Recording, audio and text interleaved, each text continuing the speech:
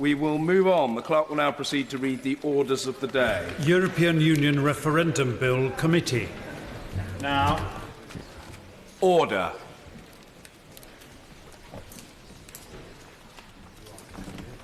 Okay.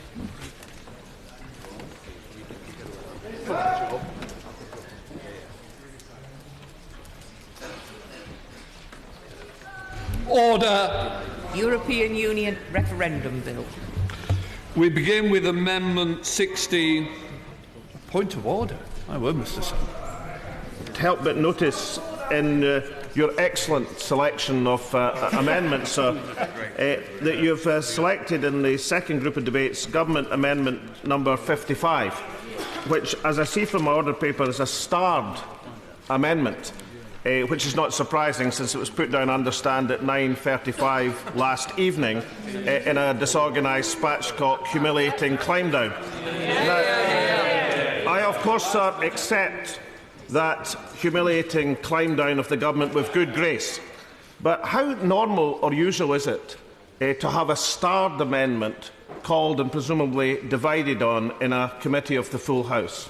The good news is that I was in charge of selection, and of course it is well within order. It is unusual, but that's where we're at, and I want to now continue because I know the honourable gentleman wants to get us underway. So we begin with Amendment 16 to Clause 1, with which it will be convenient to consider Amendments 49, 50, 4, 5, 6, 17, 46, 47, 54, 11, and Amendments A and B to Amendment 11 and new Clause 3 and 4. The right honourable gentleman, Alex Salmond, to move. If I could speak to Amendment 16 before I was so rudely interrupted by that point of order, Mr. Chairman. There is a link of continuity, however, between Amendment 16 and the point of order I was just making, and the theme should be one of respect. There has been a great deal of talk about respect by the Prime Minister in recent years, but particularly since the result of the election of last month.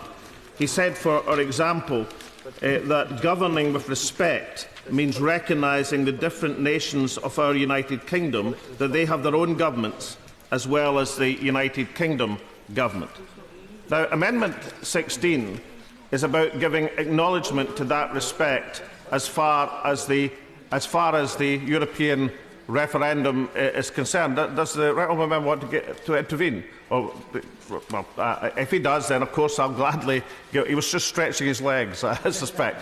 But on the subject of respect for all nations of the United Kingdom, this amendment puts forward the view that a simple majority across the UK would not be enough to have the UK exit the European Union, that we'd have to pay attention to the voting in the 4 constituent nations of the United Kingdom.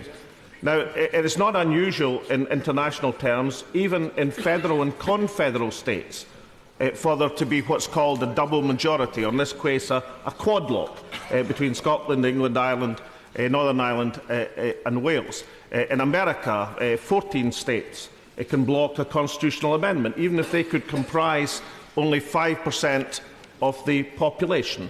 My honourable friend from Oakland in South Perthshire is going to go through some of the other international examples where even in federal and confederal states there is a double lock or a blocking minority as far as the Constitution is concerned, recognising the component parts of these states. Now, if that is the case... Yes, I shall. That's extremely kind.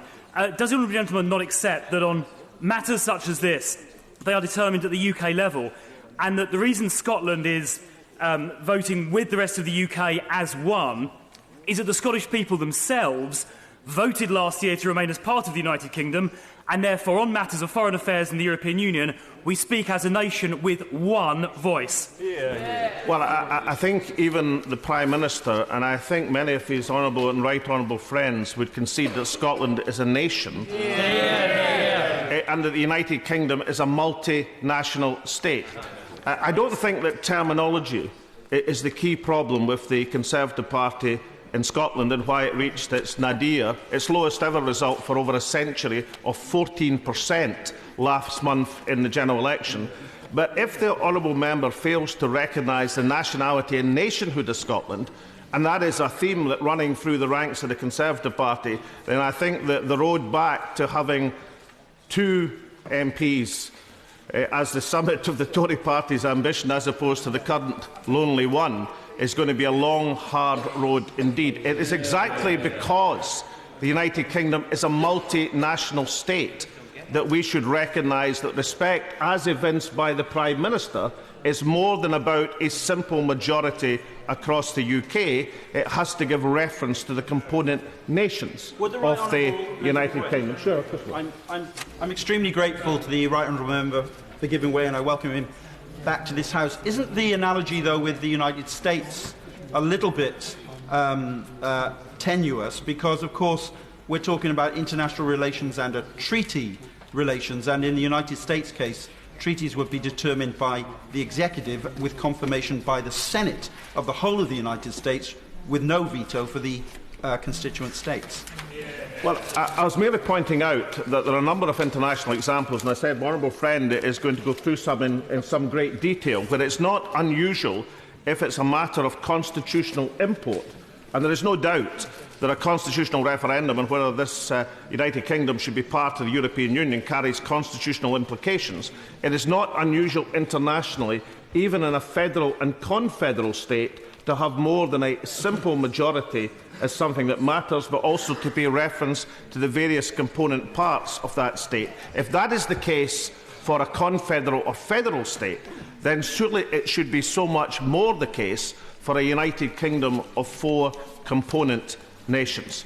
I give way to the Right Honourable Gentleman. The Right Honourable Gentleman has been very generous.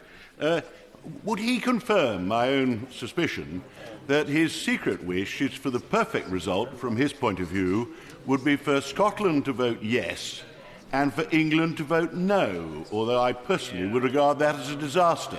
Does he agree with me that if Scotland does vote to stay in the Union, but England, by any chance, to vote to leave, then the end of the United Kingdom will probably be quite imminent? I'm dubious about accepting a Conservative interpretation of the secret wishes of the Scottish National Party. I mean, the sole Liberal Democrat member in representing a Scottish constituency got himself is in considerable trouble for trying to publicise what he thought were the secret wishes of the First Minister of Scotland in a manner which no doubt will be investigated fully. No, the secret wish and the public wish of the Scottish National Party is that we secure a yes vote in this referendum. However, the Right Honourable Gentleman does have a point, and the First Minister of Scotland has put her finger on it in her usual adroit fashion, and that is that if it were the case, and it came about, that there was a majority vote against across the United Kingdom, but Scotland had voted in favour of staying in the European Union, then that could very well provide the material change in circumstances where the First Minister indicated that it would make another constitutional referendum on Scottish independence well nigh inevitable. So the Right Honourable Gentleman, with his usual insight, has put his finger on a very important point. I see the Right Honourable Member has stopped stretching his legs and now wants to intervene. I'm grateful to the Right Honourable Gentleman. It does seem to me that he too has put his finger on the issue, which is essentially a political one. The structure of the United Kingdom as we have it at the moment, although he might wish to change it, and there might be arguments towards a federal solution, or indeed a solution on another basis, currently clearly provides that this is a decision which is taken in common. And in those circumstances, there might be terrible political fallout from a result which produced in Scotland a separate outcome from England, but it is a political fallout, and I don't think it justifies the amendment that's been brought forward. Well, just let's continue this point exactly on the question. It was actually as a solution to the scenario which was painted by the Right Honourable Gentleman that the First Minister put forward this idea of having the quad lock or the double lock system for this referendum. And of course it's up to this House whether they accept this amendment or not. But clearly, if this amendment was accepted, then the scenario that was painted by the Right Honourable gentleman, the former Chancellor of the Exchequer, would not come to pass because it would be provided for in the terms of the referendum itself. If, on the other hand, this House chooses to reject the amendment, then, of course, that possibility remains open. And, of course, I'll make a wee bit of progress and then I'll give way. But, of course, the amendment is phrased in such a way as it would be protect any of the 4 component nations of the United Kingdom. But, of course, in terms of the arithmetic of this matter, it is unlikely that the predominant nation, in numerical terms England, is going to be outvoted by any of the other smaller nations. But it is entirely possible, credible, that it might happen the other way around. But the amendment is fair to all 4 component nations of the United Kingdom. And the theme that underlies the amendment is one of respect. It's up to this House to decide whether or not the national status of Scotland, Wales and Northern Ireland within this United Kingdom has the importance required to have this respect enabled within this. I'm now spoilt for choice, but given that we're on a theme, I'll give way to the right honourable gentleman again. I'm very grateful to the right honourable gentleman. It seems to me it's not a question of lack of respect. It's a question of what decisions are taken in common and what decisions do you give a veto to the different component parts. The right honourable gentleman is arguing, it's a perfectly persuasive argument, that he thinks this is a matter over which there should be a veto, effectively, in each component part in respect to the outcome. But there's an equally perfectly valid argument to be advanced that it's ultimately a political decision for the government, but that the government is entitled to take a view that in the interests of the community in its widest sense, which is all the component parts, it would go ahead and leave the European Union or come to a decision one way or the other, irrespective of the fact that there might be one component part which didn't want it. I congratulate the honourable member on the length of his intervention without attracting the ire of the chair. I've adroitly done. But the question of whether there's respect or not will be judged on whether or not this amendment is considered as a valid and interesting debate.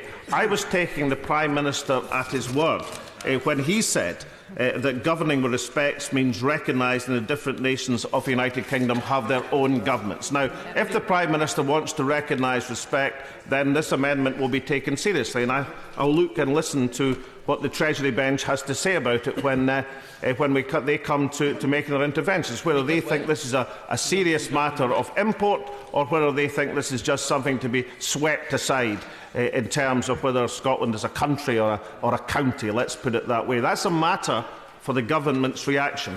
What I would say is that there should be some sort of lesson in the spatchcock, humiliating climb down that I was referring to earlier on. I mean, it is true that the government over the last few weeks didn't have to say that they wouldn't have the referendum on the same day as the national elections in Scotland, Wales and Northern Ireland. They could have said that at any point over the last 2 weeks. They chose not to. They wanted to keep that option open.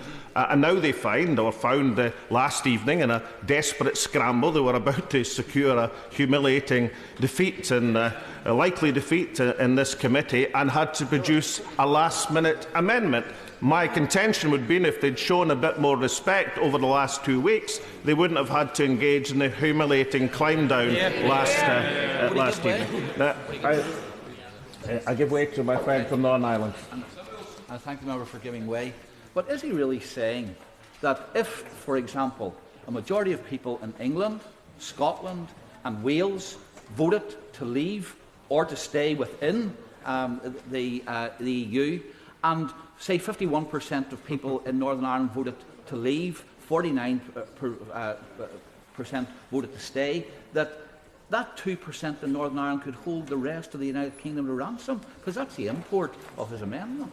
Well, far be it from me to be the one who stands up for the rights of the people of Northern Ireland, but I think that is the consequence of being in a multinational state. I think nations within a multinational state should be recognised as being more than regions or counties or areas or counted by population. They are national entities in their own right, and that confers some relationship of respect. And of course, while the honourable gentleman and I may disagree on this amendment, I know we were as at one in insisting that this government shows respect to our respective nations in terms of not having the referendum on the same day as our national elections, and our success in that matter indicates the advantage of working together. And I hope we're able to do it in a number of aspects of this bill. I'm tempted, I'm very tempted, but I think I see encouragement from our chairman to move on to the other amendments which I'll reference within this group, and that's new clauses 3 and 4 in the name of myself and my honourable friends. And this comes to this whole question of how the government should behave in a referendum campaign. Now, we speak from a standpoint of, I think, being totally united in our support for the European Union. The members of this group of 56 are pro-European to our fingertips. But that does not mean that we would be willing to accept a referendum which was in any way biased or rigged by the government. Just because you're pro-European and just because the suspicion is that the government may wish to bias a referendum in a pro-European direction does not mean that it's right and proper. And it does seem to these benches, if the issue of Purdah, if the issue of the government having rules of behaviour during an election campaign is correct, then as the preparer recommendations all of these years ago said, that must pertain in a referendum campaign as well.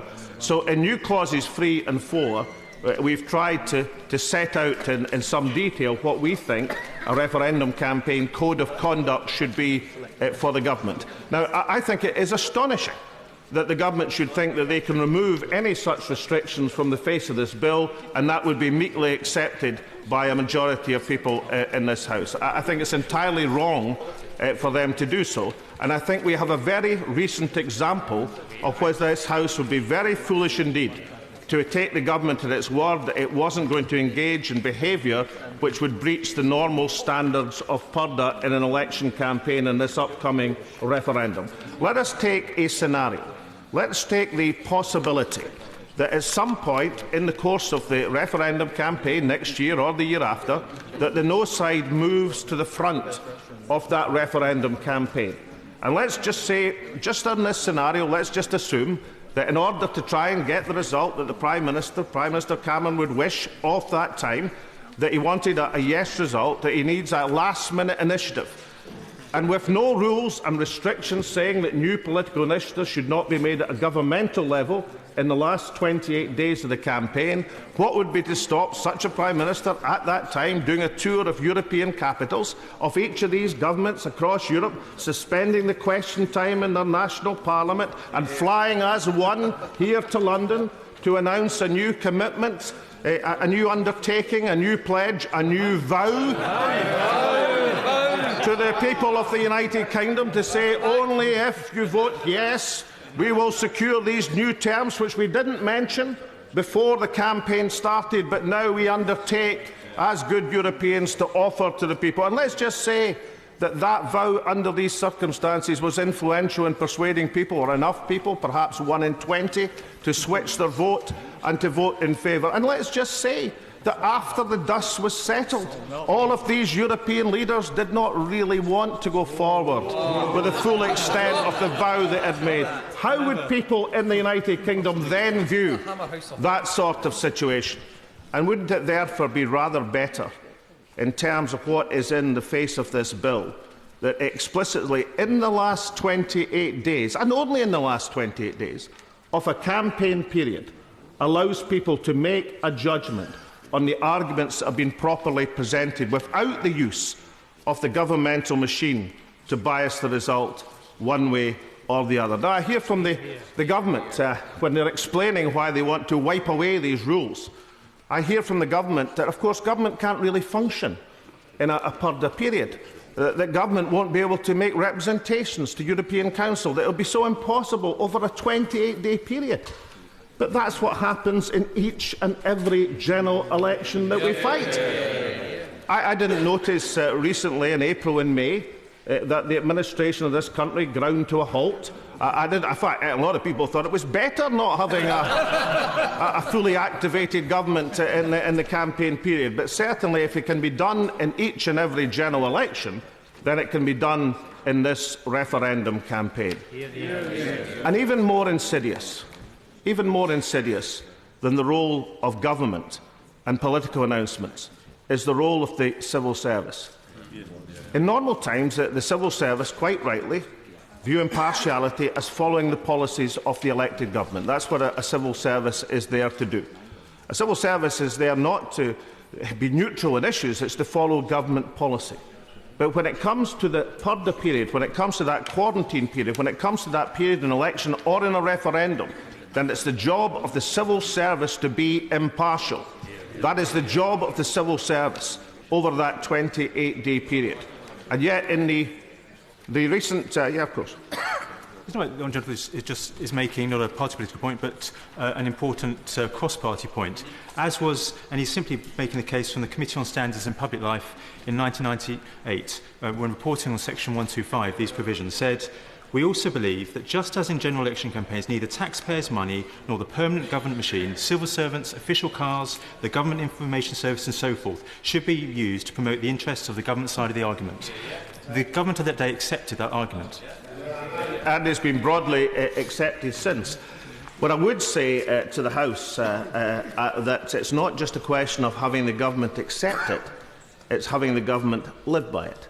Because in the referendum, the Scottish referendum that clearly I was alluding to, the UK government accepted the principle of a purdah period. They accepted all that, but they went ahead with the, I would argue, governmental political initiative of the vow, despite that, in the last few days of the campaign.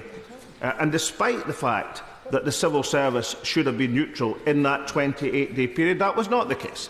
The UK civil service, particularly Sir Nicholas McPherson, recently enhanced in his knighthood, I notice, in the recent honours list, and let's all congratulate Sir Nicholas on his extra honour for services rendered. But the Treasury in particular had a referendum unit, working through the purdah period to place stories in the press hostile to the yes side of the argument. And I know that many honourable members and right honourable members opposite who were on the no side of the Scottish referendum campaign didn't feel that was particularly objectionable at that time. But can I ask you to think of how you would feel in a referendum period when perhaps you were arguing on the no side of the European referendum if the same events take place by Her Majesty's Treasury and its civil servants under Sir Nicholas McPherson in a European campaign. And that is exactly what will happen unless this House sets rules, and also rules that have to be abided by. I give way to Honourable Member. I thank the Honourable for giving way. Would you not also agree it doesn't matter which side you're on, not just the no side, but if you're on the yes side, you do not want your victory tainted in any way by the perception of a fix?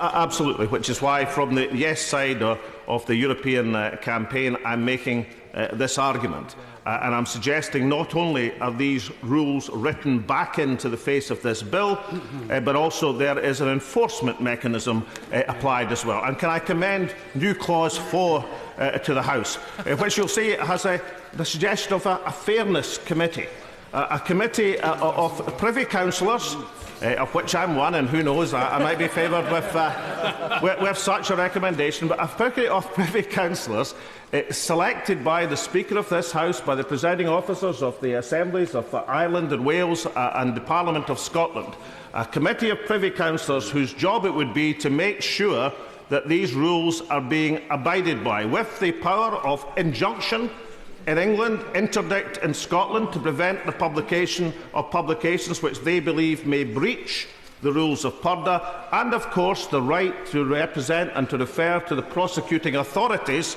with appropriate penalties in our new clauses for people who have the audacity, if they're government ministers, to breach the rules of purdah, and if they're civil servants, to forget they're there to serve the public, not their political point of view.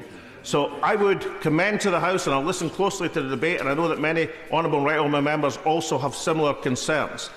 But I would say to the Treasury bench, just as how mistaken you were not to understand the resentment, the lack of respect been showing by floating the idea of having a referendum on the same day as our national elections in Scotland, Wales and Northern Ireland, you would make a grave mistake, in my estimation, if you didn't understand the cross-party concern about a potential breach of purdah by both government ministers and civil service. And then I hope, Mr Chairman, that the amendments we are putting forward are given proper and due consideration. The question is that Amendment 16 be made. Dr Liam Fox. Mr Hoyle, I rise to give my support to Amendment 11. Can I first congratulate the Government for having the good sense not to press ahead with its proposals to have a potential referendum on the dates that they had set out. It shows that the Government was listening, and I would urge them to continue in that particular mindset. I will be very brief because I want to make only 3 points on this today. The first is that it is unseemly at best for the Executive to exempt itself from the legal, electoral and constitutional arrangements that it finds inconvenient during any electoral process. We had the period of purdah during the Scottish referendum, and hearing the arguments that have been brought forward sound like arguments of civil servants and lawyers that ministers have been too keen to listen to, and under the full glare of scrutiny of this House and of the media, they come to sound increasingly self-serving. The second point is the issue of purdah itself. There is a reason why we have purdah. It is to stop the government of the day from affecting the independence or the fairness of any electoral process using the machinery of government to do so, either by spending taxpayers' money or using the press or other resources available to it. And the fear in this debate is that the government at all levels, central and local, could use taxpayers' money to support one side of the debate, potentially changing the course of that debate. And the precedent that that would set would be an extremely unfortunate one in our country.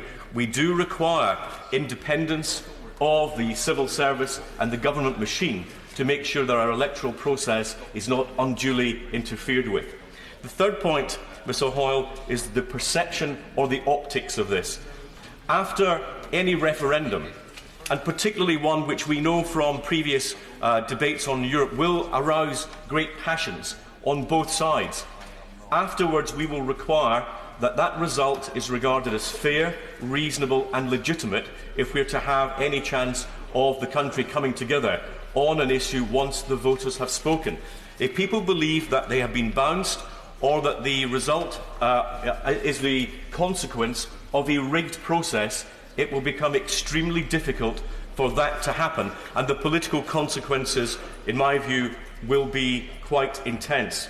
The legitimacy of the process must be seen to be related to the fairness of the process. That is what is being put at risk by the government's proposals. Now, it's quite clear from the letter that came from my right honourable friend earlier today that the government now recognises that it's going to have to make its own changes to the proposals it has already set out in this bill. And it seems there are two ways of doing this. Either the government can remove the current restrictions, as they have in the bill, and set out its own code of conduct at report, in other words, telling the House what it's going to be able to do, or it could accept Amendment 11, return to the legal status quo, and then at report ask the House what exemptions the government should be permitted to have.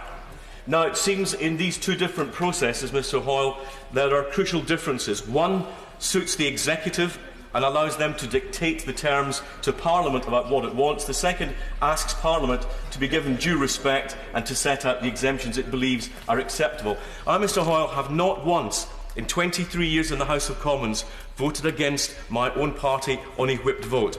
I urge my right honourable friend to not put those of us in that position tonight to be forced to take an alternative course. Sure. We're now going to come to a maiden. Tulip City. Thank you, Mr Chairman. It gives me great pleasure to make my maiden speech during the committee stage of the European Union Referendum Bill, a topic that is close to my heart and to the hearts of my constituents in Hampstead and Kilburn. In fact, this topic cropped up frequently during the 22 hustings that we had during the election period. And lots of people raised it. And this is indicative of the debate that we have in my constituency and the highly engaged residents that we have in Hampstead and Kilburn, a constituency that I am so proud to represent here in Westminster. But what can I say about my constituency? With its deep history, its intellectuals, the melting pot of cultures and ethnicities that we have in Hampstead and Kilburn. I don't believe that any constituency has the radical background that we have when it comes to arts, social awareness, politics, architecture and poetry. And we are home to one of London's paradises of walking and swimming. And we welcome all political leaders who want to take a walk on Hampstead Heath and meet fellow walkers. And many years ago, two leaders of literature, Samuel Coleridge and John Keats, took a famous walk on Hampstead Heath where they discussed 1,000 different things. Maybe if they took the walk today, instead of talking about metaphysics and nightingales, they would be talking about econometrics and the blue bird of Twitter. Indeed, McFadden and Cameronets. We are also proud that we housed George Orwell when he wrote two of his most famous books, 1984 and Animal Farm, and he was down and out in both Kilburn and in Hampstead. And for someone who raised the importance of privacy, George Orwell might be turning in his grave to find out that there are now 32 CCTV cameras within 20 yards of the very room in which he wrote 1984. And for a constituency that has elected a female MP for 23 years, we were proud that we once housed Marie Stopes, who pioneered birth control for women in the aftermath of World War I. Yeah. And even today, my constituency nurtures the likes of Bradley Wiggins, Mitchell and Webb, and Zadie Smith. But for me, the most important part of my constituency is the resilience of the people who live there. The teachers, the doctors, the nurses, the public sector workers, the trade unionists, the small business owners, and yes, the bankers and lawyers as well. These are the people who in 1966 caused national shock by electing a Labour MP in the form of Ben Whittaker, and they turned this blue-stained seat Labour. Ben Whittaker was a man who showed the world that Hampstead was part of a London where affluence and social conscience went hand in hand.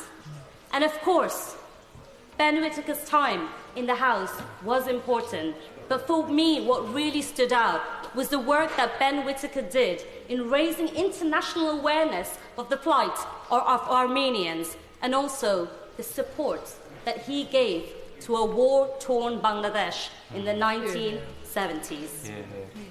And then in 1992, my constituency decided once again to go against the blue national tide, and they elected my predecessor. What can I say about my predecessor? A woman in love with social justice. A lady not just with a touch of class. Glenda Jackson, the Queen of Hampstead.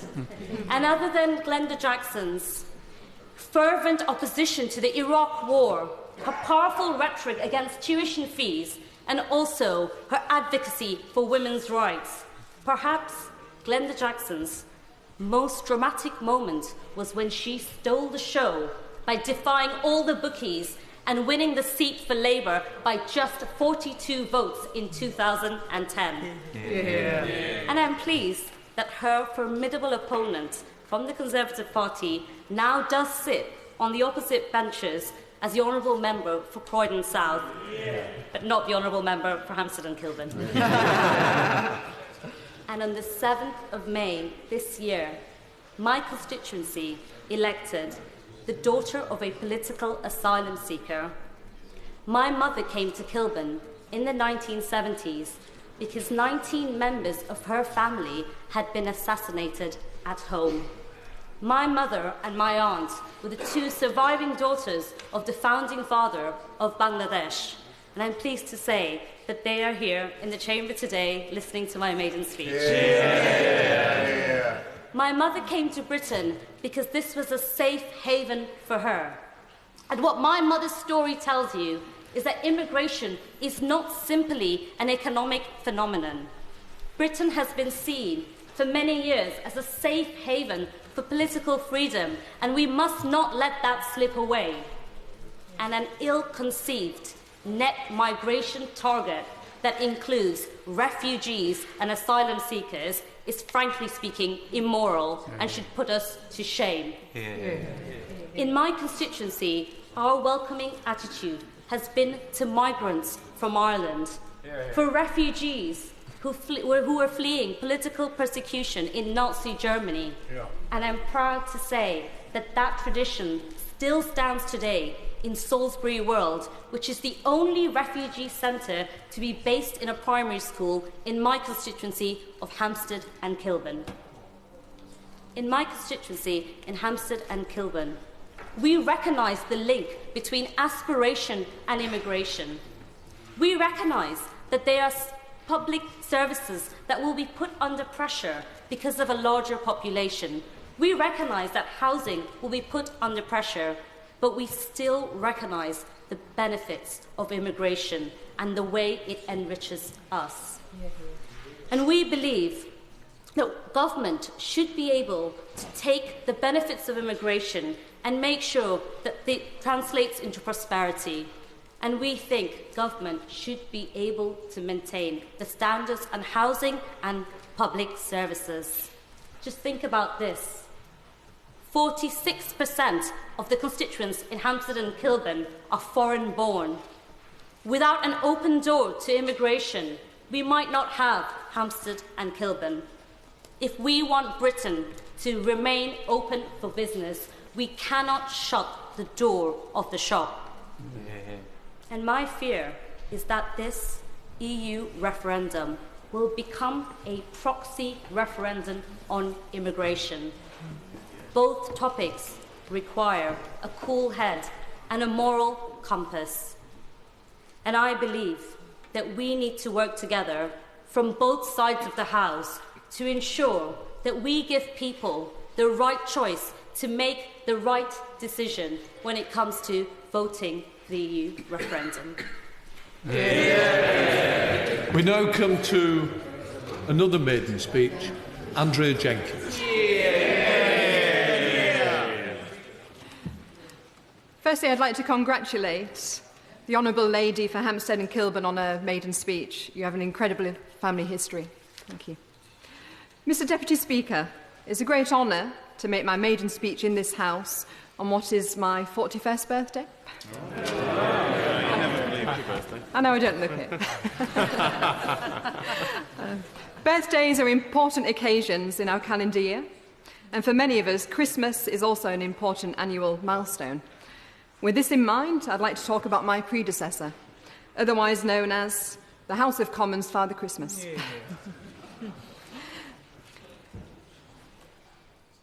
Ed Balls spent a number of years entertaining children as Father Christmas, and it is a stark contrast to his public persona. I always found Ed Balls personable, and we ran a positive campaign together, and we both treated each other respectfully. We often discussed our shared love of music, and at the election count he was incredibly gracious, and he wished me good luck, and he said we'll do a job very well. I know it must have been an incredibly difficult evening for both he and his family. Although it should be noted that back in February, Ed Balls called for an extension to paternity leave. The moral of this is be careful what you wish for. But seriously, Ed Balls progressed to the highest levels of government, holding positions of both the Economic Secretary to the Treasury and the Secretary of State for Children, School and Families.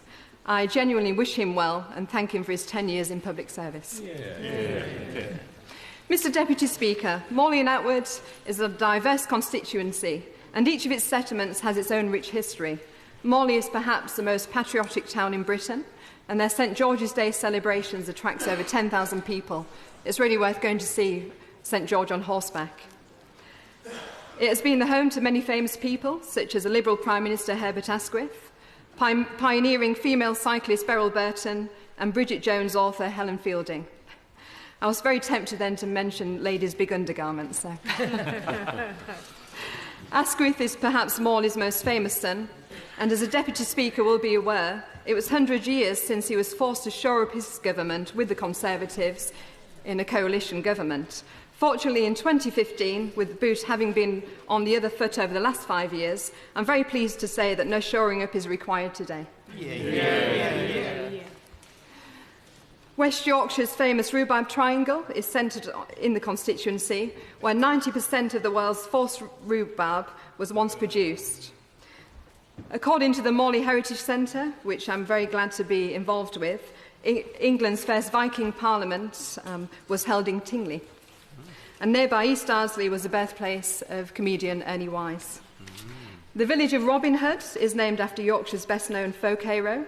Robin Hood was a champion of the taxpayer who made sure the workers got to keep more of their hard-earned money. Mr Deputy Speaker, he might well have sought to fight Morley and Outwood for the Conservatives had he been alive today. Mr Deputy Speaker, my journey to becoming a Member of Parliament was quite unexpected. But sometimes fate can lead us all on a new journey. I experienced that career diversity at a young age through my father. He began his career as a lorry driver, then set up his own transport company. Then in later life, he became somewhat of an inventor, from designing walking sticks for the blind to a dog lead that turned into a portable seat. My young career was equally diverse, from beginning on the shop floor at 16 as a Saturday assistant in a bakery, to a career in retail management, running my own business, to becoming a music tutor in schools. My father taught me that life is what you make it, and it is not where you come from, but is what you do in your lifetime and how you personally contribute to society that matters. It was losing my father in 2011 that led me to be here today. He went to a local hospital for a routine operation, and tragic circumstances led him to catching a hospital infection and passing away a few months later. I then got involved in the health charity sector and became a trustee of MRSA Action UK and championed for better standards in our hospitals and the importance of finding new antibiotics. I'm pleased to see that our Prime Minister and Chief Medical Officer Dame Sally Davis are leading a global campaign on antimicrobial resistance. Mr Deputy Speaker, I graduated just last year as a mature student. I studied economics at the Open University, and my dissertation was on the topic of comparing healthcare systems around the world, their per capita spend, and if it has any correlation on health outcomes. I also studied international relations at the same time at the University of Lincoln, and my dissertation was, is British foreign policy endogenous? Does it exist in its own right? Or is it influenced by party politics and their leaders? I charted the party's policies in 3 key areas from 1945 to date, and one of them, I looked at Britain's relationship with Europe. This is one reason I chose to make my maiden speech during this debate. And over the last 2 years, the topic of the European Union has proven to be of great importance to my constituents. Research into my university thesis revealed that the Conservatives have held a consistent foreign policy view on Europe, which is to be part of a European trading entity, but not a fully integrated political union. The pro-European with a realist caveat stance was led by Churchill in the 1940s, peaked during the 1970s, and is still true today of David Cameron. My research also revealed the Labour Party have had a somewhat inconsistent view of Europe, which is demonstrated in their manifestos and by the actions of their leaders. Their views changed to a more pro-European stance in the mid-1990s, and further integration has been their policy since. And these last few weeks, Labour has again demonstrated an inconsistent standpoint through their changing from being against having a referendum and giving the public a voice to now being in support of it. Mr Deputy Speaker, I am unhappy with our current relationship with Brussels, with a lack of transparency of where taxpayers' money is being spent, along with a further integration and political union. I'm a proud Brit, a proud Englishwoman and a proud Yorkshirewoman, and I stand here today on behalf of my constituents in full support of holding a renegotiation, reform and a referendum. As like many of my Conservative colleagues, we want the best for Britain and we trust in the British public to decide. Mr Speaker, the Conservatives have the right policy. We must look into renegotiating first, and we cannot unsteady the markets and put pressure on our economy by holding a referendum tomorrow. We need to plan and ensure that in 2 years' time we hold the referendum and that the British public is given the choice to either be part of a much-needed reformed European Union or the option to come out altogether. I, for one, trust my constituents to make this choice, and I will fight to ensure that they have the opportunity to do so. Mr Deputy Speaker, before this year, Morley last elected a Conservative MP in 1931, and some parts of the constituency have never had one. I stand here in the memory of my father, wanting to make a difference in people's lives, and I hope that over the next 5 years I can prove to the residents of Morley and Outwood that we are both a perfect fit, and that my upfront, passionate Yorkshire style resonates with theirs, so that I can truly become another strong Yorkshire voice in Westminster. Pat McFadden. Mr Deputy Speaker, I rise to move amendments 4, 5 and 6 on the order paper on the publication of information, and amendment 54 also in my name and the name of my right honourable friends on the application of purdah. Before I turn to the amendments, I would like to congratulate the honourable member for Morley and Outwood on her maiden speech. She enjoyed a very famous victory at the election, and she is entitled to enjoy that. She also spoke very movingly about her father, and I wish her well for her time in the House. I'd also like to congratulate my honourable friend, the member for Hampstead and Kilburn, for her excellent maiden speech. She reminded us, and it was a good reminder, about the reasons people come to these shores and the wonderful chances and opportunities that this great country can bring to people who do come to these shores. I know that she brought some very distinguished guests with her today who are very welcome to watch our proceedings. Turning to the issues before us, Mr Hoyle, all we can say is that another week has brought more European troubles for the Conservative Party. Last week we had the debacle over collective ministerial responsibility, where the Prime Minister was first reported as saying it would apply, then that he had been misinterpreted, and then that no decision had been taken on the issue. This week, overnight, we have had the tabling of an amendment saying that in response to pressure from this side and from elsewhere in the House, the referendum will not take place in May of next year, in combination with other important elections which are taking place throughout the country. We welcome that change of heart from the government, but I do have to point out to the Minister that his amendment deals only with the issue of May next year and not with May 2017, and that's an issue to which we will want to return. We have also had reports overnight that the government may have something to say about purdah, and I will question the Minister more on that as we go. But let me turn first of all to our amendments. Amendments 4, 5 and 6 are about the provision of information for the public on the implications of Britain leaving the European Union. I say at the outset, this is not the same as the discussion about purdah dealt with by Amendment 54 and others on the order paper. Amendments 4, 5 and 6 deal with information which we feel should be provided at least 10 weeks before the referendum takes place, not in the final 4 weeks of the campaign. The UK has been a member of the European Union for over 40 years, so we know what membership means in terms of trade, legal obligations, costs and so on. Now, of course, the Prime Minister set out on a renegotiation process that may change to some degree the terms of that membership, but all of that will be made public well before the referendum takes place, and people will be able to make a judgment on whatever it is he achieves in these negotiations. What is less clear, as was pointed out by the Right Honourable Member for Rushcliffe during the second reading debate, is what being out of the European Union would mean. And these amendments are intended to inform the public debate on this issue. Yes, I'm happy to do that. I'm grateful to my honourable friend for giving way, and obviously I have some sympathy for providing as much information as possible during the referendum. But is he aware that probably the most definitive assessment of costs and benefits of leaving the European Union has been provided by Open Europe?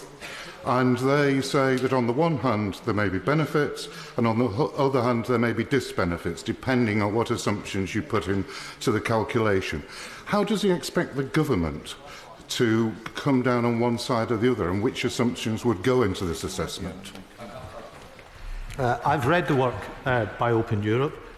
He is right that they've made an assessment, but it is one assessment among many, and there have been many others. And as I go, I will explain why I think there is merit in government departments taking a proper look at this. There has been much talk of whether the UK would adopt the Norwegian model, or the Swiss model, or some other model of being outside, and the House will be glad to know that I'm not going to go through all the costs and benefits of those today.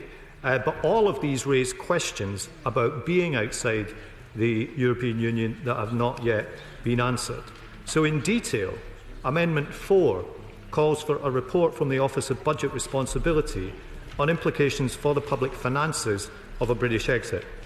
Few would dispute that the OBR, since it has been established, has gained a reputation for both independence and quality in its work. The reports it produces on the budget and the autumn statement are valued right across the House and have helped inform the debate about fiscal policy over the past 5 years. In the run-up to the recent election, my party called for the OBR to assess the tax and spending promises of each of the main parties, a demand which was supported by the Treasury Select Committee in the last Parliament, although there was some debate about whether or not this request had come too late in the Parliament to be brought into being in time for the election. Yes, I'm happy to do that. He's mentioned some of the work of select committees, but he will know also that there's been work of the Foreign Affairs Select Committee on the possibility of Britain leaving the European Union and the possibility of following the Norwegian model of the Swiss model. Will he find some sort of way to ensure that those ideas and those findings are brought into the national debate as well? I think my honourable friend makes a good point. I think all of these models need to be examined to see whatever their strengths and weaknesses might be. Going back to the subject of the OBR, aside from its regular work on the budget and the autumn statement, it already produces a longer-term fiscal sustainability report which looks at future trends and pressures, the latest edition of which was published just a few days ago. So already the OBR ranges more widely than the work that we're most familiar with on budgets and autumn statements. And our amendment is aimed at asking the OBR to produce a report on the implications of British exit on the public finances. Could it be assumed, for example, that the UK would save all of the budget contribution that it currently makes to the European Union, as is claimed by the advocates of exit? Or would we expect to pay some, or maybe most of this, as a contribution for continued access to the single market? Some countries outside the European Union, but part of the EEA free trade area, have to make substantial contributions for access to that market. Are there other effects we'd want to take into account, such as the implication on the public finances of any migration changes which might take place as a result of exit? Would exit have any impact on the long-term demographics of the country, which would in turn impact on the public finances? There are a number of issues that the OBR might want to consider that could have impacts on the public finances in the future. Yes, I'm happy to. Can you explain why he and his party objected to my bill in the last Parliament calling for an independent audit of the economic costs and benefits of our current membership of the European Union? Doesn't he agree that that's the most fundamental issue on which the public want to get informed before the referendum? We know what the costs of being in are already. The point of view of these amendments is to assess what the costs of being out are. And Amendment 5 calls for each Secretary of State to produce a report at least 10 weeks before polling day on what the consequences of exit might be for the area of responsibility that they cover. I will resist the temptation to get back into the issues of collective responsibility and say that a report from each department might test that. That's not the point of the amendment. The point is that EU membership touches many parts of what the government does, and the public have a right to know about them. Most obviously, there are the trade issues. What would exit mean for exports, for inward investment, for some of our great companies who operate across borders? Airbus President Paul Kahn has said, for example, and I quote, "If after an exit from the European Union, economic conditions in Britain were less favourable for business than in other parts of Europe or beyond, would Airbus reconsider future investment in the United Kingdom? Yes, absolutely." Vodafone Chief Executive Vittorio Caleo said recently, "As a company, we think it's in the interests of our shareholders and our customers that Britain does not leave the EU." Manpower Solutions UK Managing Director James Hick said last week, "Our position on Europe is clear. Leaving the EU would threaten jobs and harm Britain's prospects." Amendments, not the views of certain businessmen about the EU. Surely we should stick to discussing the amendments. I think the Chair can manage to decide what's in order and what's out of order, but I do thank you for your intervention. We'll continue and I'll decide. Thank McFadden. Thank you, Mr Hoyle. Of course, some members don't like hearing these warnings and find them very unpalatable, and some are entitled to disagree with them. I think I maybe should make some progress. Some members may disagree with these warnings, but there are fundamental implications for trade and investment which we believe that the Department of Business and other government departments with an interest in investment, jobs and trade should properly study and make information available about these. And it's not just trade. What would exit mean for the employment rights that millions of people have today? For example, the right to paid leave or to be treated equally as a part-time worker, or the CHUPI rights when a company is taken over that stem from the Acquired Rights Directive. What would happen to these employment rights, many of which have been agreed at the European level, if we left? Then there is the very important area of universities and research. We have some of the best universities in the world here in the UK, and not surprisingly, they do very well when bidding for EU research funds. EU funding provides an additional 15% on top of the UK government's own research budget. Funds for research projects requested by UK higher education institutions from the European Commission rose from £424 million in 2008 to £714 million in 2012. My own local University of Wolverhampton receives £3 million a year for research work and £20 million a year for knowledge exchange and work with businesses from the European Union. But what I would say is we do need to keep tight to the amendments. Thank you, Mr Jenkin. We don't need any applause. I think we can save that for another occasion. What I would say is I was allowing to dress up towards the amendments, but I do need to get back onto the amendments. As much as Wolverhampton's important to you and myself, I'm sure the amendments are more welcome in the chamber. The point I make, Mr Hoyle, is that right across the piece, whether it's trade, university research, our farming and agricultural areas, there is a strong case for each government department, as Amendment 5 calls for, to produce a report on the implications of exit. Amendment 6 deals with the assessment from the Bank of England.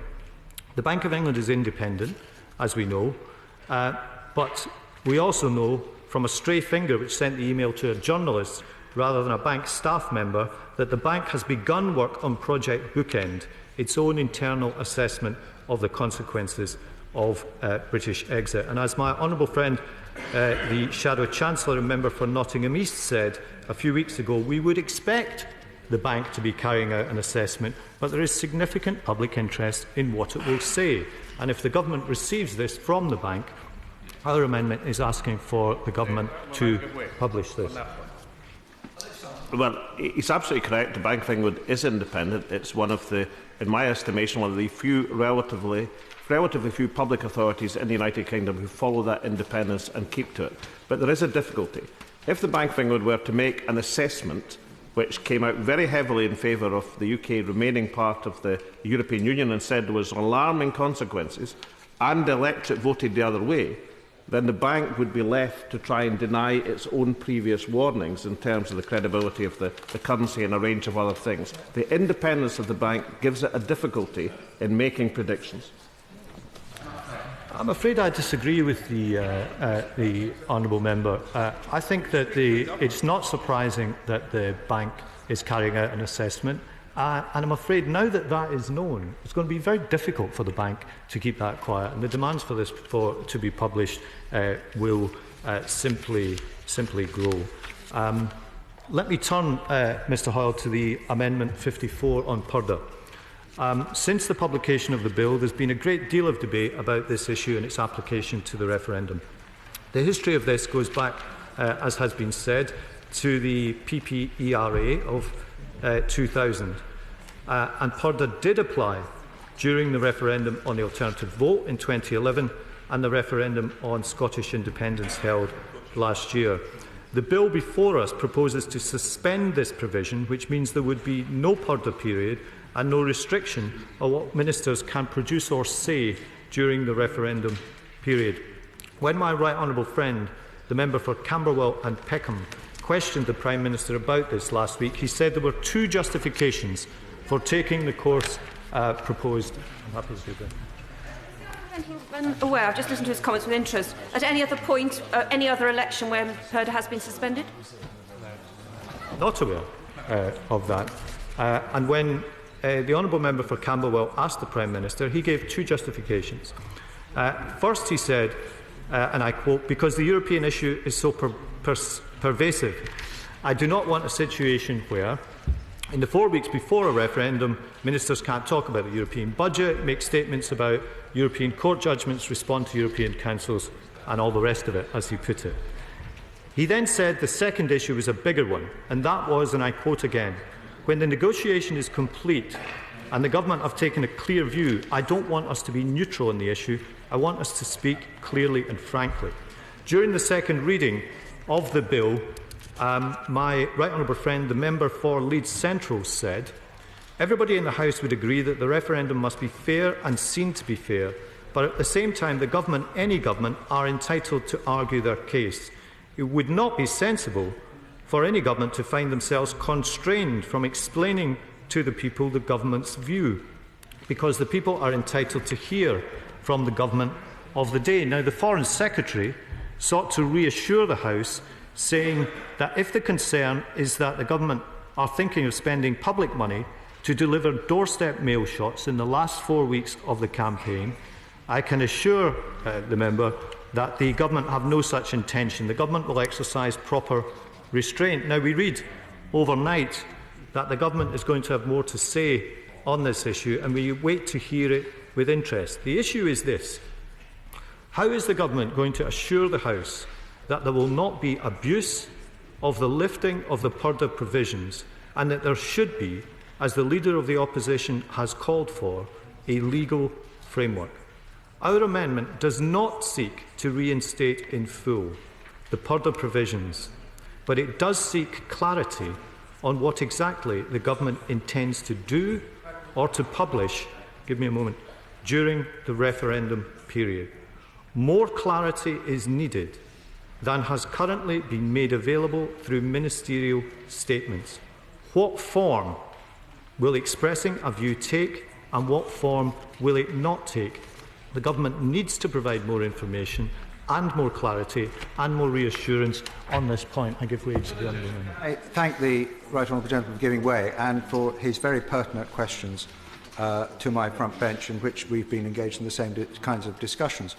But why is his party decided not to support Amendment 11 that would reinstate Purdah into the bill until he's got those assurances? Why is he letting the government off the hook? Or is it part of a Euro stitch-up to rid the referendum? As my right honourable friend said during the second reading, we do not object to the government taking a view, but we want to see a fair referendum. So I want the Minister to address these questions in his response today. Can he tell us whether the government will agree to publish a report or a document or a code of conduct, or provide the clarity in some other way that we seek? And if so, what form will that take? Will it set out clearly what kind of reports or statements the Government anticipates it might need to make? What assurances will the Minister be able to give the House on the use of taxpayer funds beyond the funds that are channelled to the official yes and no campaigns in the normal way through the Electoral Commission? Yes, in that case, why does the honourable member not propose to support an amendment which really reintroduces the very protections which his own government introduced back in the year 2000? Yes. I propose to speak to my own amendment here, which is calling for clarity on the government's intentions. And finally, on this issue, Mr Hoyle, there is an important relationship between this issue of Purdah and the various amendments that have been tabled on whether or not the referendum can be combined with other elections. The Government has tabled Amendment 55, ruling out holding the referendum in May next year, but it has left open the possibility of combining it with other polls in the future. But if the referendum is combined with other polls in the future, would this mean that Purdah did not operate for the referendum and for those elections, or is simply suspended for the European referendum but did operate for other elections taking place on the same day? I think when you begin to think about this, you can see that the Government did not think this through fully in the preparation of the bill, and that these two issues of Purdah and the date on which the referendum is held, and specifically whether it's held as a standalone poll, are linked. So I hope that the Minister can also address that. Finally, Mr Hoyle, I want to say a few words about Amendment 16 moved by the Honourable Member for Gordon. As he said, the effect of that is to require not only a majority across the UK, but in each constituent nation that makes up the UK for a vote on exit from the European Union. The UK joined the European Community, as it then was, the European Union now, as one member state. And of course, there will be different parts of the country where different votes will take place on the question of whether or not we should remain. But our view is that we remain one member state, that we should take this decision as one member state, that elections and referenda in this country are based on the principle of a majority of one, and that what is proposed through this bill is not 4 separate referenda, but one referendum across the UK. So we will not be supporting Amendment 16 and the measures it calls for. Thank you, Mr Hoyle. Sir William Cash. Thank you very much. Thank you very much indeed, Mr Deputy Speaker. I will speak from a standing position. Can I just to Sir William that maybe he ought to take a seat? The last thing I want him to do is get himself into a difficulty and taking too much out of himself. Please do whatever you feel is necessary. Sir William Cash. I'm sorry that I'm having to do this way, but I've been in hospital for the last 4 days. Basically, I would say that the problem that we've got here is that this situation we're in now is not necessary. And I speak more in sorrow than anger about this. And I have spoken to the Minister for Europe, and we've had a good discussion, as we always do. And I was grateful for the fact that he did mention in his own letter that he was grateful for the constructive way in which these concerns were raised. But I have to say, they haven't allayed those concerns. That is the real question. And I would like to try and explain why. But first of all, I'd also like to congratulate the government on listening. They listened over the question of having a referendum at all. They listened over the question of whether or not we would veto the fiscal compact. They listened over the reduction of the budget. These are all very positive steps. And I have to say that in this particular instance, having given it as much thought as I can, admittedly having an opportunity to do so from a hospital bed, the fact is that I am convinced that what they're doing is a step in the wrong direction, but which could actually, and I ask them to listen, if they would be kind enough to do so, to retrieve the situation so that there doesn't have to be a vote against. And I put it this way round, that ultimately it raises a question of trust. And the problem we've been faced with is that there are extremely sound reasons for the provisions in Section 125. We've heard very little about what Section 125 actually says, and I will briefly give a description of what it covers so that people would know what we're about to repeal if that happens.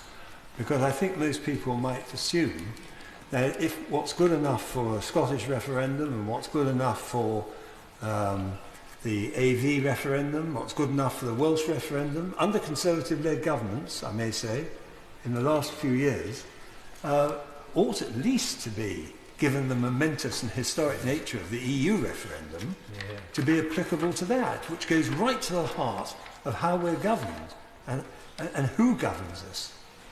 So I will just mention one other aspect of this as well, which is that it's not just about trust, because we don't know what the outcome of these discussions and consultations we're being promised will be. What we do know is that doing it in a manner which is doing a referendum in a manner which is unfair on the voters is a very, very retrograde step in the kind of democracy that we uphold. These provisions were put in the year 2000 for very, very sound reasons, and I applaud the then government for doing just that. And I do think that even at this late stage, I would appeal to the government to think again. And by the way, Mr. Deputy Speaker, this has absolutely nothing to do with Maastricht or anything like that. This isn't that was a rebellion because we didn't have a referendum. This is merely to make sure that the voters get a fair choice. That must be one of our prime duties. We are sent here as representatives of those people. We have made a decision as a result of this bill going through, on the assumption that it does, that we will transfer back to those people by an Act of Parliament the right to make their decision, so that they have an absolute right to know that the way in which the referendum is conducted will in no way be canted or manipulated. No way whatsoever. Either way of the argument, whether it's for yes or for no. But by taking this out and then asking us to consider on the basis of consultations yet to come, seems to me to be quite bizarre.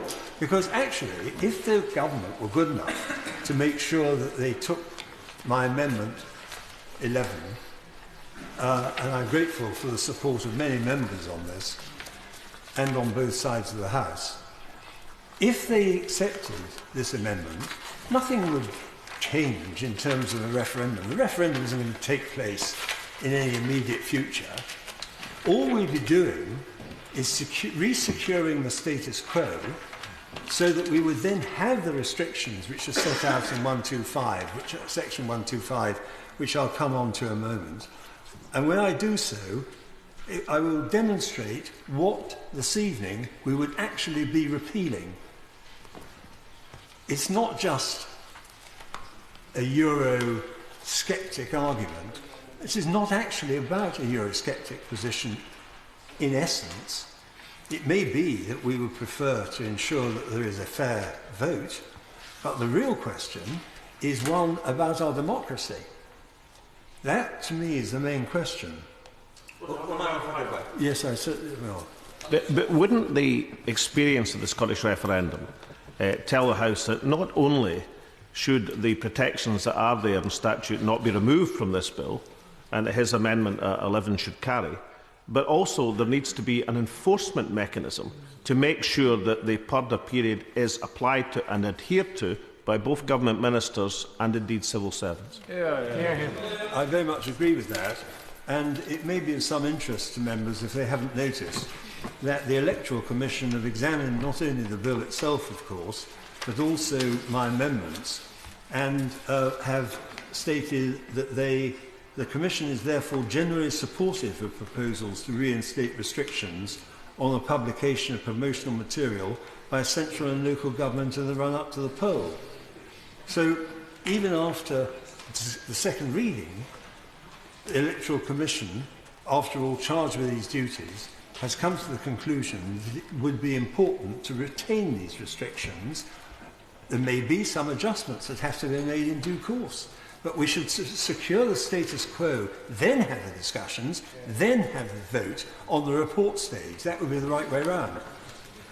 I'm going to right on print. Can I ask him just how far he wants to take this? I mean, in a general election, the whole government machine closes down for 4 weeks. They study the potential future under alternative political masters, and they're waiting to see what the political policy of the government will be. In this case, the government, at the time of this referendum, will be the government for the next several years. And the government, as a government, will have been involved in producing the terms that are part of the referendum. I mean, does he really mean, as it could be strictly applied if you applied PERDA, that no minister can act as a minister or take advice for all these weeks on anything that might pertain to an issue in the referendum? Is the Prime Minister going to be stopped from expressing a view? No. I mean, surely some compromise that is a modification of the PERDA is required. Order! Order! As a right honourable gentleman's been here longer than most people, he should know there have got to be short interventions, especially as he's wanting to make a speech to follow. Sir William. I seem to have spurred the right honourable member Rushcliffe to a passionate exemplar of his arguments, because he doesn't want what I'm proposing at all, and he will try to pursue those sort of arguments. The fact is that, as the Electoral Commission says, the proposal to remove Section 125, and I'll quote what they say, could mean that governments and others will be free to spend unlimited amounts of public funds promoting an outcome at the referendum right up to polling day. They go on to say, in the Commission's view, there is a risk that the use of significant amounts of public money for promotional activity could give an unfair advantage to one side of the argument. They go on to say unlimited government spending would also undermine the principle of having spending limits for registered campaigns. And we've heard already about the interference in the Scottish referendum, and the member for Gordon, in what he said, is completely right. I'm grateful, my honourable friend. Does my honourable friend accept that it's ironic that the Section 125 provisions were actually adopted by the Venice Commission in the following year and are now universal best practice? And the Venice Commission has endorsed the fact that there should be a prohibition on government expenditure in the 4 weeks of the referendum campaign. That is absolutely right. I was going to refer to that, but I'm extremely grateful that my honourable friend has made that point himself. But I just want to... I just want to refer to what Section 125 actually does say, because that is what we are proposing to remove tonight, and against our opposition. And I ought to add that in the explanatory notes which accompanied the European Referendum Bill, and what it says what these notes do, and they say they've been prepared by the Foreign and Commonwealth Office to help to inform debate in order to assist the reader of the bill. Well, actually, when you get to paragraph 52, what it simply says is no explanation whatsoever. Paragraph 25 provides that Section 125 of the 2000 Act does not apply for the purposes of this referendum and a consequential amendment. In other words, there's no explanation at all. That itself is a reason for our being concerned about the way in which this is being done. But I want to come back briefly to this question of what we are repealing, because what is in the 2000 Act is very, very sound. It refers to any material which provides general information about a referendum to which this Act applies. It deals with any of the issues raised by any question on which such a referendum is being held. It deals with the question of any arguments for or against any particular answer to any question, or is designed to encourage voting at such a referendum. It's very comprehensive. So will my honourable friend give way? Indeed.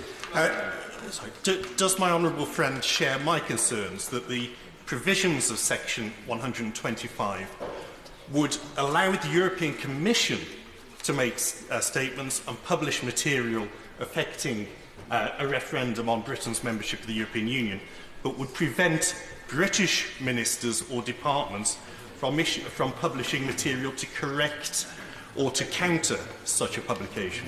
Very simply, any suggestion that the European Commission or the European Union should be involved in this process is a matter which is the subject of another amendment I put down, nor should they be allowed to make any provision by way of financing, and that's a matter which we can debate later. But with respect to the question of whether or not that creates contradiction with respect to the position of the government ministers in this country, the fact is that by being able to take, and I haven't finished what this particular provision says yet, so I'm afraid that my flow has been slightly diverted by your perfectly understandable intervention. But the fact is that the ministers themselves and the civil service are together in a position under the PERDA rules where they would not be able to use the machinery of government. And the machinery of government in relation to the European Union, which I know a little bit about, is extensive, but there are methods which could be applied with a sensible degree of amendment to ensure that the restrictions on the matters that I've referred to here are complied with, because this is what we're talking about, not some generalised assumption that the ministers are going to wander into completely different paths. So I'll come back to the section 125, and what it says is that no material, that's the material which I've already referred to, general information about a referendum, any issues raised by any question, any arguments for or against any particular answer to a question, and questions designed to encourage voters, that none of that material shall be published during the referendum by or on behalf of any Minister of the Crown, Government Department or local authority. It couldn't be clearer, it couldn't be more sensible, it couldn't be more sound, and it couldn't be more comprehensive. Yes, I'll give way. Very grateful to my honourable friend, Mr. Hoyle. And would he like to confirm that it is a principle of fairness in all British elections and referendums that individuals, ministers as well, participate on whichever side they wish under a single campaign for yes or for no, which has proper controls over expenditure and publications, and that you cannot have a third category of intervention by the government because that would break the normal rules of campaign funding and campaign control? I completely agree with my right honourable friend, and I now give way to my honourable. I'm grateful to my honourable friend for giving way. The government argues, and I think we have to accept this, that these very, very detailed and broad restrictions are in fact too prescriptive, and they wouldn't be able to carry on the normal course of government, as my right honourable friend for Rushcliffe explained, that it would be too interfering in the normal conduct of government. What does my honourable friend say to that? I just don't think it makes sense.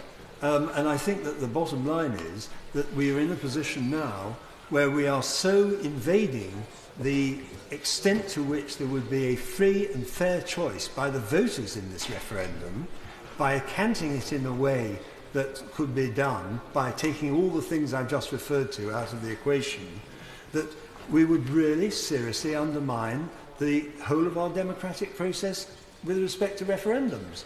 It's just simply not a tenable position. And if it was good enough for the Scottish and the Welsh, why isn't it good enough for the EU referendum, which goes, if I may say, as far, but even further in infringing, as we would put it, the whole of the role of this Parliament and our democratic freedoms. So, but the other thing I'd like to mention is this business of what publication means. It says quite clearly in this section that publication means, and it's very general, so remember that this is what the honourable members will be proposed to repeal this afternoon. Publication means, or publish means, make available to the public at large, or any such section of the public, in whatever form and by whatever means. And the relevant period, that is, the period is 28 days for the purdah. So all I'd say to you, Mr. Deputy Speaker, is that there are very, very profound reasons for retaining the status quo at this stage, making sure that we retain the restriction, because once it's been repealed, you then have to, as it were, reinvent the wheel on report stage. I think that could open a huge can of worms for the government. And the question is, what would they not be restricted in doing as compared to some of the things that have currently been stated they would? And I come now, if I may briefly, to my Right Honourable Friend's letter sent to us today, 16th of June. He says to us that it is our clear intention through the bill to provide a straightforward, fair and effective framework for the referendum. Well, I have to say that I cast perhaps some doubt on that in relation to the questions that are being raised. But he goes on to say that he thinks that it would be inappropriate to prevent ministers from effectively conducting the significant amounts of ordinary day-to-day business between the government and the EU that will necessarily continue during the pre-poll period. I've been chairman of the European Scrutiny Committee for 5 years. I just don't recognise this at all. There are things that go on in this monumental amount of material that comes in from the European Union, but there is no suggestion whatever, in my judgment, that anything that Section 125 contains would not actually be in any way affected by keeping 125 in. In fact, I'd suggest that 125 applied in the case of the Scottish referendum, which had a European dimension. The same applied to the Welsh Assembly. And if it was all right for ministers to be in a position to continue to make statements in those circumstances, then as far as I'm concerned, we should keep Section 125 and make sure that we do what the Foreign Secretary has said in this letter, or during the debate, that the government will exercise proper restraint to ensure a balanced debate during the campaign. This is the moment to make sure that we get it right, to keep this restriction for the time being, have the discussions, come back on report stage with specific proposals, and then let us vote on them. And finally, I would simply say that I acknowledge the fact that the Minister for Europe has also conceded that, when he says as follows, that we have more than a reasonable case. Working out a system, he says, that will reassure colleagues and voters that the referendum is a fair fight, yet will preserve the government's ability to act in the national interest, is not straightforward. It is very straightforward if you keep Section 125. And that's really the point. He also then adds, it is important that it is legally clear and robust. Well, I think what will make things very unclear and very unrobust, and I say these are my final words, is if you remove Section 125 and the provisions in that section, which I've read out, which are based on common sense, fairness, and giving the right and proper opportunity for the voters to make a fair choice. Thank you, Mr. Mr. Mike Gates. Thank you, Mr. Deputy Speaker. I rise to speak in support of the amendments 49 and 50 in my name, but also to give my support to the amendments introduced by my right honourable friend, the member for Wolverhampton South East. The government bill proposes that the referendum should be held by the 31st of December 2017. That is in line with the speech by the Prime Minister at Bloomberg's in January 2013. I often wondered why the date of the 31st of December 2017 was chosen. I assumed it was an arbitrary date to be midway through a Parliament elected in 2015 in May. In the last Parliament, the former Foreign Secretary, William Hague, was questioned by the Foreign Affairs Select Committee, and it seemed to come as a surprise to him when we pointed out that the rotating presidency of the Council of Ministers would begin on the 1st of July 2017. I don't know whether that had been taken into consideration when the government came forward with its original proposal, but clearly it is a major complicating factor. Just imagine, in this debate that we are having about Purdah, that there is a meeting of the Council of Ministers in September 2017, and the referendum is to be held in October 2017, within 28 days. What are the ministers supposed to be doing or saying in that period? Yet the Council of Ministers meetings have to be convened, they have to be chaired by the rotating representative of the rotating 6-month presidency, and there has to be a British government minister there to represent the interests of the UK government. What do those ministers say? What do the officials say? What do they do during that period? So there will be enormous complications if the bill was to lead to a referendum being held in the last few months of 2017. At the same time, under the Constitution of the Federal Republic of Germany, there is a defined period for when the next German election will be held.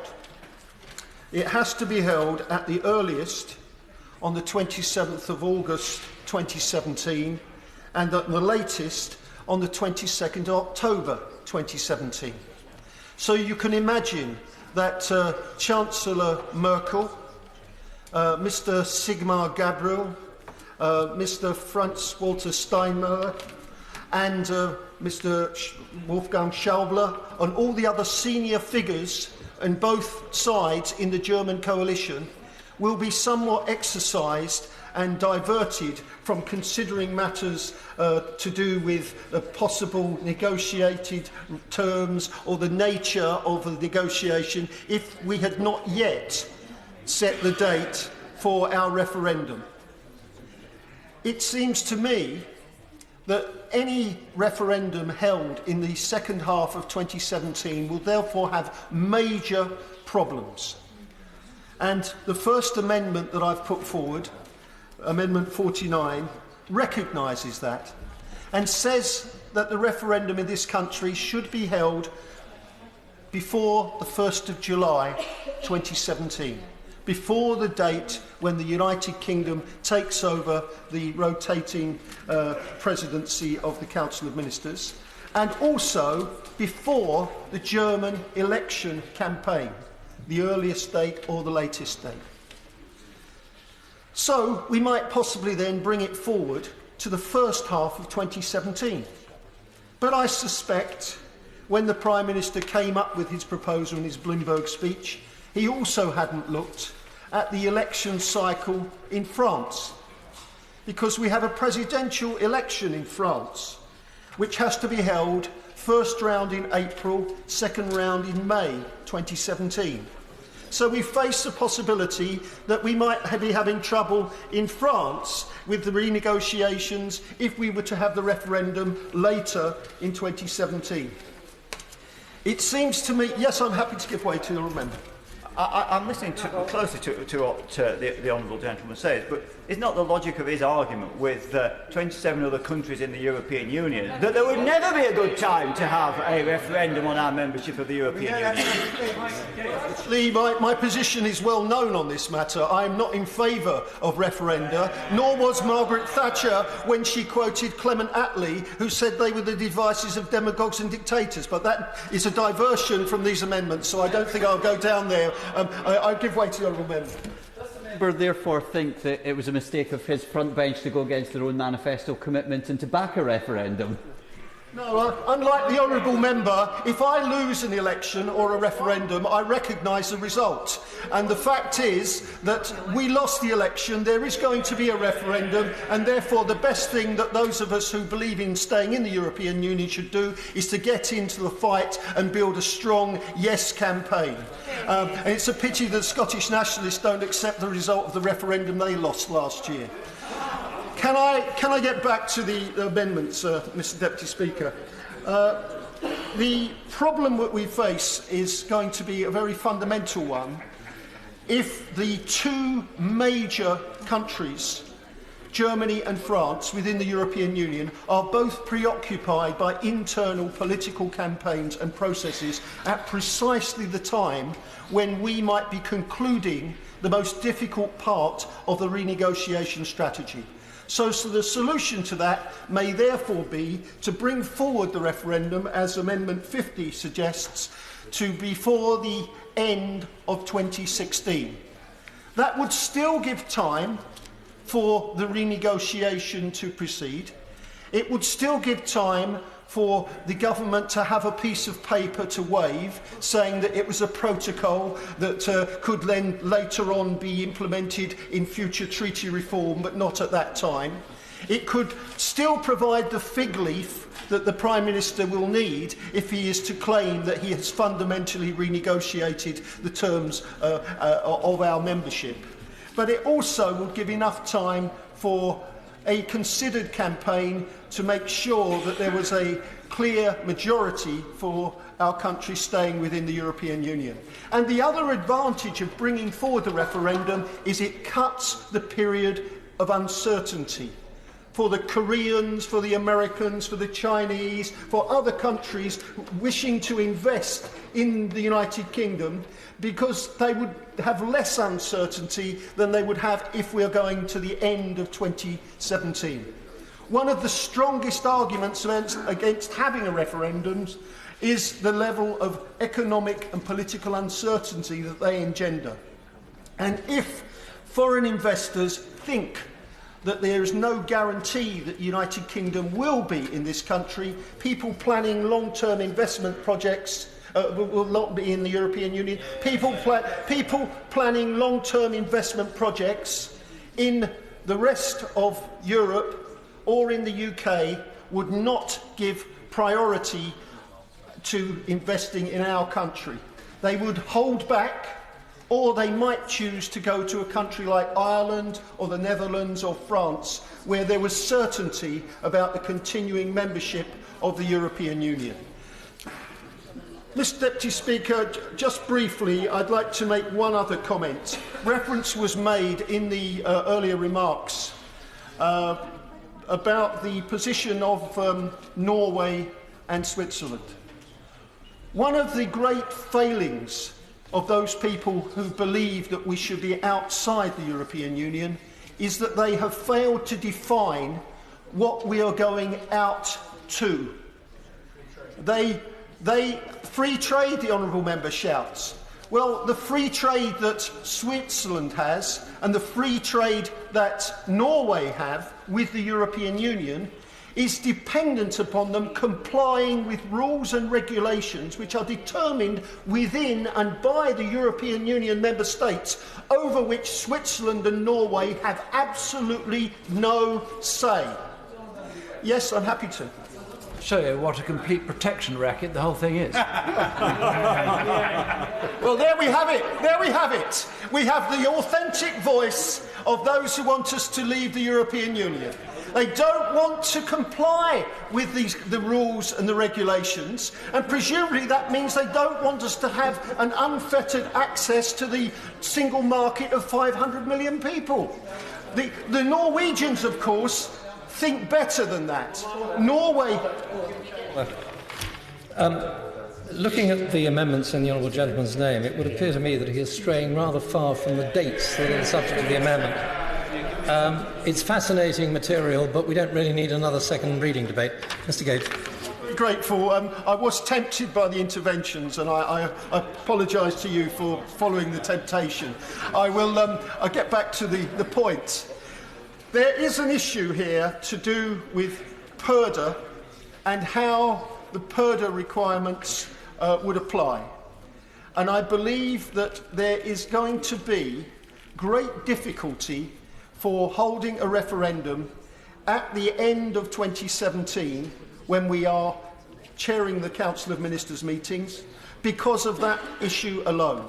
And for those reasons, I hope, and it may well already be privately the Prime Minister's intention, I hope that if we are having a referendum in 2016, we do so and we plan for it now, rather than getting into a situation where we find ourselves, unfortunately, getting great difficulties in terms of the way in which this referendum campaign can be conducted. And more importantly, we damage the United Kingdom's role and relationship with the other 27 member states of the European Union.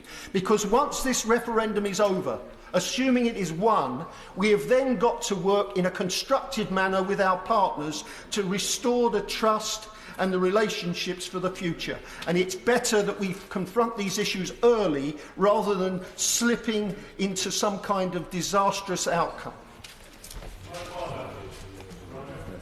Kenneth Clarke, point of order. I'm sorry, Mr. Salmond. Sir Roger, at various times during this debate there's been reference to a letter. And I was somewhat puzzled because I didn't seem to have been sent such a letter. But now, through access to Twitter, it seems I may have found it. What I now have is a letter from the Minister of Europe to various honourable members and right honourable members on the Conservative benches. It can only be described as a letter begging for support. I'm somewhat disappointed not to have been sent it myself, to be ruled out of such support. But there is the point of order, sir. If we are debating amendments, this letter specifically gives government assurances related to these amendments, then shouldn't this communication be made available to all honourable members, and shouldn't it now be placed immediately in the library of the House? Ministers, as the right honourable gentleman knows, are responsible for making available their own documentation. It may be a courtesy, but it's not a matter for the chair. Mr. Kenneth Clarke. Sir Roger, I think I'm fairly confident in saying that the starting point of this debate is that every member of this House, from the Prime Minister and the Ministers to the acting Leader of the Opposition, Shadow Ministers, to the most newly elected backbencher, agrees that if we have a referendum, that referendum must be perceived to be fair, and that the most balanced position possible is taken vis-à-vis those who wish to advocate one side or the other for a variety of reasons, so that the public have the broadest possible range of views to choose from and make a reasonably objective judgment. I've never known a referendum settle any question. It certainly has not settled the questions of Scottish independence, elected mayors, proportional representation and AV, and doesn't seem to have settled the European question either. But those that believe that a referendum is a valuable way forward, I think, would agree with me that we should bend over backwards to make sure that all those who feel strongly on this subject on both sides are treated as fairly as possible. I'm most grateful to my right honourable friend. I'd just say to him that most of what he's just said could be applied to democracy itself, and yet still we trouble ourselves with it.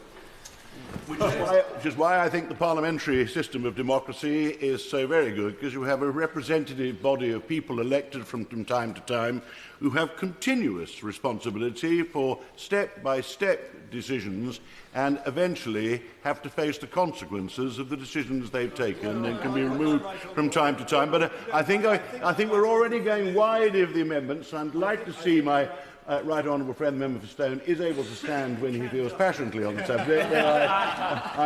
I'm totally sympathetic for the problems he's had, and I'm glad he was able to speak from a sedentary position, which I'd never seen before. Let me just go on to make my point.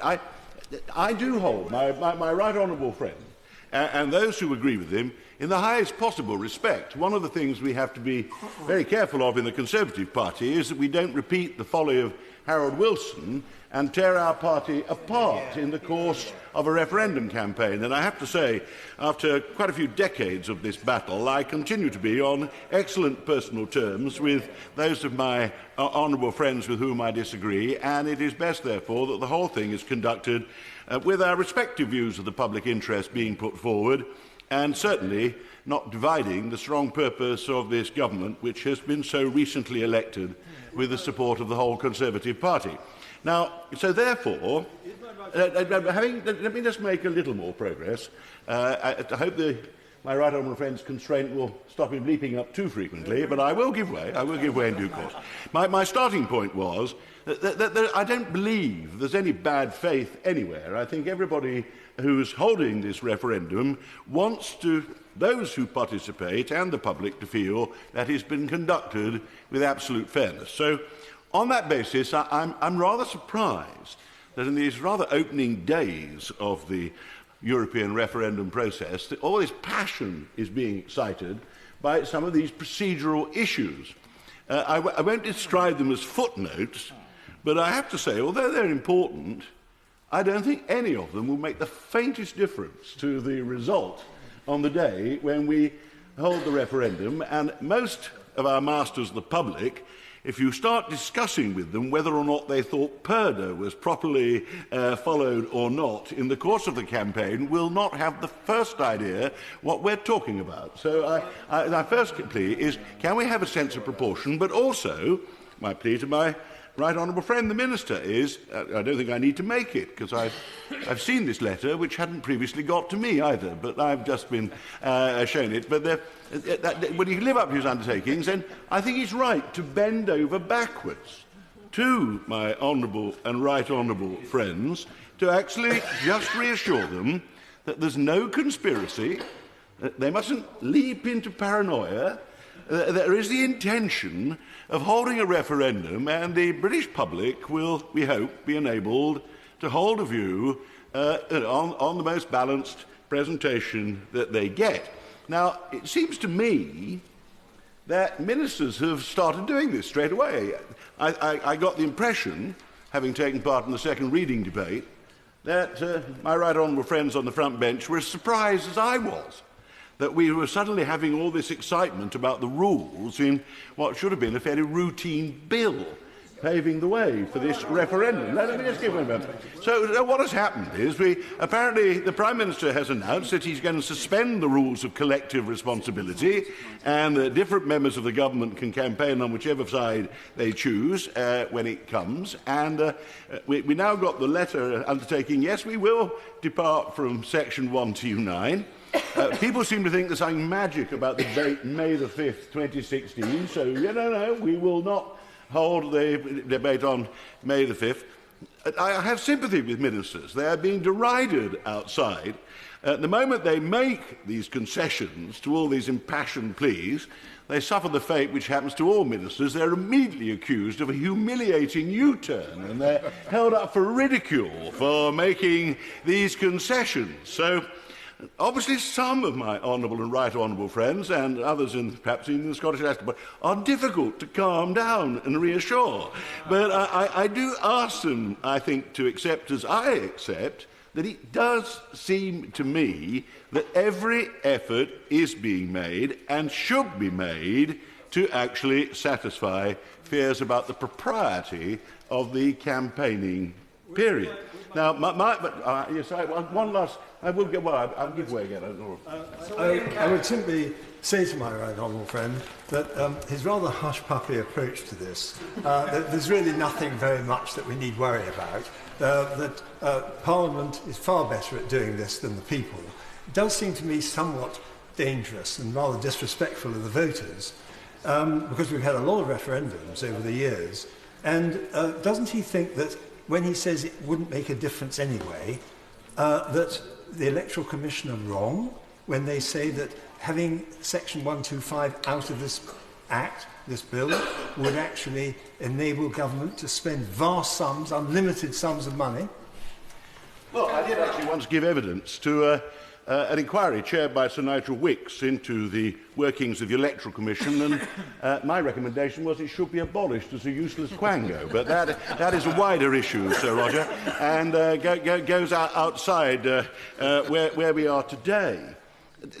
Of course, we've had referendums, but my right honourable friend has never accepted the result of any referendum where he disagreed with the result, for the very sound reason for which I respect him, that he has his strong personal principles and convictions. I took part in the referendum 40 years ago that we held, and there was no serious member of Parliament on either side of the argument who changed one jot of their beliefs the day after the result of the poll was announced. Tony Benn, who was personally responsible for floating this innovation in British politics, was one of the first to start demanding that we left the European community within a few weeks of the result being announced. And the Labour Party, which had held this referendum, was committed to leaving the European Union by the time we got to the 1983 election, having shed a high proportion of its members who'd broken away to the Social Democrat Party. So again, I know my right honourable friend and I agree we must not repeat the mistakes of the past. So let me just move on a little, and perhaps I can reassure him, because, as I've said, I am quite prepared to be persuaded by anybody that, despite my bewilderment at quite so much importance is being given to this, I think we should bend over backwards to reassure my honourable and right honourable friends that actually the government is acting in good faith and will hold this campaign in a serious way. So I accept that the 5th of May 2016 is verboten, absolutely ruled out. It is a sacred day in the course of the next 2 years upon which it is not possible to hold an additional question on the Scottish referendum. I think actually the euro. It's the euro this time. I think it. Slip of the tongue. I think it's on the membership of the European Union myself. But anyway, so that has been decided. I might have been inclined to actually I don't feel strongly. I couldn't care less the precise date on which this referendum is held, so long as it's held properly. I might have argued. No, wait, let me just explain, because I don't think the 5th of May is a remotely important subject. But I might have argued that it would be a good idea in our electoral process to raise the turnout at elections. I actually think there is an argument. There might have been an argument that if you held on the same day elections for various things, you might actually have got the turnout up from the fairly pathetic level to which turnout tends to fall in some of our electoral processes at the moment. Yes, apparently it is thought. Apparently it's thought that the poor electorate would get puzzled and confused. They would vote in their local council election thinking the Germans were playing some key role in this whole thing, that the questions would be too complicated and they'd muddle up the documents, but I will not deride an argument to which I am prepared to concede. I listened to the right honourable gentleman move this to the Scottish National Party, so I'm prepared to say I'm wrong, he's quite right, and I hope he's reassured that the 5th of May 2016 is now firmly ruled out. On that day, the public shall not be asked the question about the future of this nation in or out of the European Union. You may gather I don't take that particular point as seriously as obviously I should, because everybody else felt very passionately about it at the time of second reading. All right, I don't think this is an important point, really, but I'll give way. I'm really grateful for my right honourable friend giving way on that point. And actually, I agree with him to the extent, with my right honourable friend, that I'm sure that I've got every respect for the British people, and I'm sure that they could be capable of looking at two separate issues at the same time. But I think the real problem with having the two, an election for local elections or assembly elections on the same day as a referendum, is that members of a political party our political party. And I'm so glad that he may well, I rather suspect, be on a different side of this argument to myself in this referendum. Without having a crystal ball, but I've just got that impression. So, it's becoming almost as long as the right honourable gentleman speaks. Mr. Nuttall. The point is that members of the same political party will be expected and may well be campaigning on different sides of the campaign for the referendum, whilst at the same time being on the same side for the local elections. And I think that is the key point, and that is the key reason for me why we need to have them on separate days. Exactly right. If on the day of the referendum poll there is a member of the electorate who does not realise that different members of the Conservative Party and different members of the Labour Party, at the very least, are campaigning on opposite sides of the European referendum campaign, then I regret to say we've all failed, because that member of the public will have been singularly uninformed about the progress of what is actually about 20 years of debate, where that has always been the case. But there we are.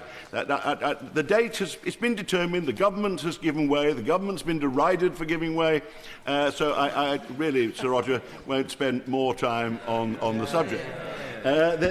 Moving on to, I think, the more serious one, although I don't think there's a serious problem, the more serious one is the suggestion that the absolute statutory rigour of purdah should be applied to the government as a whole, acting as a government throughout the process of final 4 weeks of the referendum campaign. And as you said, Sir Roger, I've already made an intervention where I made this point, but it is important. People are kind of suggesting that the whole government machine should be switched off so far for that 4 weeks on a whole list of issues.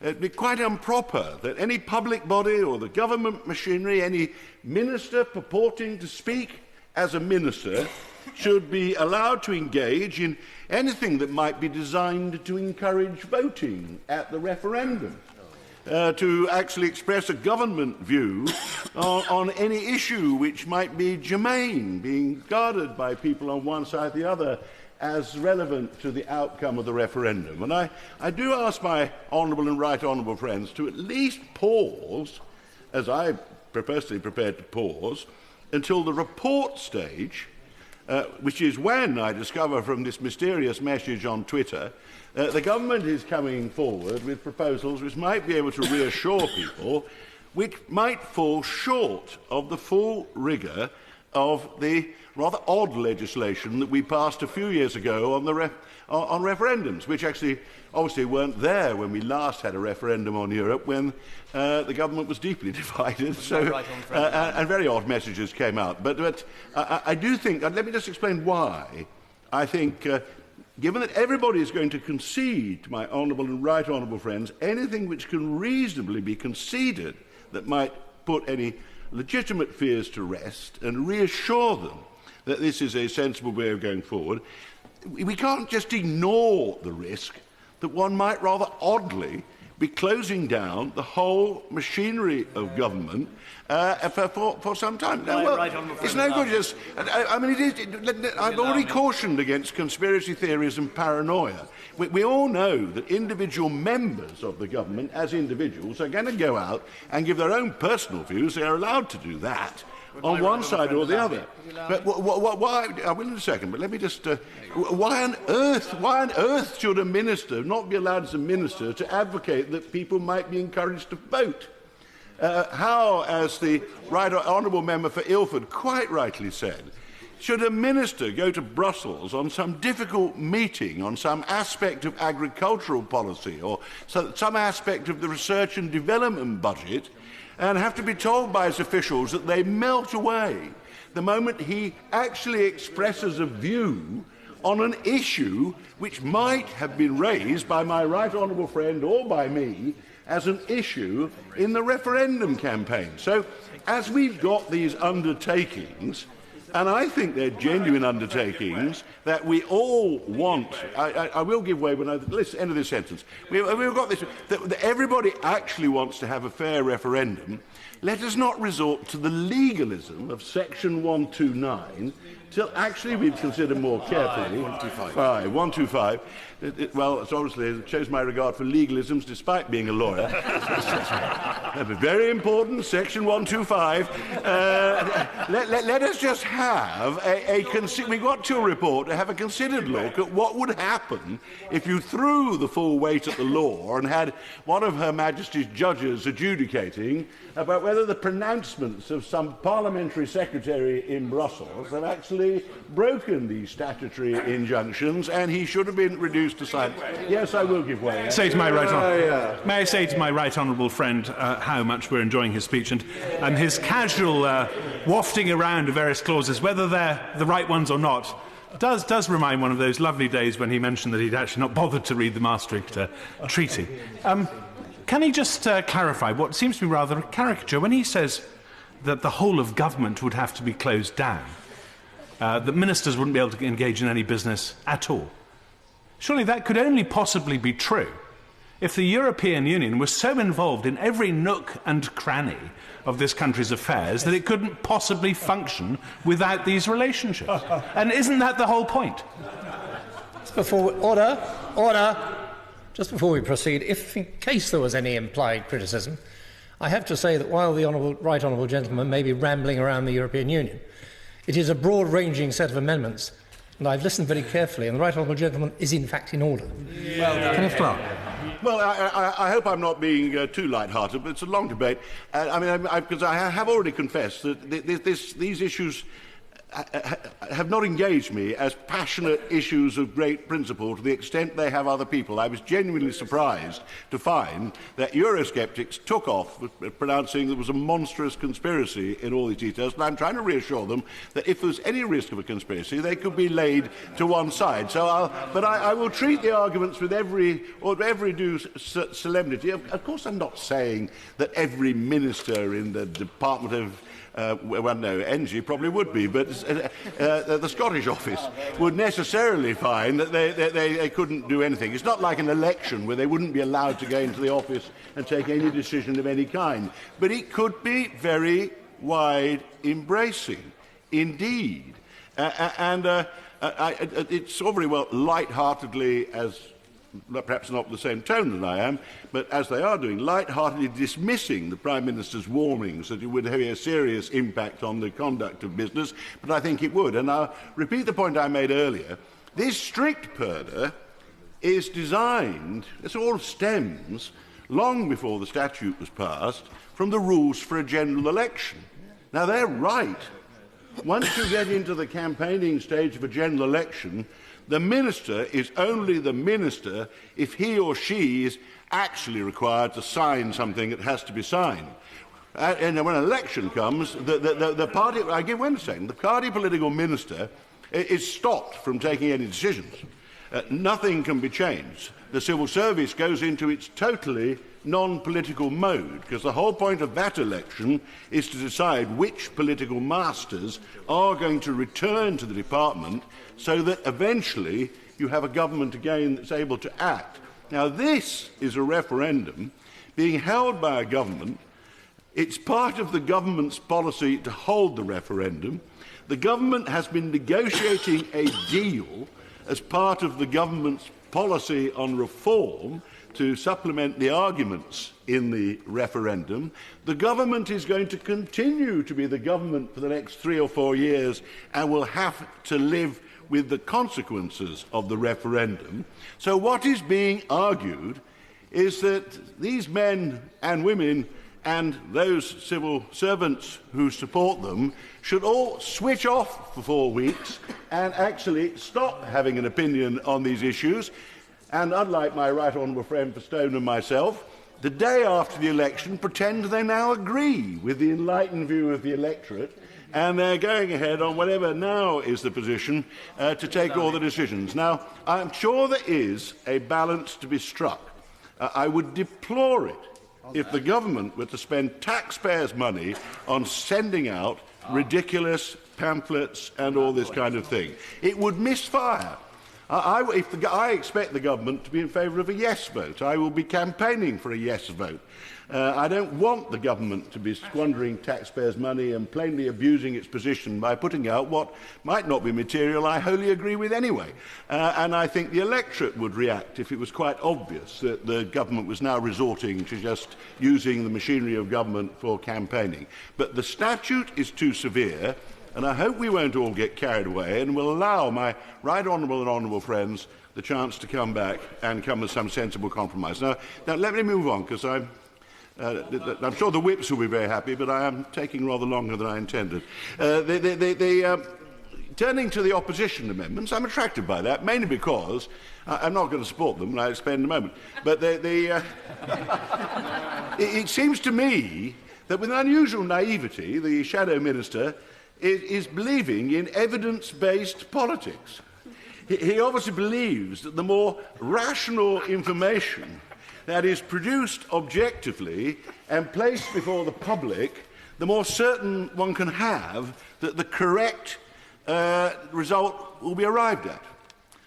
Well, Sir Roger, as you well know, this is politics. This is the European issue. Nothing of that sort has really intruded into the debate on the European Union for about the last 30 or 40 years, and it will not now. The government has tried to move in that direction. The Foreign Office carried out the most objective study of the powers, the division of powers, the division of competence is the jargon, between the British... Precisely, I hear behind me colleagues shouting out whitewash, by which they mean it came to the wrong conclusion, in their opinion. Evidence-based politics was rejected the moment it emerged, because it actually couldn't find the balance of competences as negotiated by successive ministers of all political persuasions over the previous 40 years contained anything that was to the disadvantage of the British public. And the reaction was not to try challenging these arguments with any new facts, it was to try and bury the document, which I think most members of the public were never allowed to hear about, and when I suspect it's pretty voluminous stuff anyway, has not been picked up by very members of this House, let alone people outside. But it's a noble aspiration. I do have one serious reservation about what he puts forward. He's suggesting those preeminently independent bodies, the Bank of England and the Office of Budget Responsibility, should be, as it were, enjoined by this bill to produce these reports, which is quite attractive.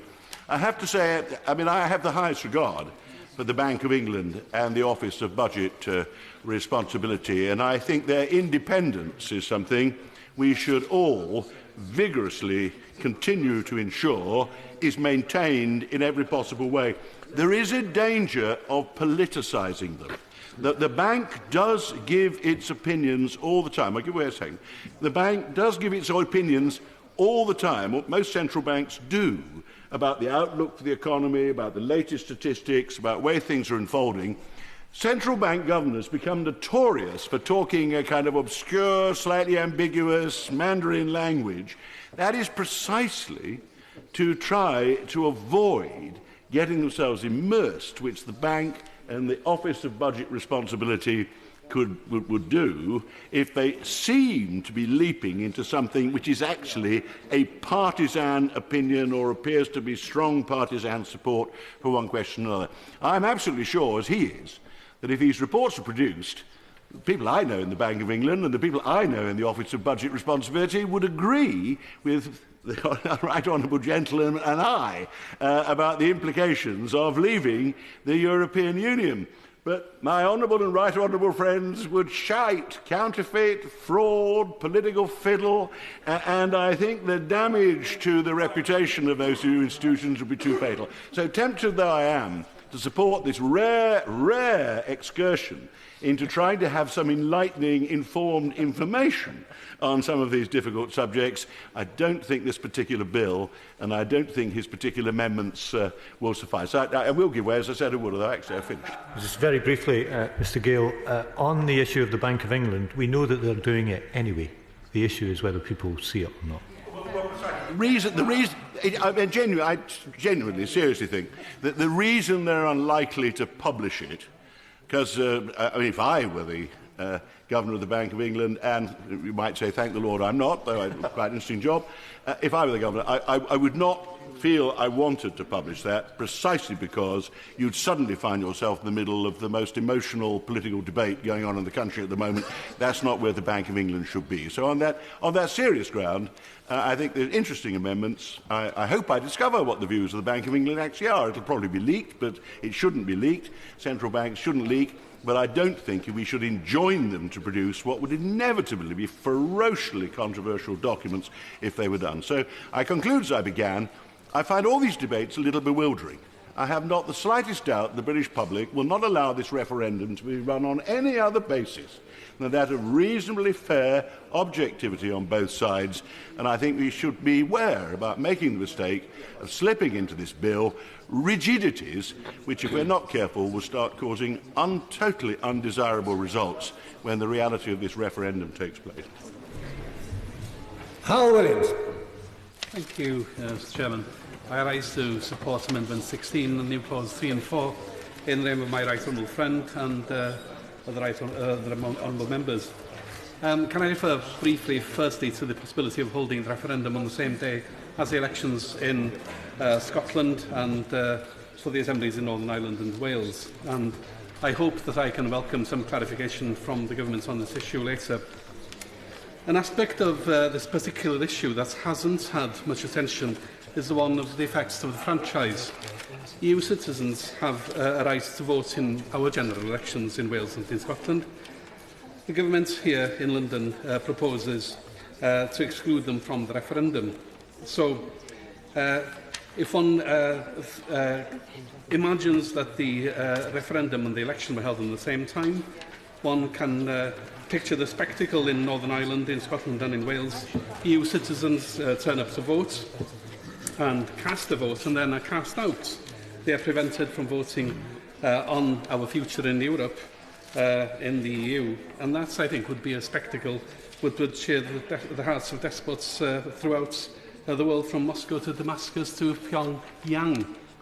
Now, to turn to the declaration of the results on the so-called cod lock, there are particular EU issues pertaining to Wales, and I would say that these are national issues. I referred in my speech at second reading to the value that we, as a multilingual society, derive from membership of a multilingual and multicultural European Union. Now, this may not figure as largely elsewhere in the UK, but it does so in Wales. That is a particular Welsh issue. Secondly, Wales is one of the poorest areas in all of Europe, at the same level as some of the former Soviet bloc countries, and we have derived much benefits from EU regional policy. And again, this is a particular issue that is of national significance to Wales. We are also very dependent on agricultural support from the EU, and there are other issues which I won't go after, but to do with manufacturing and demography. These factors may or may not decide the result in Wales. I cannot say whether they will or not. However, they are legitimate national interests and should be respected as such. We have a particular national interest, and it may be difficult, it may be different from the national interest of our neighbours, but as the government intend, their national interest will trump ours. I think there are only two ways to go on the respect issue. It's either to respect or not to respect, and the proposals as they are do not respect, or potentially will not respect. I'm sitting down, and that is why we are supporting the amendment. Jenkin. Thank you, Sir Roger. And I will endeavour to be as brief as possible in order to allow others to speak. And I speak particularly to Amendment 11A and 11B, which is standing in my name, but also in support of my honourable friend, the member for Stone, and Amendment 11. First of all, I do thank my honourable friend, the Minister, and my right honourable friend, the Foreign Secretary, for the very positive way that they have engaged with the entire party about these questions. We're very grateful for that dialogue, and I think that absolutely proves we're not in some rerun of previous grief, that this is, in fact, not even about Europe. It is, in fact, about how to conduct a fair referendum. And I actually have some experience of referendums. I set up a referendum campaign called North East Says No, which turned around a two-thirds majority in favour of a North East Assembly into a 4-1 defeat for a North East Assembly. And we operated under the provisions laid down by the Political Parties Elections and Referendums Act, and they worked pretty well. I have to say that the PERDA provisions are probably not tough enough, but they did restrict what the government does. It did not prevent the then Deputy Prime Minister John Prescott coming up during the PERDA period a few days before the polling, the postal votes went out, and changing the government's policy on what powers would be had in this putative assembly. And when we rang up the Cabinet Secretary to complain that he had breached the PERDA rules, the Cabinet Secretary said, well, that's a matter for the Minister, it's not a matter for me, which rather underlines the point that these PERDA rules are not tough enough, rather than that we shouldn't have them, because, of course, they did prevent civil servants themselves from becoming embroiled in the referendum questions or being used by ministers to promulgate the case that the government wanted them to promulgate. That is the vital protection. It is about the impartiality of civil servants that I principally want to address my remarks towards, particularly as I'm proud to say that I've been elected unopposed to the chair of the Select Committee on Public Administration and Constitutional Affairs, and I hope very much I will persuade my fellow members of the committee to address some of these issues during this Parliament. I'm very disappointed that the Labour Party have abandoned the principal position that they adopted on PERDA when they implemented the Political Parties Elections and Referendums Act. It is quite extraordinary, and I ran into the former Foreign Secretary Jack Straw this morning, who was thoroughly disappointed when he heard that the Labour Party were backing off supporting the constitutional legislation that they implemented. And this wasn't just some idea that came out of nowhere. These were ideas for a fair referendum that arose from the unfairness of the conduct of the first Welsh referendum, that was addressed by the Neil Committee, which became the Committee on Standards in Public Life. It's in the name, Standards in Public Life. It was regarded as essential that there had to be PERDA. The Electoral Commission would like 10 weeks, not just 4 weeks, but it is essential that there is a period when the machinery of government cannot be involved in supporting one side or the other of a referendum campaign. And there are certain myths about this. Government doesn't grind to a halt during a general election. Ministers even attend Council of Ministers meetings during general elections. What it means, though, is that during a general election, the Minister cannot use his department or her department to promulgate information or to brief the press in a manner that would be intended to affect the outcome of a general election. And that's what we want the same to apply in the referendum. And if I may say so, my right honourable friend's letter, which the honourable member for Gordon has now seen, doesn't actually provide the reassurance that is required. In fact, it confirms precisely the opposite, because it just explains what is contemplated. For example, it says, having taken a position on the outcome of our negotiations with the rest of the EU, will naturally be obliged to account to Parliament and to the British people. Well, first of all, there's absolutely no problem about accounting to Parliament in any PERDA period about any matter at all, because it's privileged. There's no PERDA rules that apply to anything that any minister would say on the floor of the House of Commons. But are we seriously to believe, as my right honourable friend from Rushcliffe indicated, that civil servants should be used to put out press releases on matters which are being addressed by the referendum question? Because that's what he's saying. And that is precisely what shouldn't be allowed. There are ways that ministers... I mean, the idea that this prevents ministers from saying anything, that somehow ministers won't be able to take part in the referendum campaign, well, I mean, that's clearly tosh. I seem to recall the Prime Minister being very vociferous in the run-up to the Scottish independence referendum, right to the last day of the campaign. But he wasn't able to use his ministerial car. He wasn't able to fly at a prime ministerial expense. He wasn't able to use the machinery of government to promulgate the messages he wants. There may have been a rather frustrating moment when he said, "I want to put out a statement." The Cabinet Secretary said to him, "Well, I'm sorry, you can't do that now. We're in Purdah. You'll have to do that through the yes or no campaign or through your party." That's exactly right. What is the point of the expenditure limits for the yes and no campaigns if the government has got 80 special advisers and thousands of press officers able to issue press releases and brief the media and organise media tours for their ministers? I mean, that is precisely what should not be available to ministers during the closing stages of a referendum. And finally, if I can just... I give way to the Honourable Lady. Of course, I'm supporting that particular amendment.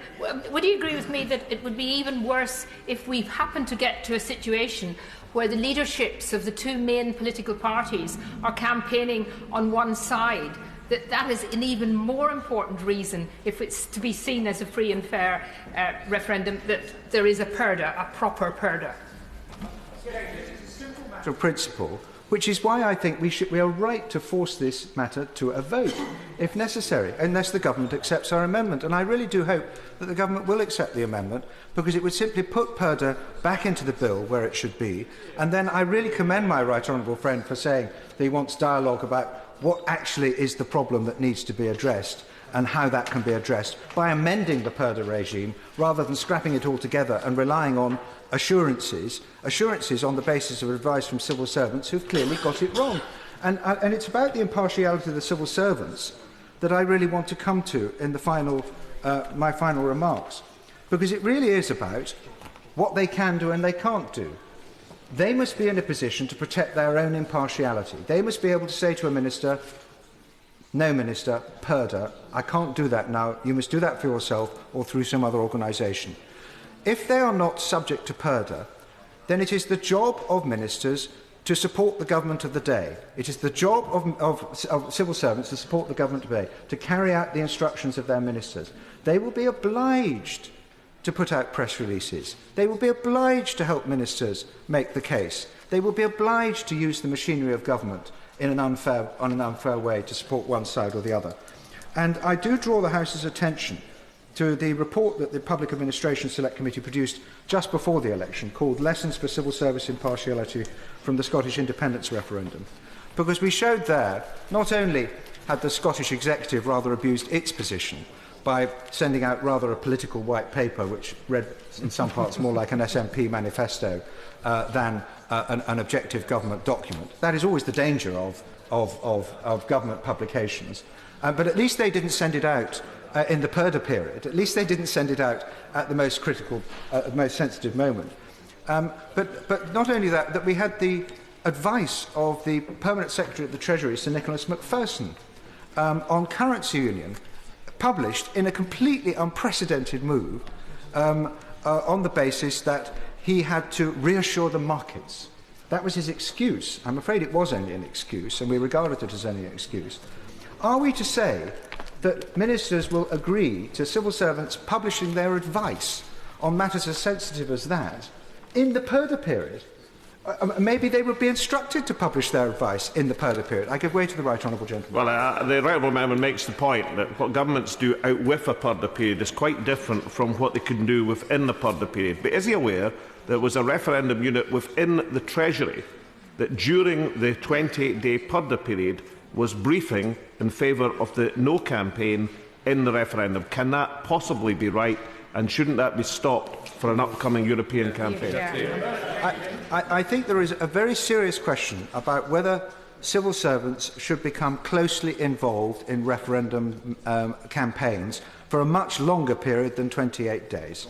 And I think there is a very serious problem for the civil service that they should allow this to happen, which is why one of the main recommendations of our report is an extra paragraph to the civil service code that what applies in referendums to civil servants What applies in general elections to civil servants should also apply to civil servants in referendums on an equal basis. And that would at least give civil servants who are put in a difficult position, perhaps asked to do things they know is actually not in the spirit of the code of civil servants, it would actually prevent them from acting in that way.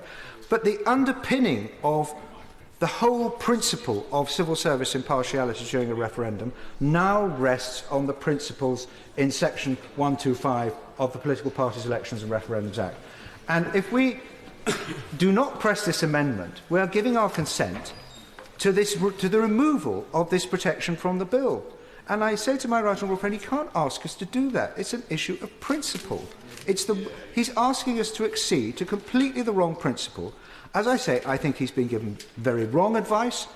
Far be it for me to speculate how many Eurosceptics there are amongst the Permanent Secretary community who might want to have a bit of extra freedom about what they get ministers to do during a referendum campaign on this matter. I'm deeply disappointed that the Labour Party have abandoned all their principles, but we know that they're split on this issue. At second reading, they were in favour of scrapping PERDA. At Prime Minister's questions, they were against scrapping PERDA. Last night, they were going to vote for Amendment 11. This morning, they're now not going to vote for Amendment 11. I think they're in a bit of a muddle themselves, and I suspect there are quite a few pro-EU Labour members now who would like to help rig the referendum in favour of the Yes campaign. I see I provoked an honourable gentleman. I shan't invite him to intervene in the interests of brevity.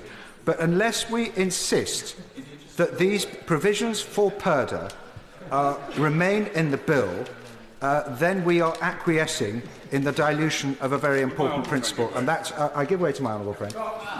My honourable friend has insisted, and I would understand this, that any safeguards relating to a PERDA period should be in the bill and should be made clear by statute. But as I understand the government's undertakings by means of this letter, it is to bring forward amendments at the report stage which would be in the Act of Parliament and which would have legal force. This isn't a matter of relying upon the assurances of civil servants. This is a matter of law. Now, if that's correct, that may go some way to alleviating the concerns that many of us on these benches have. I'm grateful for my honourable friend drawing the House's attention to that, because we should all be grateful that the fact that the government has listened, but they're still requesting us to withdraw this amendment, which then concedes the principle that PERDA might not even exist in statutory form. We've seen the Labour Party's amendment on PERDA. It doesn't actually create PERDA. It asks the government to produce a list of things. It doesn't recreate PERDA. What we want in the bill is PERDA, and if the government's not prepared to accept that principle now on the floor of the House, then I fear we have to force it to a vote. It's a matter of principle. John McDonnell. He's not in his place, but can I commend the Honourable Member for Stone, whose health is fragile today, yet nevertheless turned up to fulfil his parliamentary duties. I think he should be commended for that, based on the record. Can I apologise? I left the debate for 20 minutes to chair another meeting.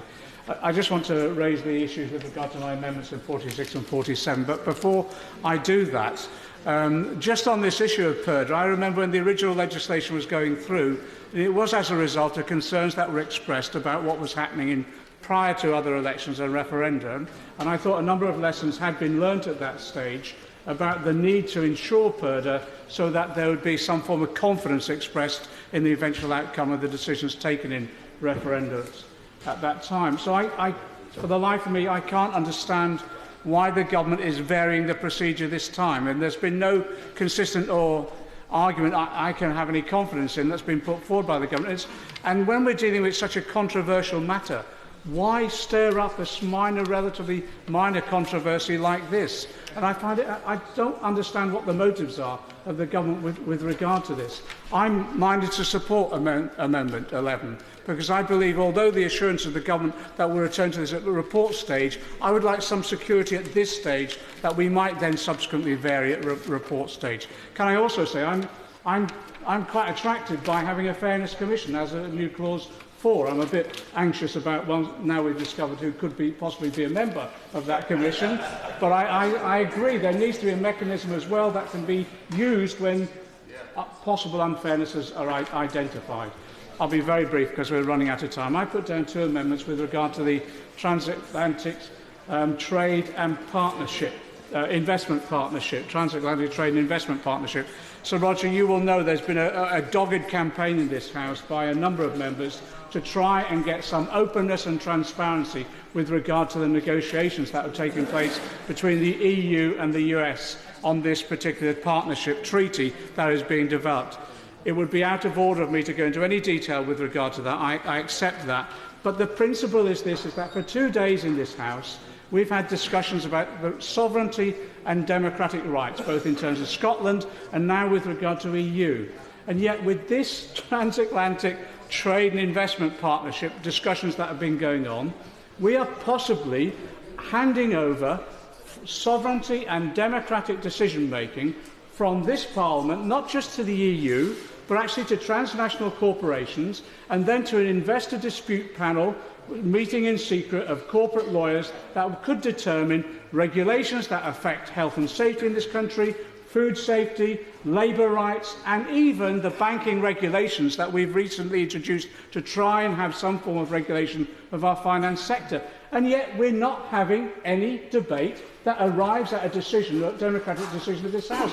We've had a German debate after a German debate, but no report from government on the progress of those negotiations. Why? Because they're held in secret. Only last week in the European Parliament was there a debate when eventually a report was given, 200 amendments were brought forward, and the EU Commission backed off and have delayed the matter. I'll give way to our friend.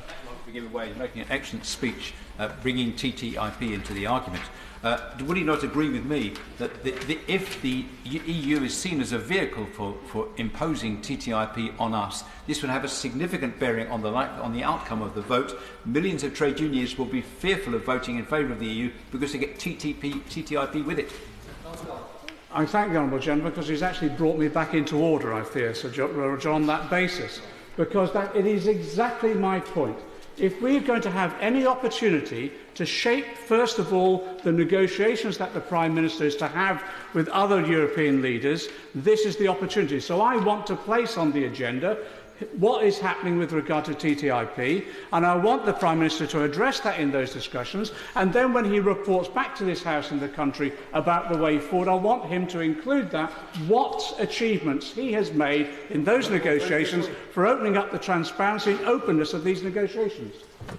Honourable friend makes a very interesting point, but in the discussions in Europe in relation to some of the subjects he's just mentioned, there's also the issue that the government will be negotiating about terms of wages and conditions and things like that affect people in this country. We're not having a big debate about that either. Well, I think this debate has allowed us to place some of these issues on the agenda.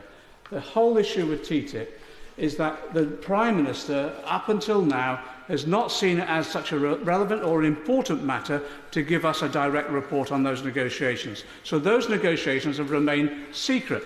Therefore, the purpose of this amendment, and I won't press it to a vote, is to identify this as an issue that we need to report back on, so that, to follow the point from my own friend from Luton, so when people come to this referendum, they make a decision on the consequences of further European membership with regard to the very concrete aspects of this treaty that will affect their lives.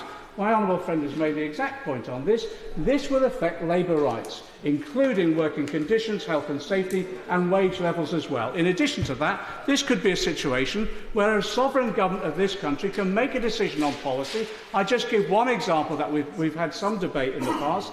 I want to ensure no further privatisation. I want to ensure that some services that have been privatised are brought back into public ownership, for example, railways. If TTIP goes through, this sovereign government could be prevented of implementing those policies. I want that to be one of those issues that our Prime Minister goes to Europe and says, in regard to TTIP, on this issue of the referendum, I want to ensure we maintain the sovereign right of this chamber to take a decision that its government can then implement without undue interference from transnational corporations who can then head off to arbitration panels meeting in secret. I give way to the Honourable Gentleman. I accept his point about sovereignty. Many honourable members are concerned about that. But surely one of the biggest challenges facing Europe at the moment is youth unemployment, which in Spain has only just gone below 50%, and which greater trade between... up any further time. It's an excellent point that's made.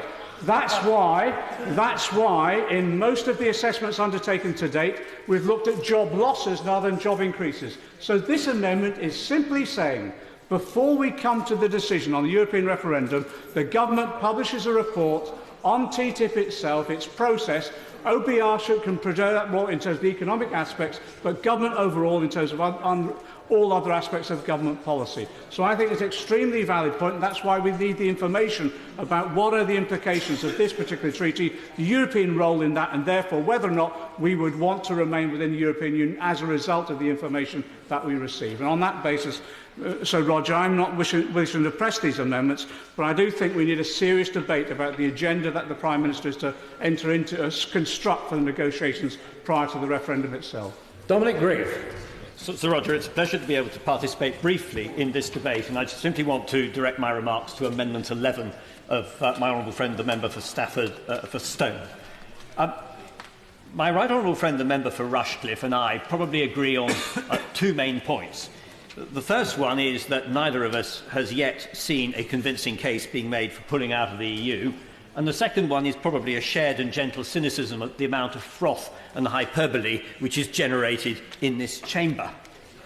But when that's been said, I have to, I'm afraid, politely disagree with his approach to the issue of what's been done to Section 125 in this piece of legislation. I served on the committee which did the political parties, elections and referendums bill when it went through this House. And there was a lot of anxiety about the capacity for referendums to be manipulated. Doubtless there was probably quite a lot of hyperbole in that committee as well. I seem to remember we argued for a 10-week period of purdah as opposed to the 28 days, because that was what the Electoral Commission was suggesting, and also the Neil Committee had put up. It was the Neil Committee at that time.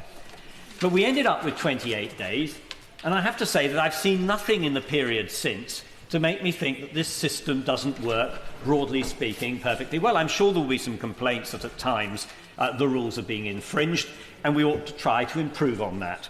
But when all is said and done, the system seems to have worked remarkably well. So I confess I was rather surprised when looking at the bill that we have in front of us today. Section 125 had been arbitrarily deleted without any real explanation being provided whatsoever. It seems to me that a justification for this deletion has not been made, and indeed I anticipate that my right honourable friend, the member for Aylesbury, will shortly be telling us that the government is going to go away and review the matter. And I myself am very pleased to hear that. But I have to say, and I hope you'll forgive me for doing it, that I think it is a reflection of the rather strange and cack-handed way in which from time to time government seems to behave when it comes to approaching legislation. They either think that all my right honourable and honourable friends who feel very exercised about this are going to miss this particular deletion, or it is an open invitation for discord, taking up quite a lot of the time of this House.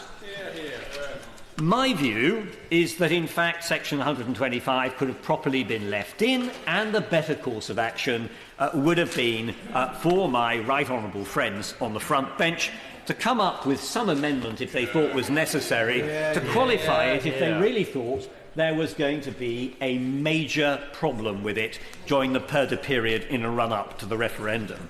It really is important that when this referendum is over, those people who participated in it will be able to say that it was fairly conducted, and providing that reassurance does not come at great cost.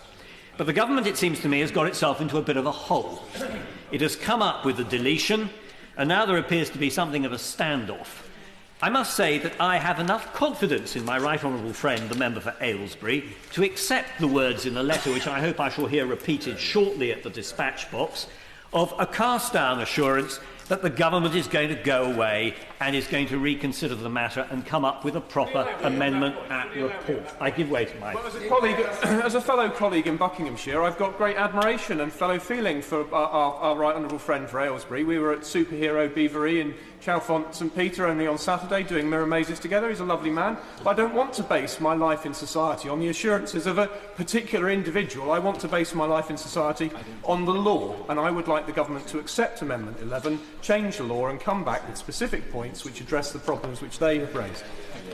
Well, I appreciate the point that my honourable friend is making. Governments like the world moves in mysterious ways. If I can gently coax the government back to the path of righteousness, which I think we're probably succeeding in doing, I, for one, will be broadly content. So, upon assurances being given by my right honourable friend in a moment that the government is going to go back and reconsider this and come back at report with a proper amendment, I myself am quite prepared to continue to give the government my confidence in this matter this afternoon. But I will say this before I sit down. If the government were to be using this as a device to come back whenever the report stage takes place and to try to wriggle out of this obligation again, then I would regard it as actually a rather infamous thing to do, and I'm afraid I would not be in a position to support the government at all on this matter on its return. I'm grateful. I give way to just very briefly, but would you agree with me that it does require to be statutory protection? A code of conduct would not be good enough. I think that my honourable friend makes a very important point, and certainly I would be much happier to see Section 100, either Section 125 come back and introduce some one-off qualifications for the purpose of this particular referendum. That, I think, would be the ideal, preserving the principle of Section 125. And I do agree, I think that would be better than coming back with a set of regulations. I mean, I've read the letter. The letter has a whole series of assurances. But I have to say I don't think that that is a proper way in which referendums should be conducted. The problem, as we know historically, and not necessarily in this country, is that in the past referendums have been systematically abused, with many assurances being given, and that's one reason why this House should, on this matter, fix the government with a clear responsibility to come up with a legal framework. I see my right honourable friend nodding. I give way very briefly to my honourable friend. Very briefly, doesn't the right friend agree with the principle would be better to leave it in and then come up with the amendments in September, rather than removing it and then reinstating it in some sort of amended form? Yes, but my experience in this House is that it is quite frequent at a committee stage of a bill for criticism to be made of legislation, and for the government to give assurances that it is going to remedy it, and for honourable members to accept those assurances. And that's for that reason I have no difficulty in proceeding along the usual established route. I won't take any more interventions. I look forward to hearing from my right honourable friend on the front bench a proper response from the government, and on that basis I would like to allow others the chance of speaking. Tasmina Ahmed Sheikh. Thank you, Chairman. I rise to support Amendment 16, but would also like to take this opportunity to pay tribute to the excellent first speeches we heard earlier today from the members from Morley and Outwood, and an honourable member from Hampstead and Kilburn. And can I say how great it is to see members of the BAME community participating in the politics of this country. The Scottish National Party values Scotland's positive relationship with the European Union and the social and economic benefits that it brings to Scotland, and so will continue to make the case for Scotland's membership both in this chamber and beyond. I also welcome the sign that this government is possibly listening to the views of those of us on these benches and the position of the devolved governments and assemblies across these nations. And I do hope that the government's exercise in reflection will continue throughout discussions and decisions taken on this bill and indeed beyond. Now that the government has decided to accept the point that it should treat all parts of the UK with some respect, at least in relation to this bill, I encourage it now to step fully into the light. Because the issue of timing is not the only one which unites opinion across the constituent parts of the UK. That's why we believe that for the UK to leave the EU, it should require not just a majority across the whole of the UK, but a majority in each one of the four nations, a double majority, to safeguard the future prosperity of Scotland and prevent Scotland from being taken out of the EU against its will and the will of our people. It would make no sense to take such a fundamental and damaging decision without a democratic safeguard that respects the decision of voters in England, Scotland, Wales and Northern Ireland. It is clearly the case that if Scotland is dragged out of the EU after it voted to stay in, this would not only cause catastrophic damage to our economy, but also have major constitutional implications. This view is one supported also by the Welsh First Minister. Earlier this month, he joined the First Minister of Scotland to sign a statement declaring that any decision to leave the EU taken against the wishes of the people of Wales or Scotland would be unacceptable, and steps must be taken to ensure this does not happen. We agree, and so look forward to the support of our Welsh colleagues through the lobbies today. This week, Chairman, has also seen the debate of the Scotland Bill. While my colleagues and I will continue relentlessly to argue for maximum powers to be transferred to the Scottish Parliament so that we can build a better, stronger and fairer society, I take the view of the government at face value when it says that it wants to make the Scottish Parliament one of the most powerful devolved parliaments in the world. If it is serious, the government should accept amendments to the bill which mirror the approach in some federal states such as Canada or Australia, which require a similar sort of territorial requirement on such issues. As well, of course, I don't have much time, I'm already restricted, thank you, I do apologise. As well as the USA, which my right honourable friend alluded to in his opening remarks. In the days before Scotland's independence referendum last year, the Prime Minister called the UK a family of nations. If he means what he says, and this government backs him, surely all members of this family should have a voice of their own. We were, of course, invited during the referendum to lead the UK, not leave the UK. So let me be clear. I welcome the constructive and positive news by this government, alternatively referred to as a cave-in, to rule out holding this referendum on the same date as the Holyrood elections next year. And I am heartened indeed that they are listening and acting in this instance to support Scotland's best interests in relation to the timing of this vote. But this must be the start of the listening exercise and not the end. This House should pay careful heed. If Scotland were to be taken out of Europe, despite voting as a nation to remain within, it would inevitably provoke a strong reaction amongst ordinary voters in Scotland against the settlement we agreed last September. The safeguards we propose could avoid this outcome. We urge this House to support these amendments, and I therefore commend them to the House. Roger, may I start by congratulating the two maiden speakers in this afternoon's debate, the Honourable Lady, the member for Hampstead and Kilburn, and my honourable friend, the member for Morley and Outwood. Both spoke with warmth, both spoke with conviction, and the House will look forward to hearing from both honourable ladies again, I hope, many times during their parliamentary careers. The group of amendments that we are debating this afternoon covers quite a wide range of issues. I think the House will expect me to spend most of my time addressing the arguments raised in connection with the proposal in the bill to disapply Section 125 of the Political Parties, Elections and Referendums Act. But I do want to start by addressing Amendment 16 that was moved by the Right Honourable Gentleman, the member for Gordon. I was not surprised that he and his party moved such an amendment and that they had the support of Plaid Cymru in so doing, and I doubt that the Right Honourable Gentleman will be shocked if I say that the government does not intend to accept the amendment that he has proposed. I think that the amendment that he's proposed does not make sense in the context of this bill, because what this legislation is about is holding a vote. The legislation makes no provision for what follows, and the referendum is advisory, as was indeed the case for both the 1975 referendum on Europe and the Scottish independence vote last year.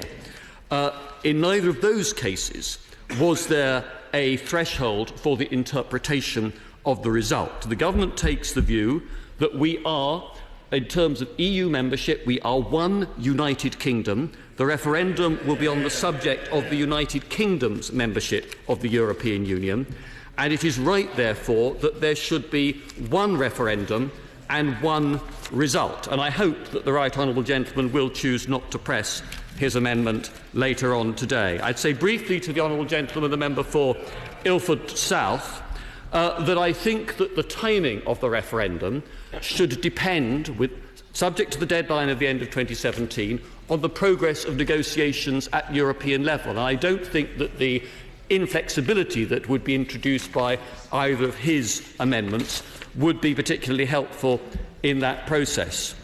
I would say to the Right Honourable Gentleman, the member for Wolverhampton, South East in respect of Amendments 4, 5 and 6. And I think he's quite right to say that the British public will expect that there should be the provision of information about the consequences of the United Kingdom leaving the European Union. Now, for the most part, this is clearly going to be the job of the designated campaign organisations for the two camps during the campaign.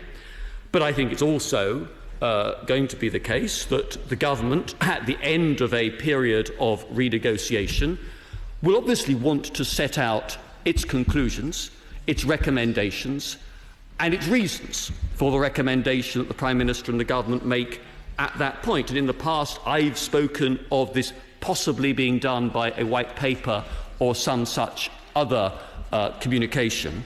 What I don't think is right is for specific requirements to be set out, especially at this very early stage, even in the negotiation process, as to what the government would be obliged to publish at a given time ahead of the referendum.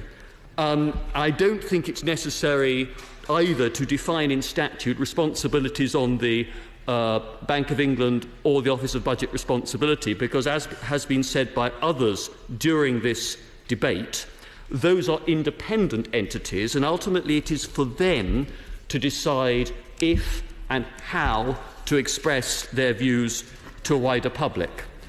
Now, let me move on to the question of Section 125 of the Political Parties Elections and Referendums Act. And I would say first, because in response to my right honourable and learned friend, the member for Beaconsfield, I would highlight to the House the fact that what is provided for in Schedule 1 is a disapplication of Section 125 in relation to this referendum and to none other. So the underlying statutory framework would continue unless Parliament, for any future referendum, decided that it wanted to have a similar provision for disapplication. And the yes, but I do want to respond to the detail. My right honourable friend, many on this side, of course, will trust implicitly this front bench, and I accept his remarks about Section 125. But does he not accept that a precedent would be set, and that many on this side would be worried in case future referenda are conducted under different governments were not conducted on the fair basis that he and I both want? I want to explain to the House why Section 125 causes some real difficulties, because we should not be under any illusions about the starting point. It is not the same thing at all as the PERDA guidance that is published by central government at election time. The PERDA traditions for both national and local elections rest upon convention. What we are talking about with Section 125 is a very wide-ranging statutory prohibition upon government activity. In the words of that section, public bodies are banned from publishing material which, I quote, deals with any of the issues raised by any question on which the referendum is being held, as well as on providing general information or putting of arguments, or even setting out what the competing arguments are, or encouraging people to take part in the referendum. And the definition of publication in the section is itself very broadly phrased. Publish is defined as making available to the public at large or any section of the public in whatever form and by whatever means. So we have there a very wide-ranging ban under Section 125 on what government can do. I won't give way. The honourable gentleman will forgive me. I have about 8 or 9 minutes and I want to respond to the debate. Now, clearly, that ban would cover printed material and some electronic communications. Although I think it's fair to say that when the PERDA was drafted, we were not in an age of social media, of interactive digital technology like Twitter, like Facebook and other such accounts, which I think there's a serious question as to what would be captured by the phrasing of Section 125 as it currently stands. And Section 125 would be unworkable because the world and normal EU business won't stop for the referendum. So let me take as an example the very active debate that's going on in public about migration, particularly at the moment from North Africa, but also what is happening at Calais. And I think it should be common ground that when we get to the referendum campaign, questions to do with migration, freedom of movement, accessibility of welfare are going to form part of that debate. What Section 125 would stop the government or any public body from doing during those 4 weeks would be to make any comment at all, not necessarily on the referendum question itself, but on the issue that might be being discussed at a Council of Ministers meeting, from perhaps responding to a Court of Justice judgment.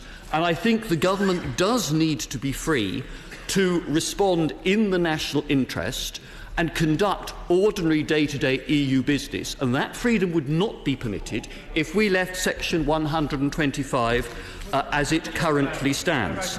But we believe, too, that I will, but I don't want to lose the record. I really do challenge that interpretation of that article. And he says he's got Council's opinion. Let him lay that Council's opinion before the House, or we will obtain Council's opinion of our own. I mean, my honourable friend, you can obviously free to take legal opinion of his own, but I would say to him that if he looks again at the wording of Section 125 and applies that to the conduct of EU business, I think he will find there will be very serious problems about carrying out day-to-day business in the national interest at EU level if that section is left untouched. We also believe that it would be inappropriate because the referendum is taking place as a result of a clear manifesto commitment to negotiate the terms of the UK's relationship with the European Union and put them to people in a referendum. And Section 125 could make it impossible to explain to the public what the outcome of that renegotiation was and what the government's view is of that result. And the government must be able, and legitimately should be able, to offer its views, including up to referendum day. But as I have said before, the government is not a campaign. It is not the government's job to supplant the role of the lead campaign organisations during the referendum campaign, and it's certainly not our intention to act in that way. We recognise and understand the strength of feeling that exists on this issue, and I was grateful for the constructive and courteous tone in which this debate has been conducted both this afternoon and in private conversations outside the chamber. Yes, sir. My right honourable friend for giving way. He was saying that the government may not be able to give the outcomes of the renegotiation. Surely that can't be true. It can't be the case that the renegotiation will only be finished within the PERDA period. What we're saying is the government needs to be able to say why it has come to the conclusion and recommendation that it will have reached. But as the Foreign Secretary said, and I repeated during the second reading debate last week, the government would exercise restraint during that period. We have listened to what colleagues in all parts of the House have said, and we are therefore now committing ourselves to bring forward amendments at report stage to write into the bill measures that will provide reassurance upon that point. I accept completely the points made both by my right honourable friend, the member for North Somerset, and by my right honourable and learned friend, the member for Rushcliffe, that it is vital that the British public and both sides in the referendum debate accept that the referendum is being conducted fairly, and that therefore everybody will feel that they are able to accept the result. I'm grateful to my right honourable friend. I have had concerns over the implications of the complete removal of Section 125. will he recognise that the sustainability of the result of this referendum, whatever it may be, will depend on the public having confidence in that, and the assurances that I've received from the Foreign Secretary, we've all received from him today, are delivered in full? I completely understand that concern, and I repeat again that we're not going to ask the House to rely upon government words from the dispatch box only. Our commitment is to introduce into the bill changes that will give expression to the assurances that we have given. I would say... Order, Mr. Salmond. In terms of courtesy to the House, some of my honourable friends were asked to shorten their speeches so that the Minister would get to speak. Is he not going to extend the same courtesy to those who should be summing up in the amendment? Because if that's not going to happen, there will be other occasions when the Minister can be talked out. Hear, hear. Not strictly a point of order for the Chair. The Minister knows whether to sit down or not. Minister. Sir Roger, we will ensure there is a clear mechanism that in those 4 weeks before polling day, government will not undertake a range of activity that most will regard as the province of the campaign, such as issuing mail shots, running commercial advertising campaigns and emailing voters in one way or another. There are various ways in which this could be done. Some colleagues have talked about a code of conduct. The opposition put forward, I thought, was a constructive amendment that we welcome, but we think there are some technical problems with it, not least as to how government could anticipate what might be published by all public bodies, which is required by the current text of the opposition amendment. We could, alternatively to a code of conduct, provide for language on the face of the bill to restrict government activity to particular named forms of publication, or to prohibit the government from taking part in specific forms of communication.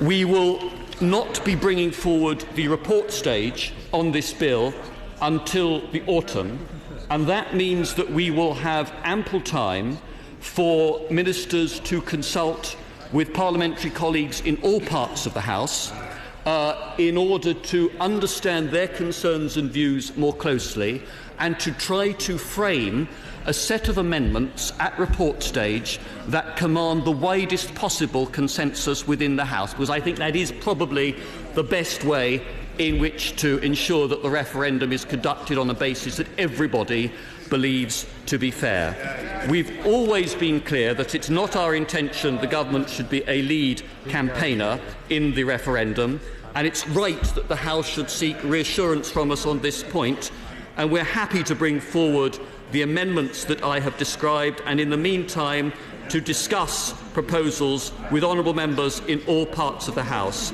But I believe Section 125 is deficient for these purposes, and I would urge honourable members not to press the amendments that would impose the provisions of that section on the referendum. Order. The question is that Amendment 16 be made. Does many of that opinion say aye? On the contrary, no? I think the noes have it. Government Amendment number 55. Minister to move formally. The question is that Government Amendment 55 be made. Does many of that opinion say aye? Aye. Contrary, no? The ayes have it. Amendment number 5. Mr. McFadden to move formally? Not moved. Opposition amendment not moved. The question is that Clause 1 stand part of the bill. As amended. I'll try that again. The question is that Clause 1 as amended stand part of the bill. As many of that opinion say aye. Aye. The contrary, no. The ayes have it. We now come to Clause 3 stand part of the bill, with which it will be convenient to take amendments 9, 20, 28, 24, 53, 32, 29. Order! Not in the middle of this. 22, 30, 26, Government Amendment 14, 33, 41, 37, 10, 45, 42, 43, 36, 44, 40, Government Amendment 15 and Schedules 1, 2 and 3. Point of order, Mr McFadden. Point of order, Mr Gale. I'd seek your guidance. The House has just agreed to Government Amendment 55, which says that the referendum will not take place on the same day as elections next May of next year. But there are other amendments which we didn't get the chance to fully discuss this afternoon, which also deal with the issue of the date of the referendum, including Amendment 3 in my name and the name of my right honourable friends. Can you give the House any guidance as to whether there will be time to debate these further amendments at our session on Thursday? If the right honourable gentleman is referring to Amendments 3 and 7, and I think he is, then that will be a matter for the Chairman of Ways and Means to consider for possible debate on Thursday. So I think the answer to the right honourable gentleman's question is yes, there is the opportunity, or is likely to be the opportunity, to debate. Further to that point of order, Mr Salmond. Apply, Sir Roger, to Amendment 17, which is also in that category, because we wouldn't want to lose any opportunity to debate further the extent of the government's humiliating climb down and acceptance that they should show a courtesy to the people of Scotland. The answer to the right honourable gentleman's question is no, because that was not debated under this section. Mr Baker. Mr Caller, Sir Roger, many colleagues were expecting a division on Amendment 11. Could I ask for your guidance on when we can expect that vote? The Amendment 11 comes later in the proceedings. Whether or not that is the subject of a division will be a matter for whoever is in the chair later in the day. My expectation is that that will be the case, but that is a matter for the Chairman at the time. Sir William Cash, Amendment number 9. No, it's not amendment. No, it's not the amendment. It's the clause stand part. I beg your pardon. Sir William Cash, Amendment clause stand part. The honourable gentleman wishes to remain seated. Please do. Yes. Mr Gale, as far as I'm concerned in relation to this clause stand part, my view about it is that we have managed to have a wide-ranging debate. I don't really think that there is much that needs to be said in the interest of brevity on this subject. There are other matters that we really ought to get on to, including the question of European Union financing. And as far as I'm concerned, I really haven't got any further comments to make with regard to clause stand part. Has he sat down? Who is rising? If Sir Edward Lee. The disposal of the House and looking for people who wish to speak, but there doesn't appear to be any. So, Sir Edward Lee. Is it appropriate that I speak to my Amendment 53, Sir Roger? Sir Roger, I beg to move my Amendment number 53, which states the total number of permitted participants shall be limited to a number specified by the Electoral Commission to ensure broad equality of resources between those campaigning for each of the outcomes of the referendum. And I refer you, Sir Roger, also to the member's explanatory statement. The amendment would require the Electoral Commission to ensure that during the referendum campaign, the total spend of the campaign... Mr Edward. Could members leaving the chamber please do so quietly? There are people who wish to hear the debate. Sir Edward. Roger, I was just referring to the member's explanatory statement, and I do think it's actually very helpful now that the Public Bill Office does put down explanatory statements, and it really does make it much easier for us to understand all these amendments that are put down. So this amendment that I'm proposing now would require the Electoral Commission to ensure that during the referendum campaign, the total spend of the campaign on either side of the referendum would be broadly equal by limiting the number of participants, taking into account money spent by business, government, the European Commission and the campaign themselves. So the effect of my amendment, and I'm prepared to take advice from the government if it's effective in any way, is to ensure a broad equality of spending. And that's surely what we all want in this House. So to explain how this comes about, the current regulatory regime on referenda is provided by the Political Parties, Elections and Referendums Act of 2000. Now, the grant of public money to a designated organisation can't exceed £600,000, and the grants of public money to both sides must be of equal amount. So, the yes and no campaigns can spend about £500,000 each. That's perfectly fair. We all understand that. But on top of this limit, extra funding is permitted to political parties based on the share of the vote at the last parliamentary election. So that means that the Conservative Party will be allowed to spend £5 million, the Labour Party will be allowed to spend £4 million, UKIP will be allowed to spend £3 million, the Lib Dems will be allowed to spend £2 million, and of course the SNP will also have a pro rata expenditure. Now, the current presumption, and we must assume this will happen, is that the Conservative Party, the Labour Party, the SNP and the Liberal Party leaderships are all going to be in the yes camp. Of course, they are keeping their options open, but we know that the Labour Party is pretty well committed to being in the yes camp. The SNPs are, the Liberals are, and I think it's a pretty fair presumption that the Conservative Party will be there as well. So my problem, and I do think this is a really serious issue that needs to be addressed by the House, our problem is that the official yes campaign could potentially have a funding pot of up to £17 million, as opposed to a limit of £8 million for the no camp. And that is a huge difference in resources and could well affect the outcome. And even if it doesn't affect the outcome, it will lead people to feel that this is not a fair campaign. On top of these amounts, any registered participant, of course, will be allowed to spend £500,000. The total spending cap overall comes to £25 million. Now, let's look at history. Does do the figures my honourable friend is referring to include government expenditure? Because our right honourable friend, in responding to the previous debate, said that the government should not be a lead campaigner in the referendum, thereby implying that it will be a campaigner spending government resources. Are government resources restricted in any way? Well, this is why I think this debate is important, and when the Minister replies, we want to get further and better particulars of this, because we really want to know whether the government expenditure is going to be part of this. The government has enormous resources through all these government departments, and it would be totally unfair if there was a mismatch in total spend for both sides of the argument. For instance, looking back in history, the Yes campaign in 1975 spent equivalent in today's money of £11 million. That was compared to the no side of only £1 million.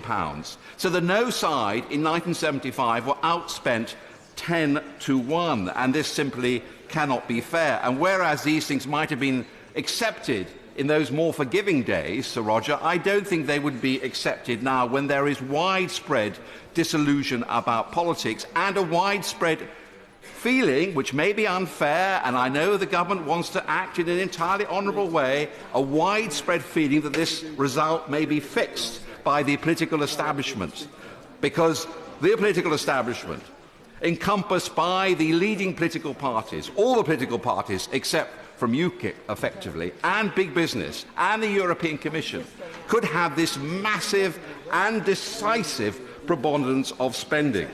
Now, the 2000 Act provides for an entirely different regulation to what existed in 1975. It still looks far likely that one side will have a much higher spending limits than the other, and I think that's inimical to our democratic sense of fair play. And I believe that it's possible that voters will actually, or could feel, which is just as important, that they are overwhelmed by spending on one side. Now, in our own elections and the constituencies, we know that spending caps are basically equal. Now, I know this is a UK-wide referendum, but that actually makes it all the more important. There are huge levels of interest, both within our own country and from outside the UK. There is massive coverage of this issue, where there will be even greater in the entire European press. The European Commission is very exercised about it. Foreign governments are exercised about it. Now, I think that it's incumbent on the government and the Minister, when he responds to this debate, to tell us what he intends to do about it and how he will address this particular problem that I have articulated. And if I am wrong, I'm happy to listen to the government and to be reassured by them. But they have to reassure this House. Because aside from the inherent inequality of the issue, there are deeper, I think, deeper concerns about the potential effects. Now look at the results of the Scottish referendum and the following general election. Look how one side can win a referendum, and then after that, if people feel that the arguments haven't been entirely fair, there could be a massive shift of opinion. If the yes result is secured through massive overspend, there is a danger, dare I say it, of a kind of UKIP backlash, just as we have seen an SNP backlash. And this tidal wave can overwhelm people. It is absolutely essential, then, that there's a feeling of fairness, that we've had an open debate. Both sides have been broadly funded in the same way. They put their arguments, and as Democrats, if the Yes campaign wins because of the force of their arguments, I would be the first to accept that they've won fair and square. But there has to be a feeling of fairness. I give way to the honourable gentleman. Mr. Speaker, the member talked about an SNP backlash. By the time of the independence referendum, the SNP had been in power in Scotland for 7 years. Let's not repeat the debate we had yesterday, but we all know that there was a shift in public opinion following the Scottish referendum, so I think we have to be very careful about it. Now, the United Kingdom is lucky not to suffer from the money-infused politics of the United States, where power goes to the highest bidder or the highest spender. We all know that it's virtually impossible to even have a serious intention of becoming President of the United States unless you have access to billions of pounds of spending, or unless your name is Bush or Clinton. And we don't want to replicate that sort of situation here. British voters are very resistant to such a culture. We have been brought up in our own constituencies where we know that there's fairness and all sides roughly spend an equal amount. Honourable friend, be kind enough to give way. Has he noticed my own amendment regarding restricting the monies that will come, for sure, from the European Union and the European Commission, which are described by the Electoral Commission as foreign sources? They're not foreign sources, are they? Are they not actually part and parcel of what applies to us through the European Communities Act 1972? Well, yes, it would be ironic if the European Commission was a major player in this. I suppose, why not? They're entitled to have their point of view. They're entitled to put their case, but they have massive resources to which, as my honourable friend has said, we have contributed in a very great sense. And I think that whilst nobody minds the European Commission having a point of view, we all know what that point of view will be. What we don't want to do is their spending to be on top of all the others, and that creates a sense of unfairness. Now, let's look at the AV referendum. The official yes side spent $3,436,000, and the official no side spent $2,595,000. So, although the no was outspent, it was broadly not too dissimilar, and it was at fairly low levels, and voters still rejected the proposal. Fair enough. Although the yes side spent a bit more, the arguments were well put. I think we all understood them. There was broad acceptance. There wasn't any kind of backlash. People felt the whole thing had been fairly done. And we all know the result in any event was quite clear. 2/3 actually voted no. Now, let's look at other referendum, which I don't think have been conducted in the same kind of fair way as our own AV referendum. In 2008, voters in Ireland rejected the Lisbon Treaty, only to be told that effectively they must vote again until, quote, the correct result could be obtained. Behaviour of the pro-EU side in subsequent 2009 referendum to the campaign has resulted in several legal challenges in Ireland. One campaigning group even offered Irish citizens resident on the continent free Ryanair flights home provided they canvassed for a yes vote. Previous to Lisbon, Irish voters also rejected the Nice Treaty in a 2001 referendum. The government then pushed through a law through all stages on the last day before the Irish Parliament broke up for Christmas, removing the responsibility of their referendum commission to ensure voters were informed of arguments for both sides in a balanced way. Now, there is a lot of unhappiness about this in Ireland, and frankly, I would have thought the Yes campaign in Ireland could have won anyway. We want to ensure that in our own referendum, everybody is absolutely clear that there's been fairness. But I'm afraid that in previous referendum, when the stakes are incredibly large, when there are huge amounts of money which are able to be spent, there have been allegations of dirty tricks about EU referendums, and we don't want that to happen in our own country. Our government must just show that it will insist on a free, fair, balanced and clean referendum with equitable arrangements for all sides. the great proportion of the populace is already, we know, somewhat disengaged and disenchanted with politics. Allowing such an overspend by one side would only deepen that. It reinforces the idea that the deck is stacked and the game is rigged. Members on all sides of the House are deeply aware how difficult it can be to engage ordinary people in the political process. Too often we meet responses of what's the point? It won't change anything. It's all fixed anyhow. Or the view, if voting changed anything, they would abolish it.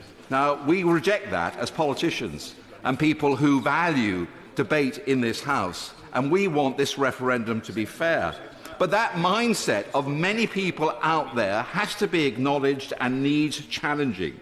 Public confidence in our parliamentary democracy is a matter of grave concern. This referendum is a crucial turning point. The very fact that it is taking place is testament to the Prime Minister keeping his word. And that has meant a great deal in terms of restoring confidence in this whole EU debate and in our democracy.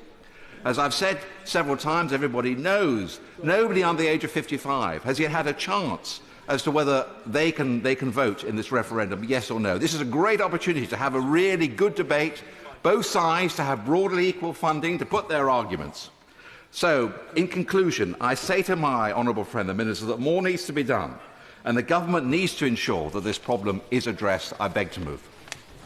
Stephen Jenkyns. Thank you, Mr. Chairman. Mr. Chairman, members will be aware that those of us on this side of the House have some experience of referendums.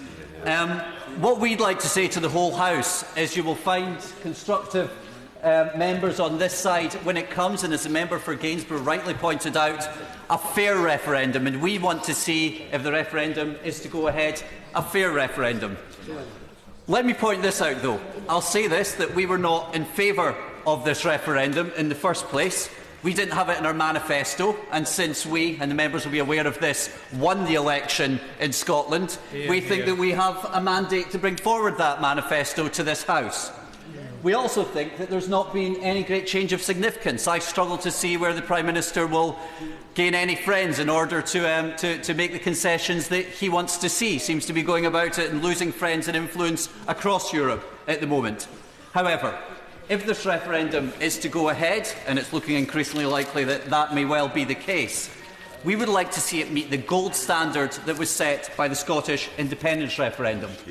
I think it's helpful to remind members that during that independence referendum that saw democratic activity that all of us around this House will welcome, we finished up with a turnout of 85 to 86% in that referendum, far higher than any election in recent times, and an involvement from the public in Scotland in that democratic process like we haven't seen before.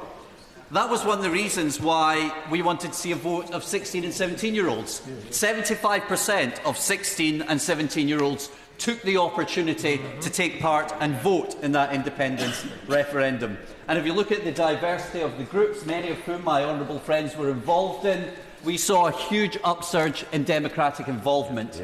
All of us across this chamber think quite a lot. How can we involve young people more often? How can we get more groups involved in the democratic process? And something in the Scottish independence referendum we saw an upsurge in that. Now, whether people were yes or no, and I know that members of this House campaigned on both sides, I think it's valuable for us to draw some of those lessons of what was a robust experience in democracy that won plaudits across the world. And that's something that none of us should ever lose sight of, and all of us should take some pride in. One other thing, and where we will be supportive of any amendments that create a fair playing field, we will also be supportive of, is having a positive campaign.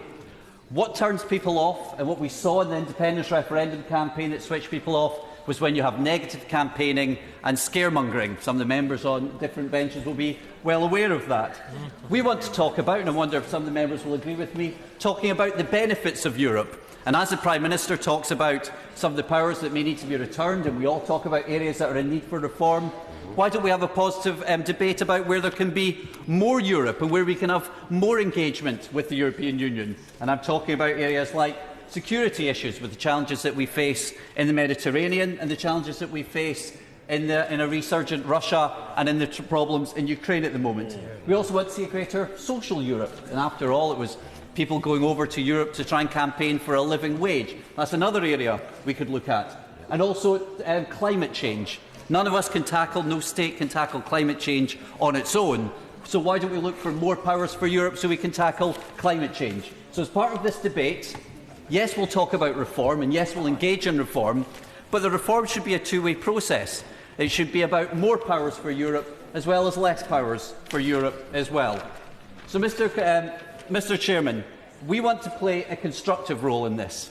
And even though we were against the referendum, we've made that very clear and we voted against it, we're willing to use our experiences in the independence referendum, where the government benches are willing to listen, to give you some of our experiences for what was a very positive role model in terms of a referendum.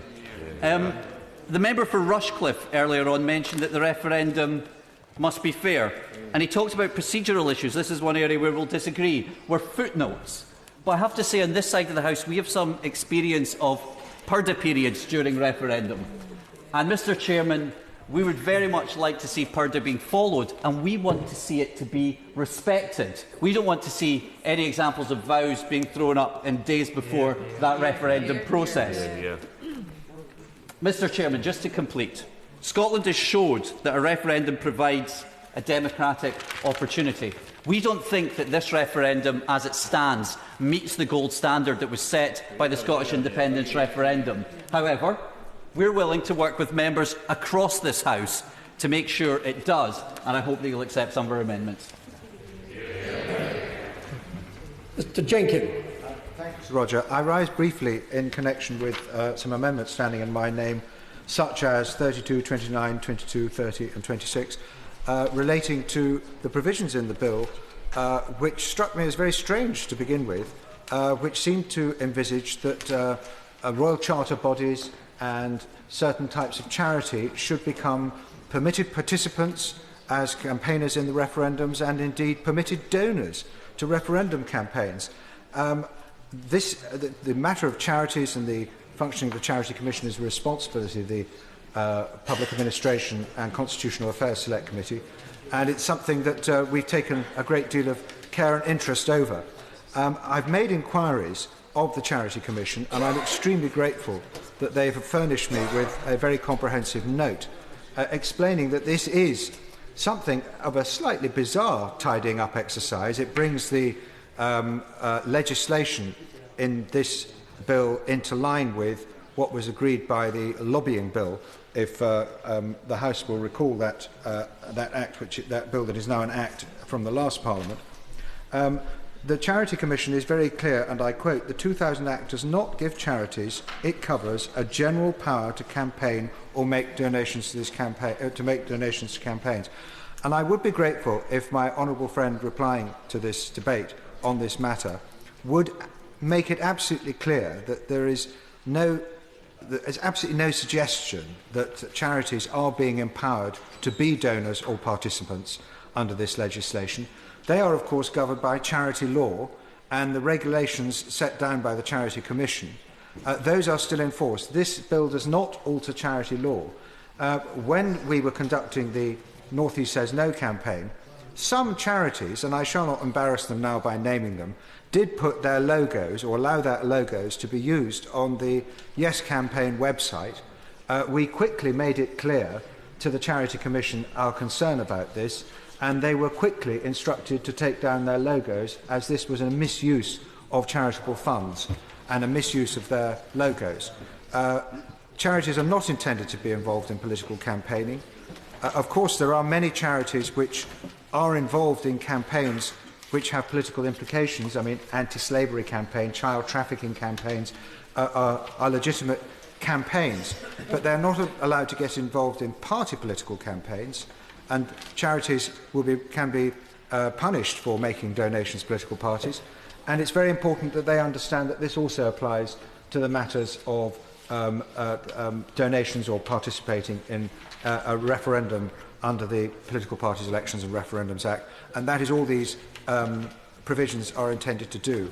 I'm therefore not intending to move these amendments, but it does just strike me that any intervention of a charity pales into insignificance to the imbalance that's being locked into this bill from my honourable friend for Gainsborough drew attention under Amendment number 53, where political parties are being allowed to participate pro rata to their vote in a general election. Incidentally, a general election where the European Union itself was not a major issue. It was an issue, but it wasn't the major issue, and hardly constitutes a mandate for spending on this scale. And of course, if government is released from purdah, or we can't contain what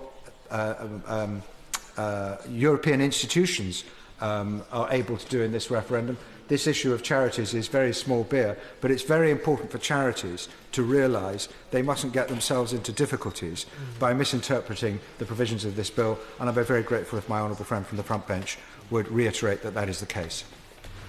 Alex Salmond. It's a pleasure to follow the right honourable member for Harwich and North Essex.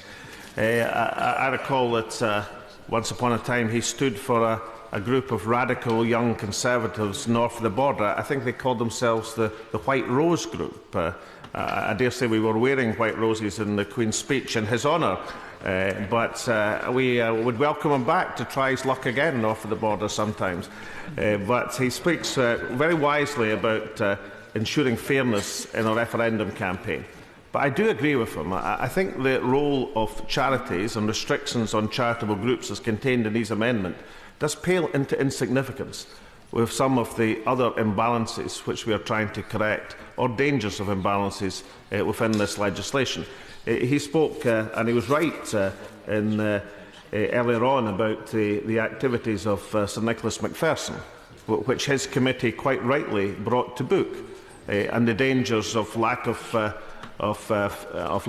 observation of civil service impartiality, particularly during a period of the actual campaign itself. I should say Sir Nicholas McPherson threatened to reach for his lawyers when he saw an advance copy of a book I published recently, available £12.99 in all good bookshops. But he was considering matters, he said, for legal options for redress, he said in a letter to the editor of the Scottish Sun newspaper. I'm pleased to say, in the interests of freedom of speech, that the articles went ahead, as did the book. And as yet, we haven't heard from St Nicholas's legal representatives, or from Sue Grabbit and Run, or whoever the Permanent Secretary of the Treasury uses these days. But we are reaching an extraordinary situation when we are lecturing, in terms of the amendments before us, charities, in terms of regulating their activities, without any evidence that any charity is about to break or breach fairness and rules, except for the rather slight evidence that the right honourable member gave us from the previous North East referendum some years ago, when we are not concentrating on the huge and serious potential imbalance of the activities of government ministers breaching purdah, or indeed civil servants breaching impartiality. So I would appeal to, when we're discussing these amendments, by all means, let's have assurances about the range of amendments that have been proposed. And never, incidentally, in any European debate in this House I can remember, I've seen so little number of speakers ready to address a range of amendments. By all means, let us examine these, but let us remember that this is a small matter compared to the other matters that we've been discussing. I was astonished earlier on in the proceedings when it was clear to me there was real concern across the chamber in terms of what was going to happen in the campaign period in terms of fairness and impartiality. And it was also clear that if the Labour Party had been prepared to adopt a more robust stance, then it could have been written into this bill to ensure that impartiality through observation of the preparer rules that we previously had. There was even enthusiasm for an enforcement mechanism, without which rules and regulations have no effect whatsoever.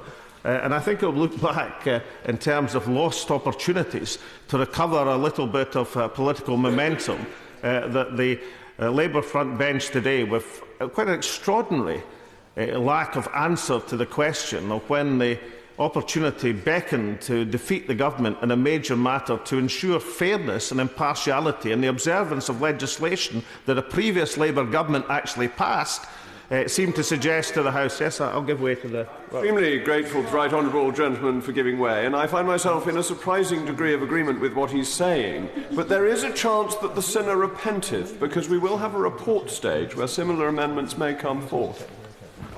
As I understand, and I'm open to correction from Sir Roger, that the sinner may get a chance to repent even before that, because Amendment 11 is still to be called in our order of proceedings. So the sinner may get a chance to repent at the report stage, the sinner may get a chance to repent at the 11th hour, or the sinner may get a chance to repent at 7 o'clock this evening. Let us all hope across this House that the sinner does repent whenever the sinner chooses to. But as I've been quoted, can I just say to the right honourable gentleman that I shall not be taking repentance at that time?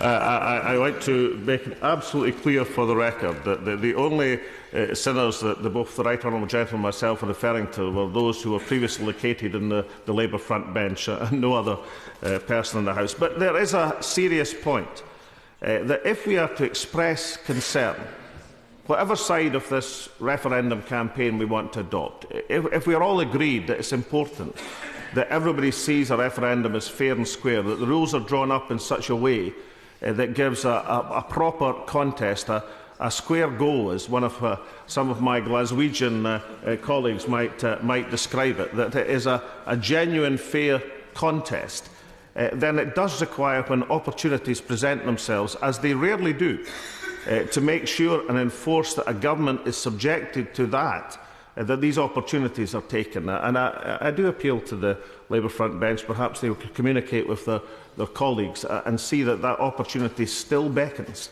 in order to make sure that can happen later on in our proceedings. The government position across a range of these matters seems to me to be somewhat disorganised. I know that there was a great anxiety on the part of government to rush forward with this legislation immediately after the general election, perhaps to catch the Labour Party still in a state of leadership limbo. But a number of things already in our proceedings would tell us that insufficient thought has gone in to the government's position. The extraordinary climb-down, cave-in on Government Amendment 55. I welcome, of course, that respect belatedly has been shown to the nations of Scotland, Wales and Northern Ireland, but it doesn't have within it the smack of a government which has considered its point of view. And in a range of matters, particularly with regard to Purdah, there is the sign that the government hasn't sufficiently thought through its position. I know that, I was told earlier, it is in order for the Minister of Europe to circulate a letter only to his colleagues, which says what might happen in report stage if people don't press their amendments inconveniently.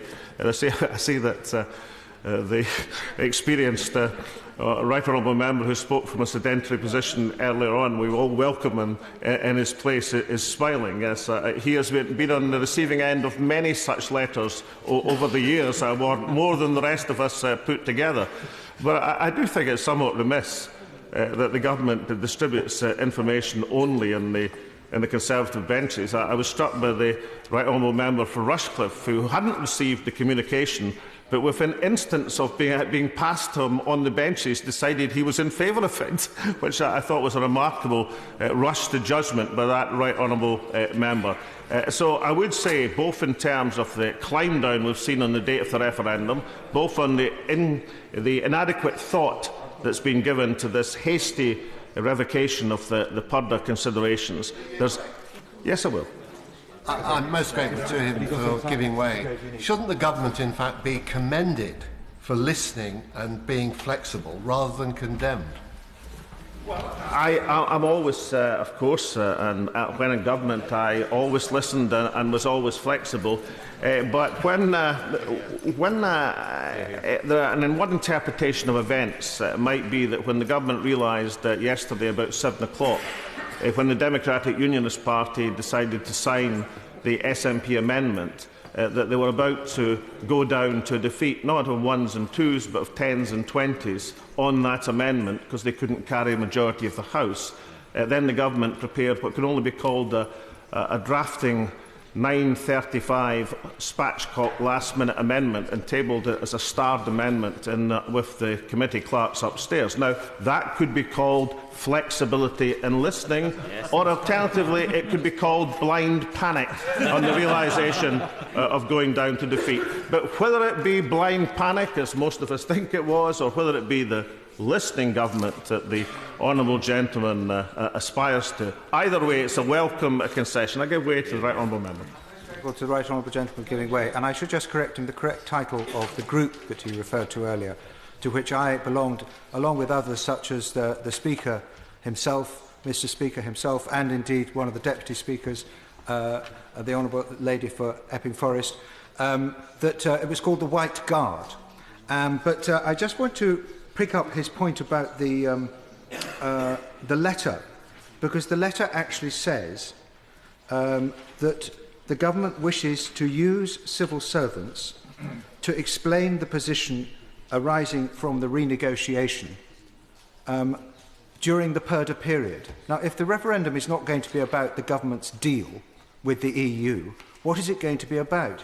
This letter actually says that they want to use the government machinery for precisely what they should not be allowed to use the government machinery for. That is an excellent point. I mean, firstly, let me say that I bow to his memory on the White Guard as opposed to the White Rose Group, and I'm delighted to receive the information that the Speaker of this House was actually a member. I cannot believe that the Speaker was unsuccessful in an election anywhere, but nonetheless I'm delighted to have that information. No doubt I shall use it at some point in the future. But the serious point he makes, I am afraid that, having just got this through Twitter, that I hadn't fully had a chance to examine it, but he makes a very serious point which goes to the very heart of some of the profound issues which he raised and others raised in earlier debates. I give way. I thought the White Rose was a Jacobite symbol and then a Tory symbol. I'm surprised the SNP should have adopted it, but I'm very grateful for him adopting our symbol. But the serious point I want to make to him is, does he think, notwithstanding the arguments about purdah, which actually I think he makes some very good points, it's also very important that there is a broad equality of spending on both sides. Does he agree with that?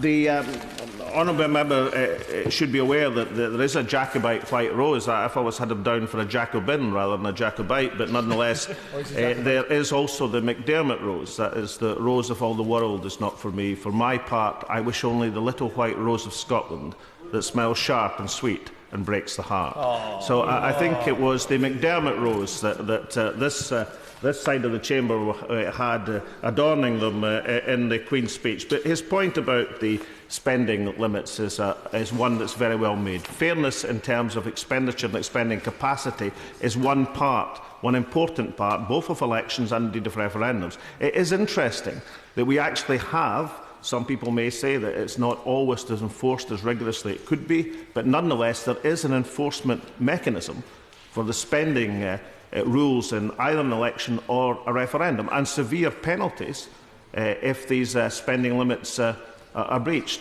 There is no such effective mechanism for breaches of purdah.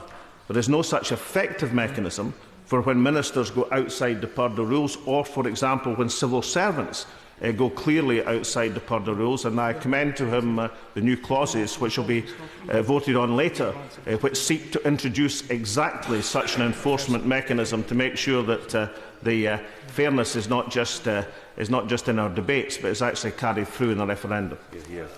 Well, to the right honourable gentleman, I just wanted to suggest to him that the Civil Service Code actually doesn't impose any restriction on the civil servants, as far as I'm told, and that is an area which definitely would have to be dealt with, as he's suggesting. I'm delighted to give way to the right honourable member in his sedentary position. His colleague, the right honourable member's committee, I think, was alluding to exactly why that should be done in the report which condemned the activities of Sir Nicholas McPherson in such a straightforward manner over the few months back. So I think he's quite right. I think this is something he should. But I do commend him to have a look at the new clauses that we've brought before the House, new Clause 3 and new Clause 4, which seek to do exactly that, which seek to set out what the rules should be and then an enforcement mechanism to make sure these rules are adhered to. Yep. So, Roger, you've been patient with time, and I know that there's a number of other honourable members and right honourable members wish to speak. But I'd say to the government front bench, in a whole area of ways in which this debate has already flung up, there are severe deficiencies in this bill. Although we do welcome the concession as far as the timing of the referendum is concerned, whether it be out of listening or out of panic, we certainly welcome it. But there are other areas where, as yet, the government hasn't convinced me as a pro-European, and I suspect certainly hasn't convinced some of their colleagues who may take a different view on the European referendum. But the joint view that we hold, as far as is possible, we would like to see a referendum which was conducted in a proper and fair manner. Sir William Cash. Very much, Sir Roger. I am now going to talk to my amendment number 9, which is a very simple amendment with very important consequences and implications. It would simply ensure that the referendum period lasts for at least 16 weeks. At the moment, the position is that under the PPERA, that 2000 Act, there is a maximum 6-week period for potential lead campaigners to apply, be appointed, and then that is then followed by a minimum 4-week period before the poll. However, drawing on the experience of the Electoral Commission of regulating the rules for the Scottish independence referendum in 2014, the Commission have now concluded that an alternative approach to the timetable for appointing lead campaigners should that the legislative timetable allow, they would recommend that the appointment should take place shortly before rather than during the first 6 weeks of the referendum period. The effect of this would be to clarify earlier for voters and campaigners, and for the lead campaigners to be in place shortly before the majority of the regulatory controls come into force. Can't think of anything much more important than people should know who's running which organisations. This would therefore allow for a shorter total duration of the subsequent referendum period, for example, a designation period of 6 weeks, with a subsequent 10-week regulated campaign period. This is a massively important referendum. It's pretty astonishing that there is a vacuum on this subject, and I think this is an extremely important amendment. I note that the Minister for Europe is not in his place. I see one of the senior whips is, but that is no substitute. Perhaps he's a minister. I do. Oh, I do beg his pardon. I'm so sorry. He was a whip a short time ago, and he's now been promoted, for which I congratulate him. But the position is, and I hope that he'll be able to pass this message back, that we really must have a substantive response to this question. Furthermore, the amendment would extend the minimum referendum period to 16 weeks, thus providing for a minimum 10-week post-appointment period. And in the words of the Electoral Commission, and I'm glad to tell you that they have supported my amendment, this is something which I found a number of my amendments that have received a good deal of support, in fact, the majority support of my amendments from the Electoral Commission. And they say that in order to extend the period to 16 weeks, this will go some way, they say, to giving designated lead campaign groups the time needed to get their messages across to voters, including to plan and effectively use free mailing and TV broadcasts. Well, I can't think of anything much more important in terms of fairness again, to come back to that hallowed expression, yes. His amendment, to which I've added my name, but doesn't that presuppose that the government will actually conclude the negotiations, report them to the House well before the 16-week period cuts in, and that it is not legitimate for them then to use the government's machinery to explain the deal that they've reached through the purdah period and the 16-week period up until polling day? Doesn't that suggest that the government is going to try and pull a fast one? And wouldn't it be better if they made it clear now that they're going to conclude the deal long before the referendum is actually called, so there can be a proper and dispassionate debate about it? I very much agree with my honourable friend, and I go further and say that in the intervening period between now and the report stage, there are going to be substantial issues of this kind that we're going to need to dig into. There are references to Council's opinion on the purdah period. There are views which have been expressed by the Electoral Commission. We have a bill before us without really having any idea of the outcome of the negotiations. This is not a satisfactory way to proceed. And as one who spent 25 years in very senior practice as a constitutional administrative lawyer, dealing with matters such as the referendum, the dispute between Canada and Quebec and things of that kind, I can only say that Council's opinion is not the basis on which to make not the basis on which to make political decisions.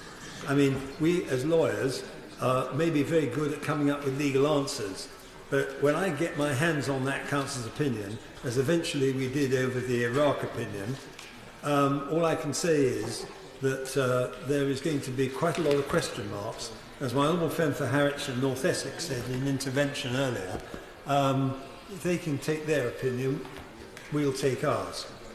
So that's the position on that very important amendment, and the Electoral Commission supports the principle behind it, and I'm asking the Minister if he'd be good enough to give us a substantive reply and actually to support the amendment themselves.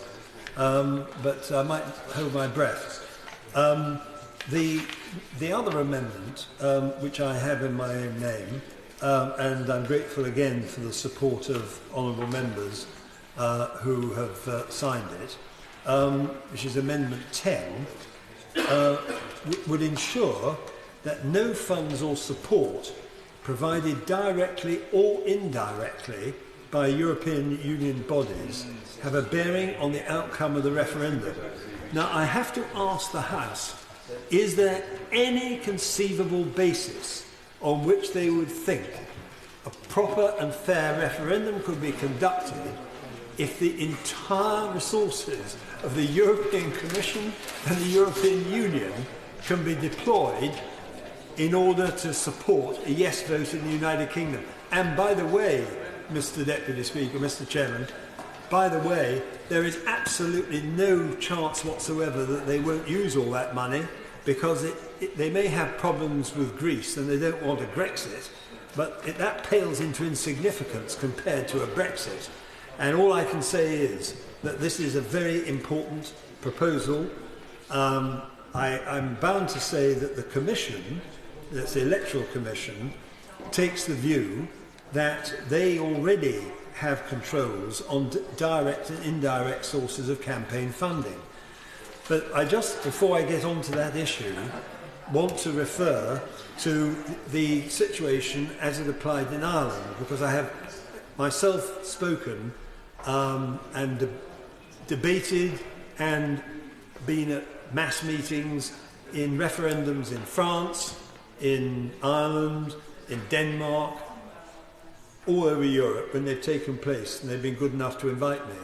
And all I can say is that when you see the power of the state pouring money down the throats of voters for and the machinery which underpins the Yes campaign, what has happened, and I've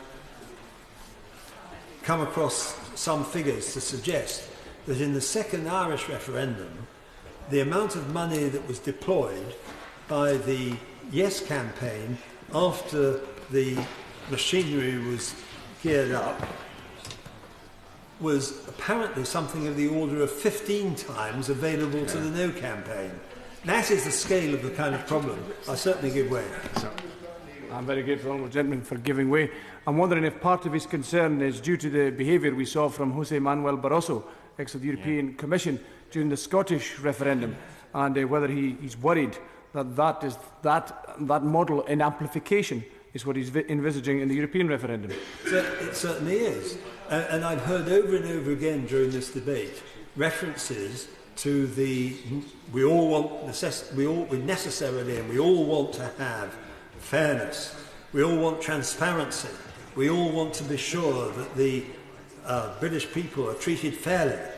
Well, the fact is that with the European Union money, there isn't the slightest chance of that happening, just as with the Perla arrangements, bringing the civil service into the equation will have exactly the same negative effect. I'm very grateful for his generosity.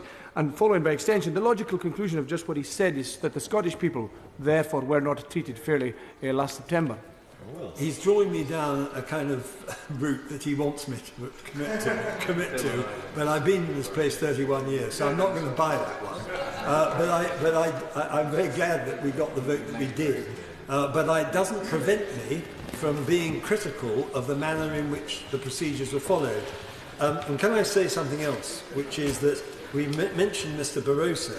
Here we are in the Westminster Parliament, which is described as the mother of parliaments.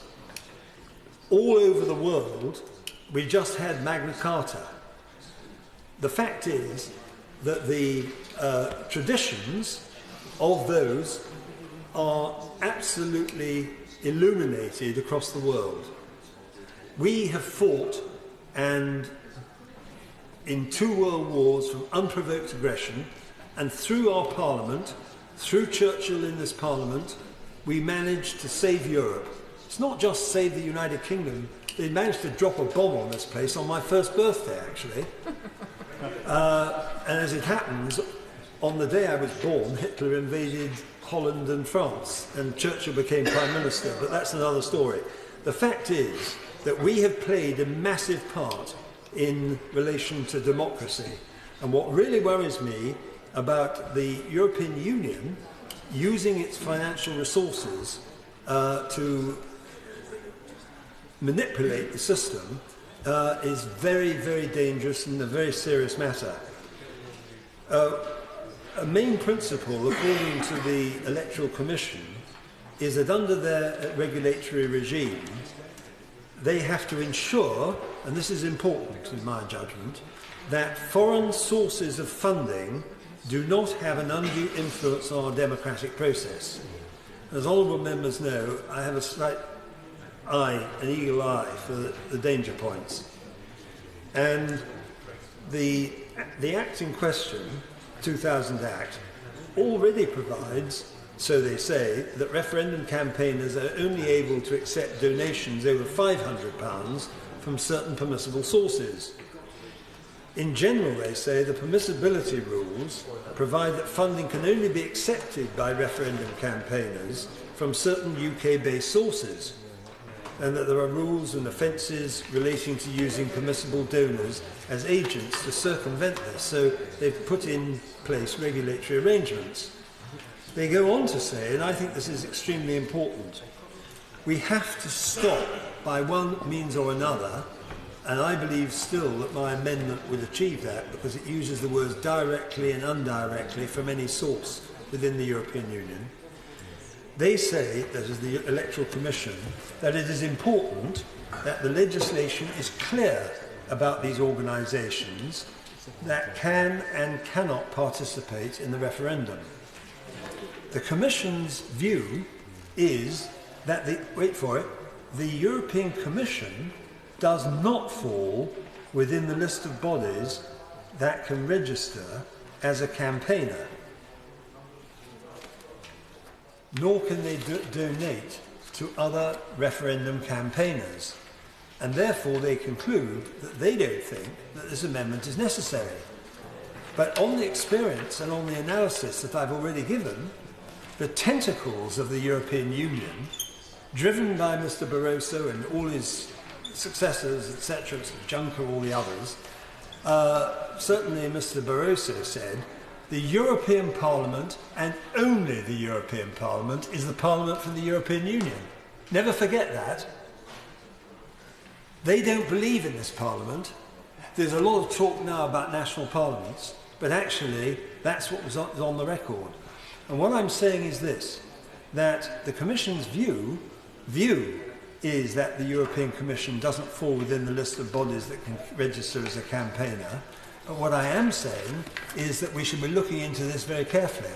Because if they were wrong, and then the European Union, the European Commission did in fact manage to worm its way on the scale that they have at their disposal to subsidise the yes vote, as I understand it took place in Ireland, not to mention other countries throughout the European Union. I bear in mind on the Perla issue that the Prime Minister is saying that we can find an answer to the problems inherent in that, which they acknowledge there are problems in Section 125, but they'll get round them. And that would include, just one moment, that will include dealing with the civil service. But the civil service includes members of the permanent representatives. For those members who may be new to the House, they may not know, there's a body called COREPA, which is the Committee of Permanent Representatives. They are the most powerful body in the European Union, bar none, because they're the ones who stitch up the deals between all the member states. And as chairman of the European Scrutiny Committee, I've had in our chief representative on that body. What I'm saying to you is this, saying to the House is this, that the consequences of the evaporation of Section 125, combined with the intrusion of the European Union in money terms, represents a monumental challenge to our democratic system. I'll give way. I'm most grateful to my honourable friend. He is explaining very coherently how, even though the European Commission doesn't consider itself to be a permitted participant or a permitted donor in a UK referendum campaign, its ability to fund bodies that are going to be participants or campaign bodies is unlimited. And in fact, what I wanted to ask him is, what about, for example, the Brussels-backed CBI, which has already received funds from the European Union, presumably to promote the European Union? What is to stop them receiving further funds, and what restrictions will this bill provide on them receiving those funds if they want to be a donor to other campaigns? This is absolutely vital territory. And in a nutshell, we're going to have to get it right, because that is a floodgate of money which would be devastating if it were to be employed together with the restrictions of 125 being lifted and the whole of the panoply of the civil service being brought into play. I mean, this is a kind of nightmare scenario, but it's the genuine one, and I'm not convinced, but I shall look into this, when I hear that the European Union is not described as a foreign source. And I'll conclude on this point, because we passed an Act of Parliament called the European Communities Act 1972. And under that Act, we absorbed all the treaties and all the functions of all the bodies which were involved in that range of functions into our legislation. And because it becomes part of our constitutional settlement, for the time being, I trust, under the European Communities Act 1972, I really do find it very uncertain, if not dangerous, to assume that the European Union and the European Commission would not be construed as being based in the United Kingdom as well as in all the other countries. In other words, not a foreign source. This is a matter that's going to have to be looked in very, very carefully. and I shall be consulting and conferring with my colleagues as to what we do about these amendments. I'll give way once more. I'm grateful to the honourable gentleman for giving way, and isn't part of the difficulty that the UK has in that Ireland, Cyprus and Malta are treated one way when it comes to this. And even when we're talking about foreign, we have the Foreign and Commonwealth Office because we don't consider this Commonwealth citizens to be foreign. We do consider some European Union citizens to be foreign. And even the Foreign and Commonwealth Office itself is anomalous because the Irish Republic is neither in the Commonwealth or neither is it considered legally foreign in the United Kingdom. So the United Kingdom's own mess is contributing to some of the argument that he's alluding to there. I only respond by saying there are those who once described the Foreign Office in these terms as it actually is the Common and Foreignwealth Office, but that's another story. I give way to the honourable gentleman. I'm very grateful, and I just, with his Amendment 10, if you could just help me out understand that, because of course those people who may want to engage in the process and maybe donate to either the in or out campaign may be barred from doing so because of their business interests. So, for example, if there were a large agricultural company that was receiving basic payment scheme money from the European Union, they wouldn't be able to donate to either an in or out campaign because of that assistance that they were getting from the EU. And the same could be said for many industrial companies who may or may not receive support via grants to extend their factories or other such support mechanisms. I think that it's a question of the manner in which the funds or support are provided. And as far as I'm concerned, it's within the framework of Amendment 10. It is to do with the question of campaign funding and donations. And all I can say is that the interstices of and the tentacles of the European Union are so extensive that we're going to keep bumping into these problems. What I am saying is that I think that the scale of the monies in question are so huge that we really have got to be sure. And the determination to keep Britain in the European Union on behalf of the European Union bodies is such that they will stop at nothing to use every means that they can legally to ensure that the money goes where they want it for the Yes campaign.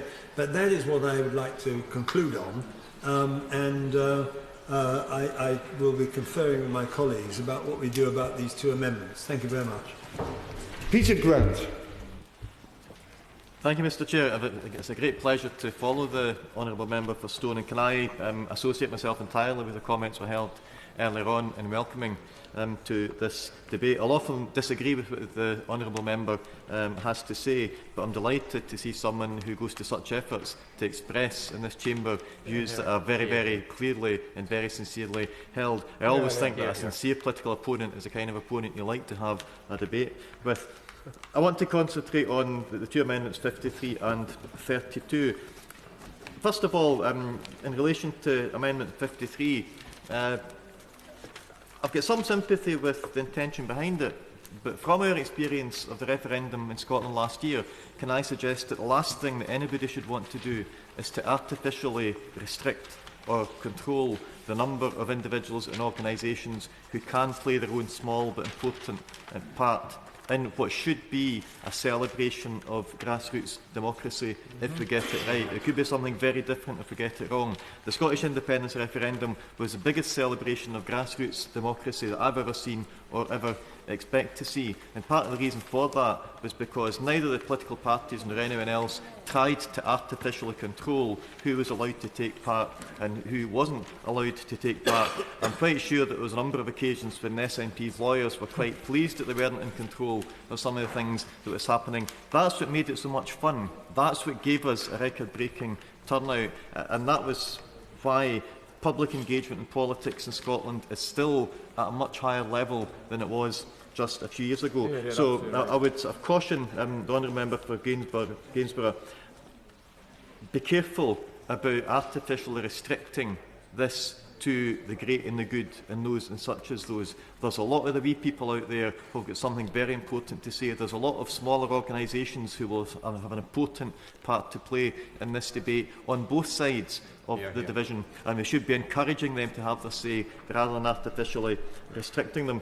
I have to say it was quite an interesting experience listening to so many Conservative MPs complaining that it might get unspent in an election campaign. I don't remember an awful lot of concern on the Conservative benches during any of my 25, almost 30 years in party politics. I don't often remember them complaining that an election wasn't fair if one party was being massively funded by big business and was able to outspend all the other parties together by a factor of 5 or 10. I'll give way to my friend here. I'm sure the irony is not lost on them either, the concerns that European organisations might dip their oar in this particular debate when there was concerns of the committees and the machinations of government here were negligible, it seemed, when it came to the Scottish referendum. My honourable friend makes a very good and a very valid point, and many of the concerns that are being expressed in the Conservative benches now about possible unfairness in the conduct of this referendum are referring to exactly the kinds of unfairness that they and their colleagues were quite happily to exploit in this referendum. The honourable gentleman is making a debating point, which up to a point is acceptable, but I think he really should stick to this referendum rather than previous ones. Thank you. I stand corrected. I do apologise. I now look at amendment number 32, and again I can understand the intention behind this, because charities should be carrying out charitable work and charities should not be engaged full-time in political campaigning. But let me just give one example of the kind of unintended and undesirable consequence that we could see. One of the two very moving maiden speeches we had earlier on from the honourable member from Hampstead and Kilburn, thank you, who spoke very movingly and very passionately about the positive influence that people who are born beyond the shores of these nations have made to her community and to the wider community. It's not impossible to imagine that the referendum debate could start to be dragged off in the wrong direction. The honourable member mentioned very perceptively the danger that a debate about membership of the European Union could be turned by some people into a debate about immigration. And when you start a debate on immigration, it can very quickly become a debate that turns hostile to immigrants as human beings. I'll take an intervention in a minute. I have a concern that if that is allowed to happen, and there will be powerful voices in sections of the media, for example, who want that to happen, we could have a situation where citizens of these nations begin to feel that they are not welcome, they begin to feel vulnerable, they begin to feel threatened by some of the propaganda that is being put about.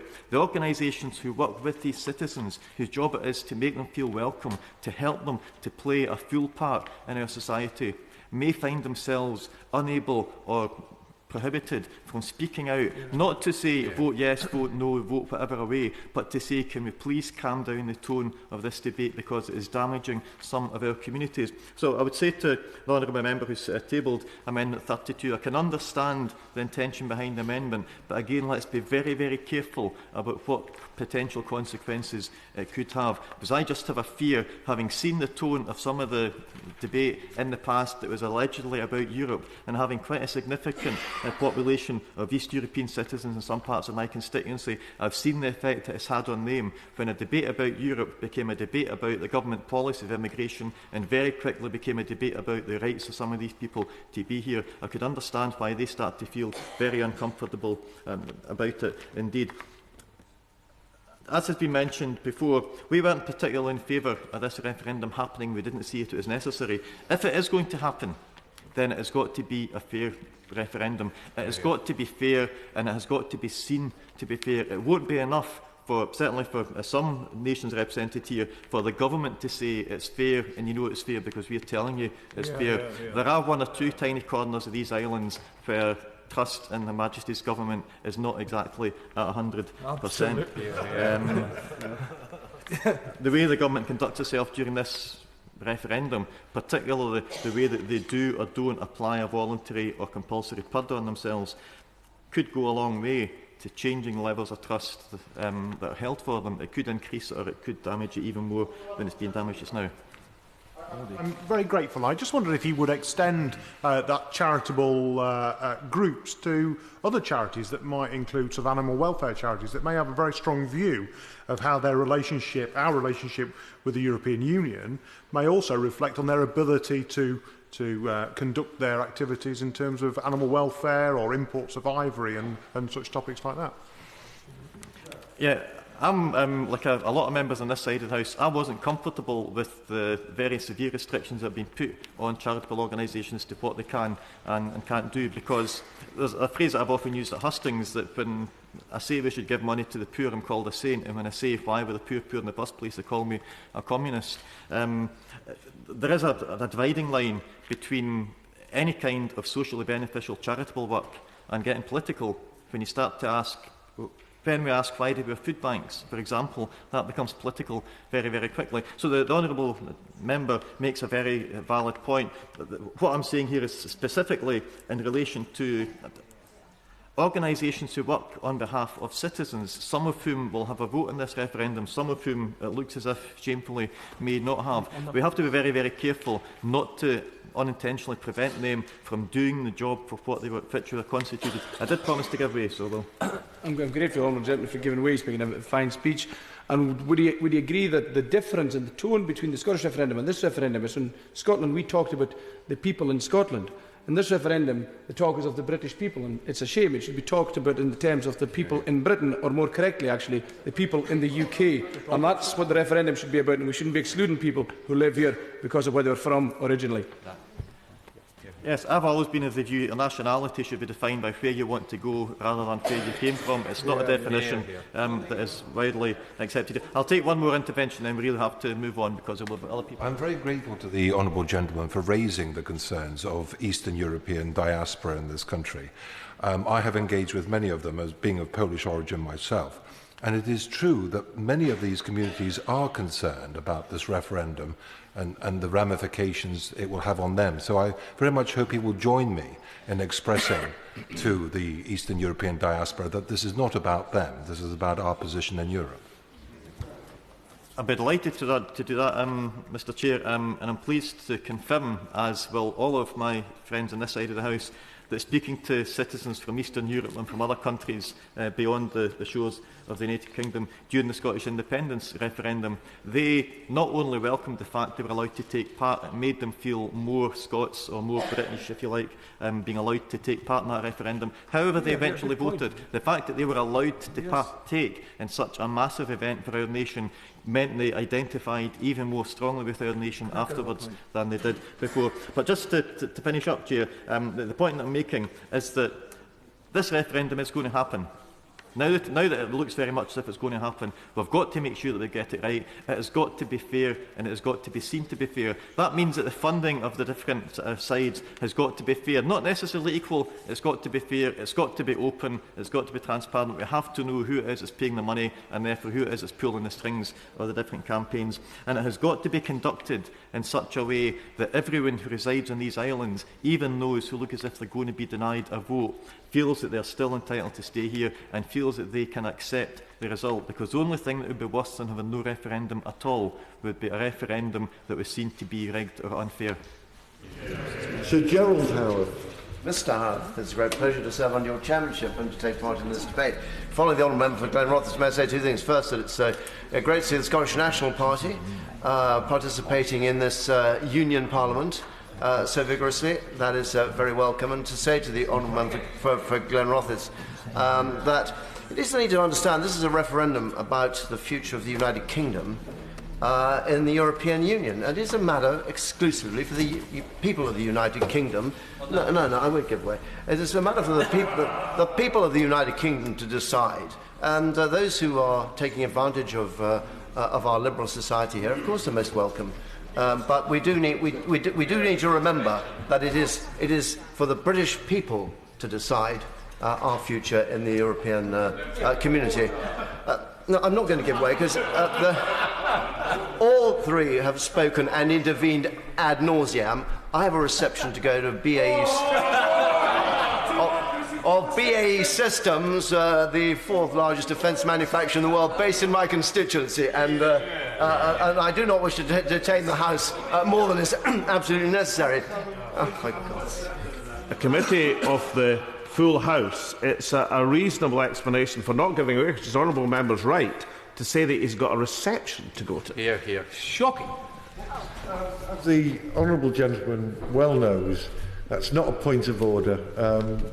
He can give way or not. It is a matter of choice for the right honourable gentleman. Sir Gerald Howard. Well, Mr. Howard, it's quite clear that the right honourable gentleman for Gordon is only distressed because he hasn't been invited. But I could, if he speaks to me very nicely, I might arrange for a wee ticket to be sent to him. But can I say, Mr. Howard, this is a very, very, very important subject, and I think I want first of all to put on record my appreciation to the Prime Minister for having kept his word to the British people that there will be a referendum on Britain's future in the European Union. And to have brought forward this bill so soon in this Parliament, I think is highly commendable and is indicative of his determination. And it is also indicative of the spirit of the Conservative Party, that this is completely unlike 1992, that we are having a debate here on the committee stage of this bill, where there are differences of view, there are different concerns, and these are being aired in a spirit, or an amicable spirit, as we try to find the best way through. Because there is unanimity in this chamber that if this referendum is to be successful, it has to be fair. And it is not only that it has to, that we have to arrange provisions for it to be fair, as we best understand how to deliver that, but also that it is seen by the British people to have been fair. Because there will be nothing worse than to have carried out this, this extensive operation and held this referendum if at the end the people feel dissatisfied on whichever side of the argument that the conditions which we in this House laid down for the conduct of the referendum have not been properly fulfilled. So I think, Mr. Howard, it is absolutely right and proper that we do seek to be as precise in framing the rules for this referendum as we possibly can. And it is in that spirit that I support the amendment by my honourable friend for Gainsborough, who I see is no longer in his place, but also the amendment 10, which was moved by my honourable friend for Stone, and to which I am also a signatory. And it is on that second one that I wish to make a comment. My honourable friend for Stone says that the Electoral Commission does not believe it is necessary for us to include this provision, which would limit the capacity of the European Commission to get any involvement whatsoever. Well, I don't know. I think the Electoral Commission has made a number of very important and valid suggestions. But on this one, I need to be persuaded, because we all know in our constituencies where there has been a project which has been funded in any way by the European Union, we have that socking great stars plastered all over the project as though it's been funded by them. And of course, we in this House, Mr. House, we all know it hasn't been funded by the European Union at all. It has been funded by the British taxpayer with money that we have given the European Commission, which they then some of which they kindly give back to us. Yeah. So I think we need to be very, very clear indeed that we do not want the European Commission in any shape or form sticking its oar into what is our domestic debate about whether we continue as members of the European Union or we seek our fortune elsewhere. Give way to my other friend. I'm very grateful. And just again, I just wonder if you could just clarify, because I think there could be unintended consequences of that amendment, in that there are many companies and businesses that have received European funding for a project, for an extension to a factory, to create more employment, that will be barred from this process, that will not be able to participate or to fund one side of the argument or the other, who actually may feel very passionately either in or out, who actually will be excluded by this amendment. Yeah, I heard my honourable friend's intervention on our honourable friend, the member for Stone, earlier, and I think it is quite clearly a valid point, and I think that we do need to address that. But the purpose of the amendment, I think, is absolutely crystal clear. It is to stop the European Commission from seeking to get involved or funding third parties to involve themselves in the campaign. If a company, my own friend's constituency, received some support under a European Commission scheme, 5 years ago, 3 years ago, last year or whatever, and they choose to back one side or the other. I don't think one could say that's because they receive money from the European Commission.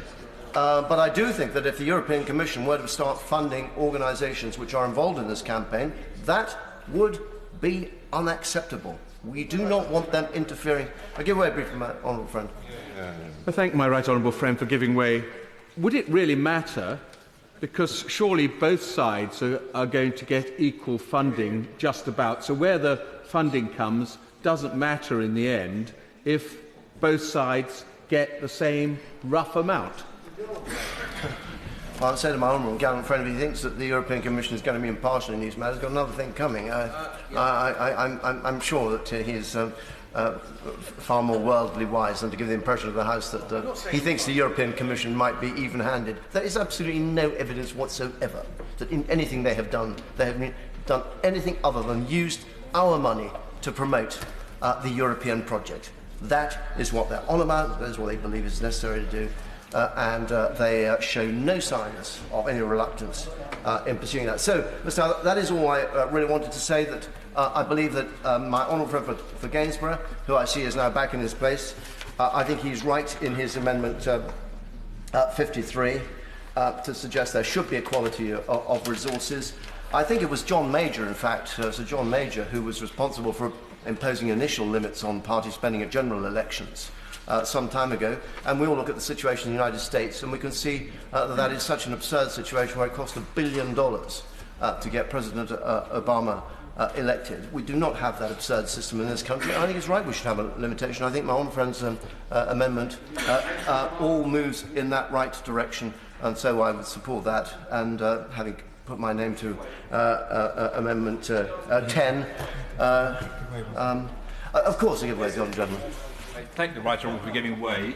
Just to reinforce the point he makes about America comparing with Britain, I was recently on a parliamentary visit to Washington. We met some senior members of the Democratic Party. I explained that there were limits on electoral expenditure in general elections in Britain, unlike in America, and he said, "How civilised," he said.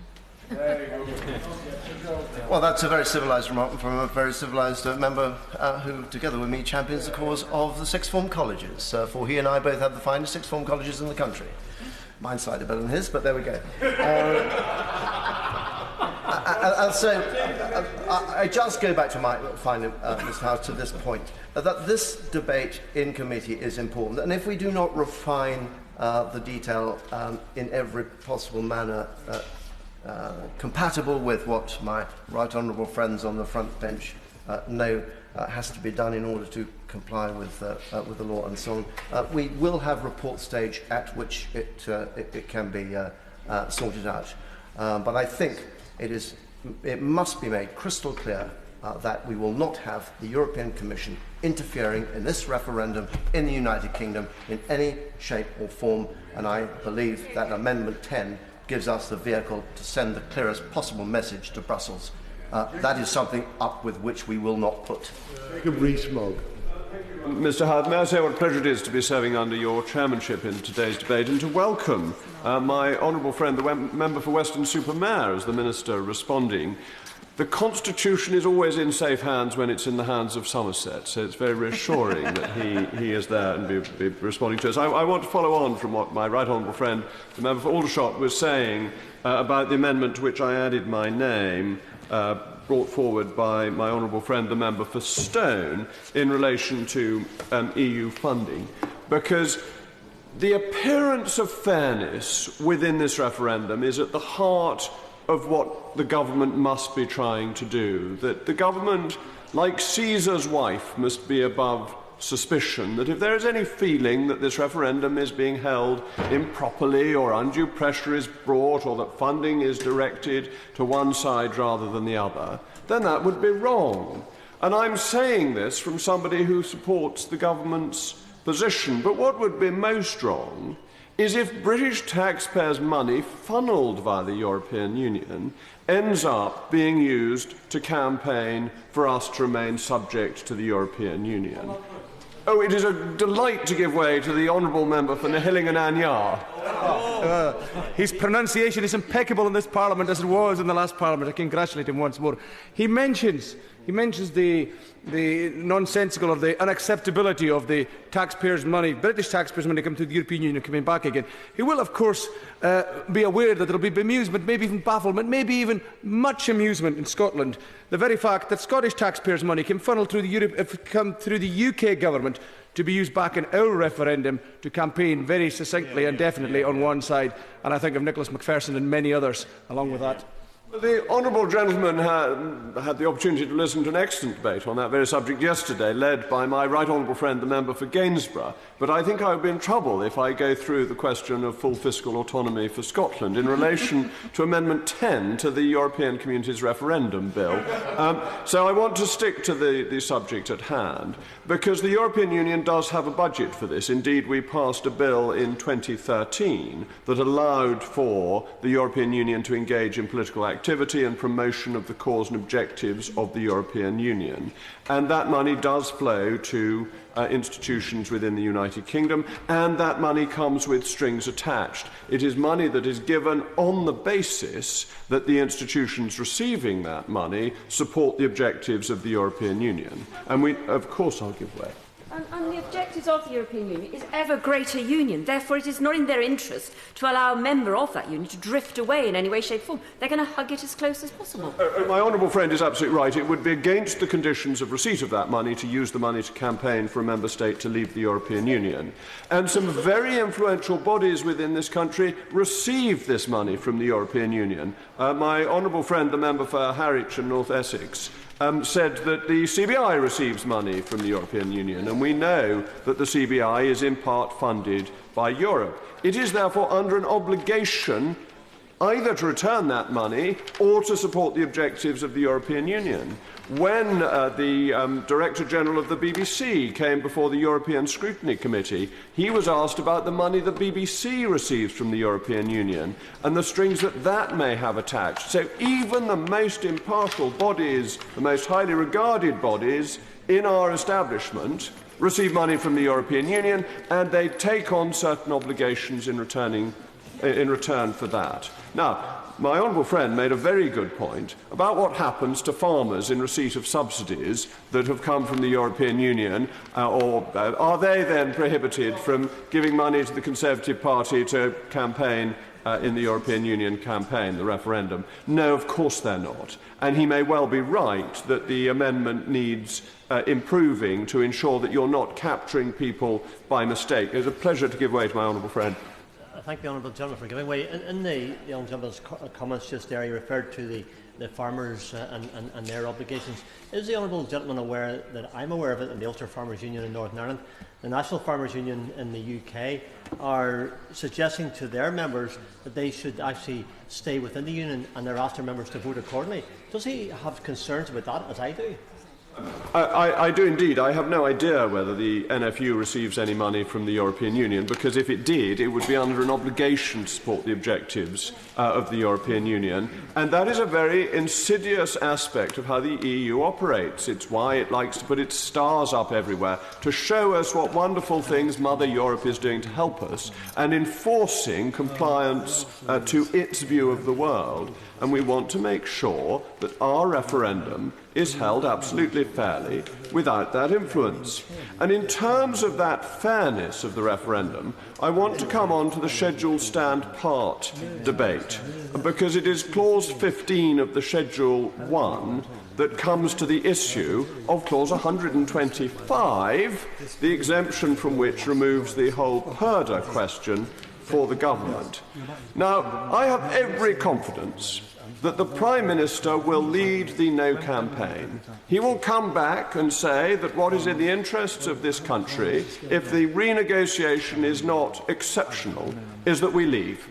He has indicated that in speeches, and I admire him for making his views so clear. And when he does that, I don't want him to be helped by legerdemain.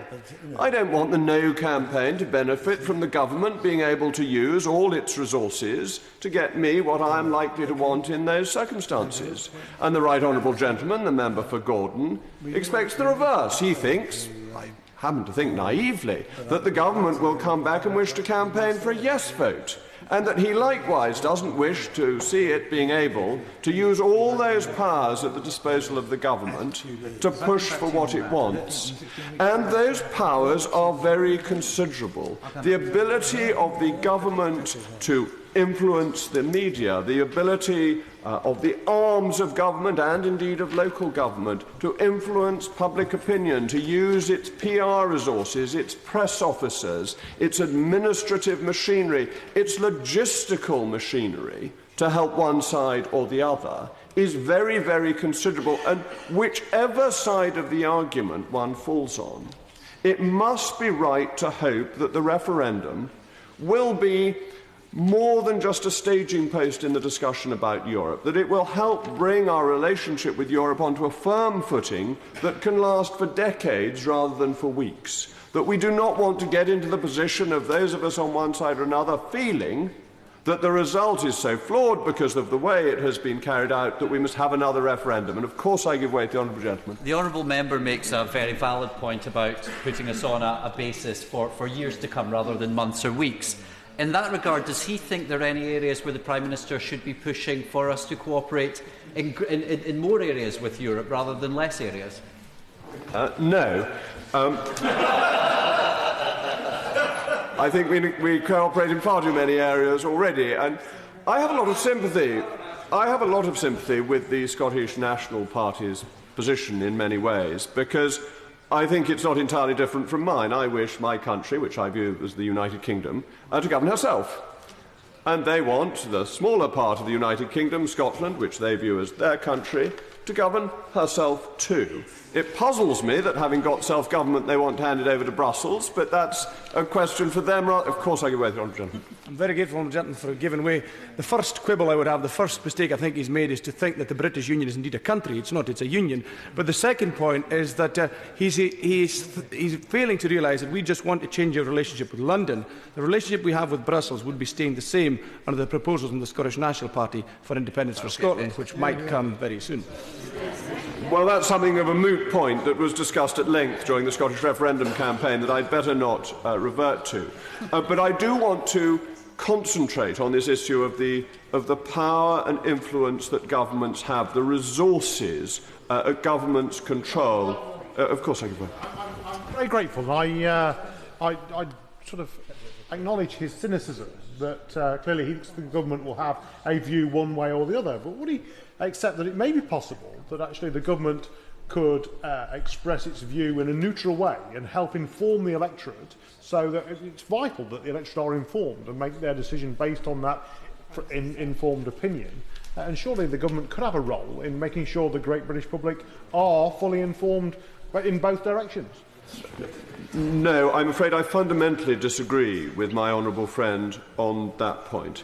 I think there are stages in this process, and that is what the bill and the Minister's letter are trying to get at. That the government has its renegotiation. It comes back with a package, and it will say that package is a triumph, whatever that package has. It may give us 3 loaves and 2 fishes, or it may give us complete control of our own destiny. Whichever it is, the government will say it is a triumph. And that will be the government answer, and they will be able to tell the electorate what they have managed to do. But from then on, it becomes a matter of straightforward politics as to whether you believe the government, whether you agree with what they have done, and I approve of the adversarial system that we have in this country, that you get your argument developed, you get to the answer that you want, not by getting authoritative documents from the government. Because actually authoritative governmental documents always have a bias within them. It may not be easy to see that bias on first reading, but as you look through the detail, you will see the way in which the government wants you to go, and that will always be bolstering the position that the government has set for itself in the first place. Of course I can we're good enough. Subject for correction from members of the SNP opposites. As I understand it, with the agreement of the Electoral Commission in the Scottish referendum put out leaflets, but they were agreed between the yes and the no campaign. Now, I may be corrected about that, but that has been something which I think even if it were not the case in the Scottish referendum, is a way of dealing with the situation, so that both the No campaign and the Yes campaign exchange the information, there is a bottom line, and that is the line that is taken and can be put as a fair choice. I certainly see, Mr Howth, no impropriety in that, like in the Mayoral for London campaigns, where there is a single booklet with all the views of all the candidates being circulated. That's not an improper thing to do. But perhaps I'm more of a believer in capitalism in elections as well as in the economic structures of the country, that I believe that people should campaign for what they want and put their own arguments rather than thinking they can be better put, or even well put, by a nominally independent third party, least of all by the government, because once the government has come to its position, it is really no different from the situation that it is in just before a general election. The government before a general election, of course, wants to be re-elected. It wants to carry on doing the great things that it feels that it has done. But it is prohibited from using the organs of the state to promote itself, because that is thought to be a fundamentally unfair way of dealing with a question that is immediately before the electorate. And in this, the referendum in Scotland is instructive, because there was a good deal of unhappiness from the SNP in the way some arms of government behaved in the immediate time prior to the referendum. And in my view, much though I welcome the result, much though I thought it was a result to be desired, nonetheless, I think the government getting too close to the deadline with its own view was actually damaging to the cause I believe in. And I'll happily give way again.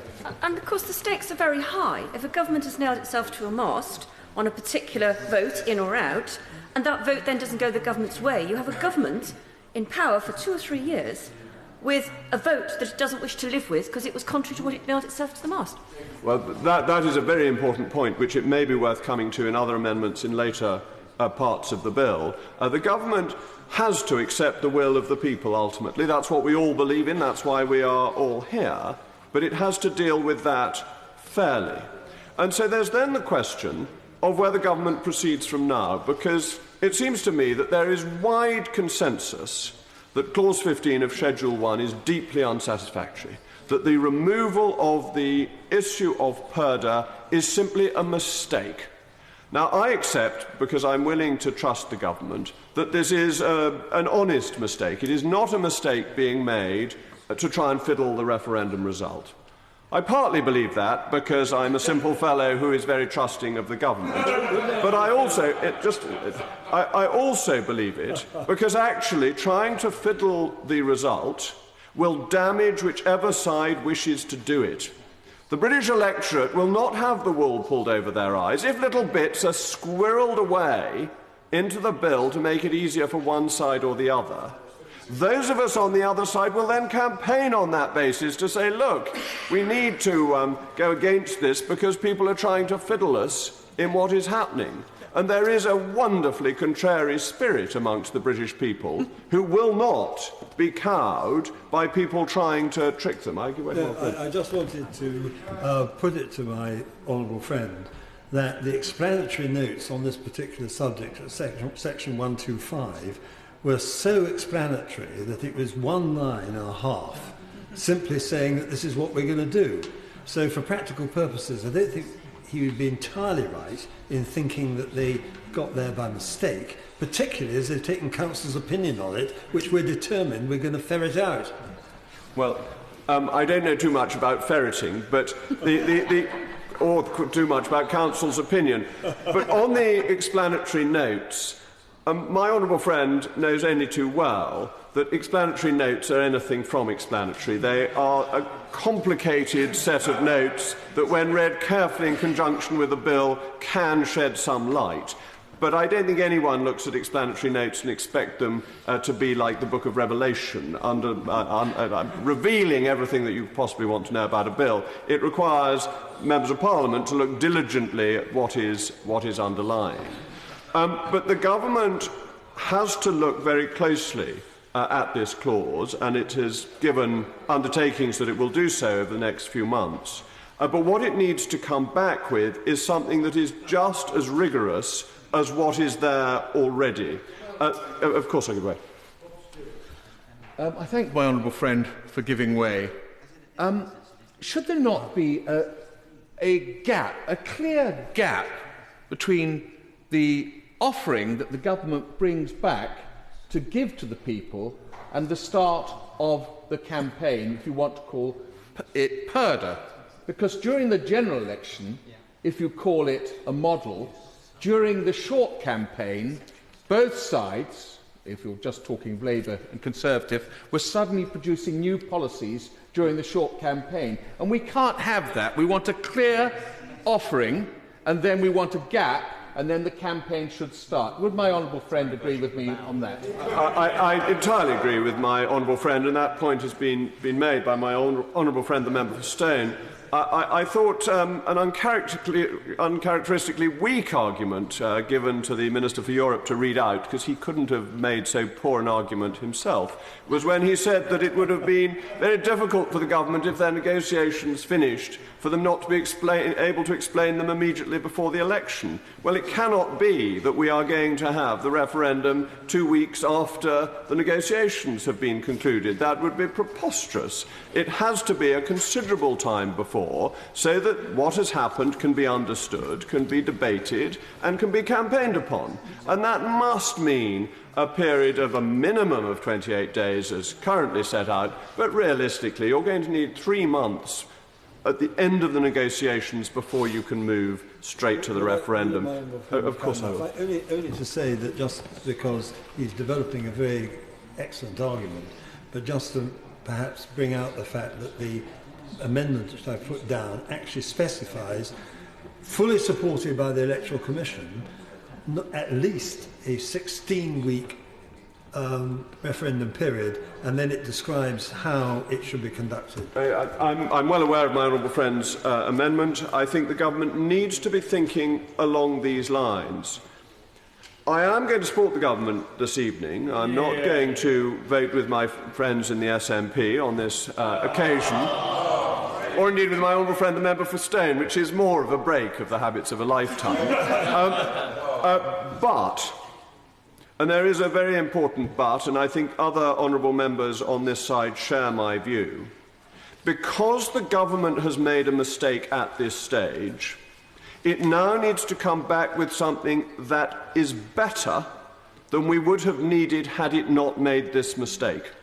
And that therefore the government's position of purdah must be a stricter one than they might have been able to get away with had they simply amended the existing restrictions rather than taking them all away and having a completely clean base from which they could have done anything. Yes, I will give way.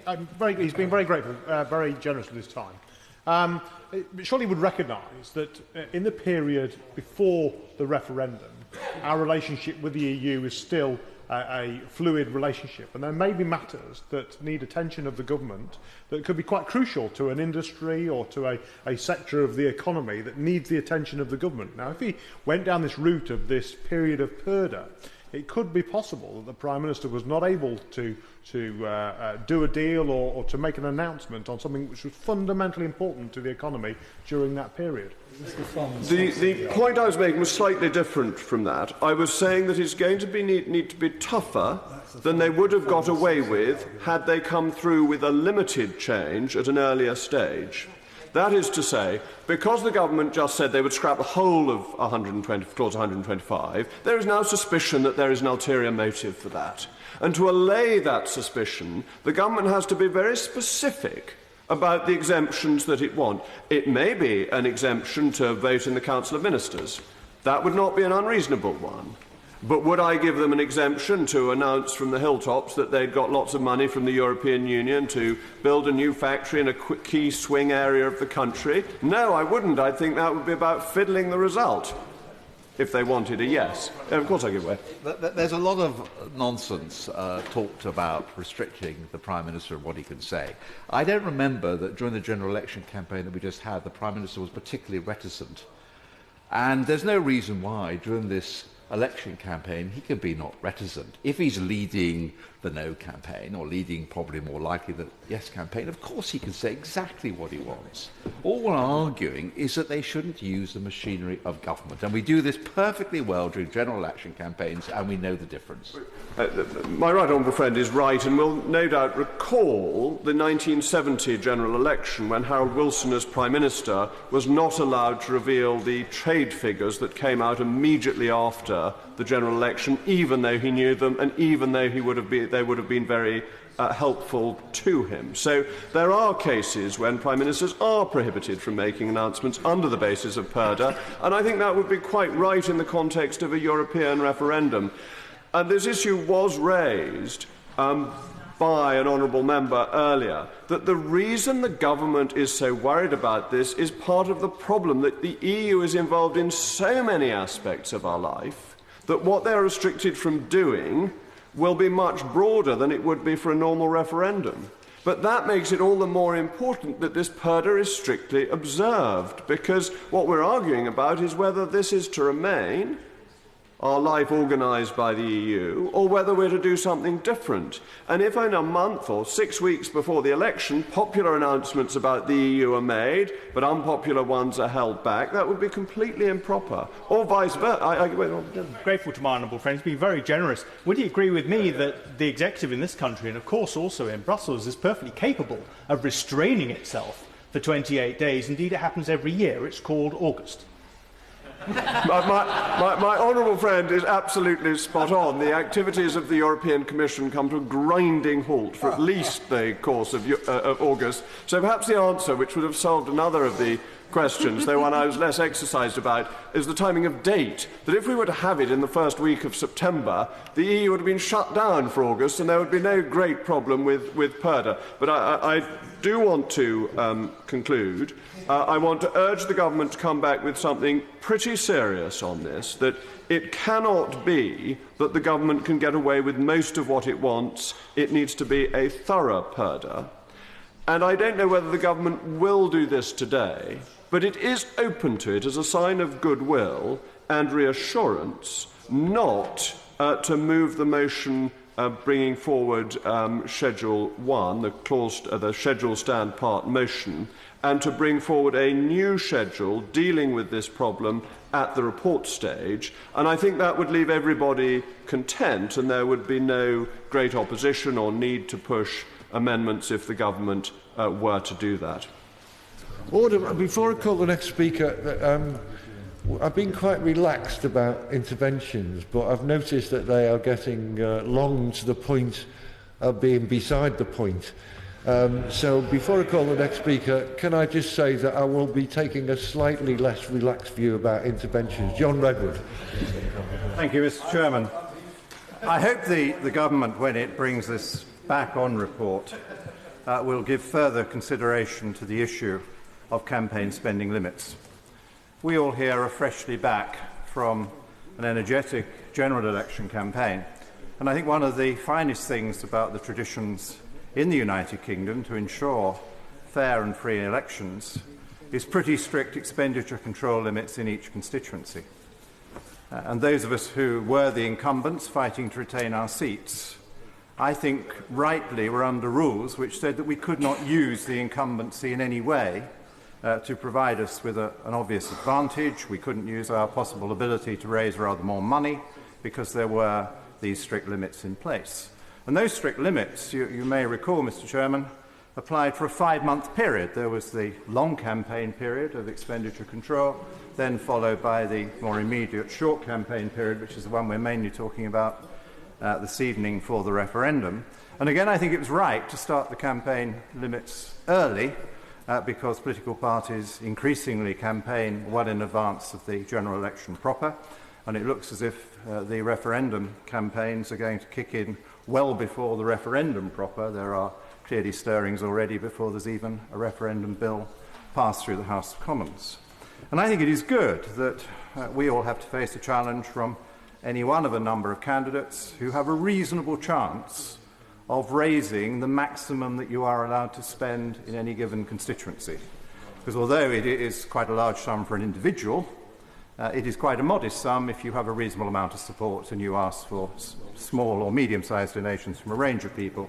It is not that difficult for a relatively popular party or candidate to raise the money needed to be able to spend right up to the limit in a constituency to give them the maximum chance of challenge. Now, I understand that in a national referendum campaign the sums are going to be rather bigger, and I do understand that if one side is a lot more popular than the other, not only will that give it an advantage in the vote, but it should give it an advantage in the amount of fundraising it can do. But I do think under the current bill as drafted, the very large sums that would be available because of the way the parties currently are thinking and the way some of the supporting organisations are currently thinking, it is thoroughly disproportionate, and that would give the impression of unfairness. And I do think the British people have a great sense of fairness, and I think many of the people who are on the yes side have a sense of fairness, and they would feel it would be better if the referendum campaign were conducted with more equal amounts of money, so that it is the weight and quality of the argument that matters more, and not access to funds and to special ways of messaging. My second point is to support those who are talking about the duration of the campaign. Whilst the campaign proper could well be limited to 4 weeks, you can say an awful lot in 4 weeks, and those with not a great deal of interest in politics will get rather bored if more than 4 weeks is dominated in the news media by the referendum campaign.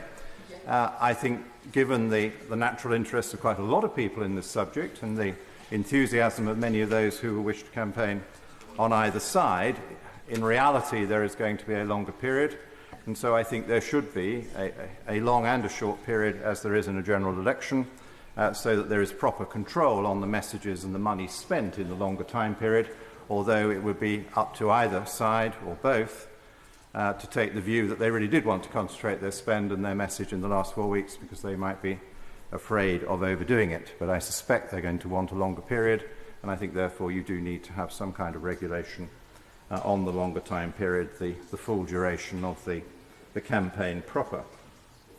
And my third point is to support those who have raised serious issues with the expenditures of public monies, and in particular with the expenditures of European Union money. I think it would be quite wrong for the European Union to spend any money intervening in a British referendum over whether the United Kingdom stays in the European Union or not. It is, after all, United Kingdom taxpayers' money, and on current polling we know that there is a split of opinion with very substantial bodies of opinion on both sides. And so people would be very reluctant, I think, to see their tax revenue taken by the European Union and then spent on putting out messages and propaganda just on one side of a very contentious referendum. I've got in mind, the Honourable Gentleman, of what happened in the Scottish referendum, and the only difference was the way that this is funded. In the United Kingdom, it's collected centrally and goes to London. Now, if the European Union had the same model, it would be collected centrally and go to Brussels and then given out again. The point is, it's the taxpayers' money, and in Scotland we saw our taxpayers' money come back through the UK government against the one side of the referendum campaign in Scotland. Mr. Chairman, I quite understand, and I'm suggesting something different. I'm suggesting that to have a completely fair and independent referendum, there should be much stricter controls. I think you need to have much stricter controls over the expenditure of government's money, and that the... Sorry, you're right.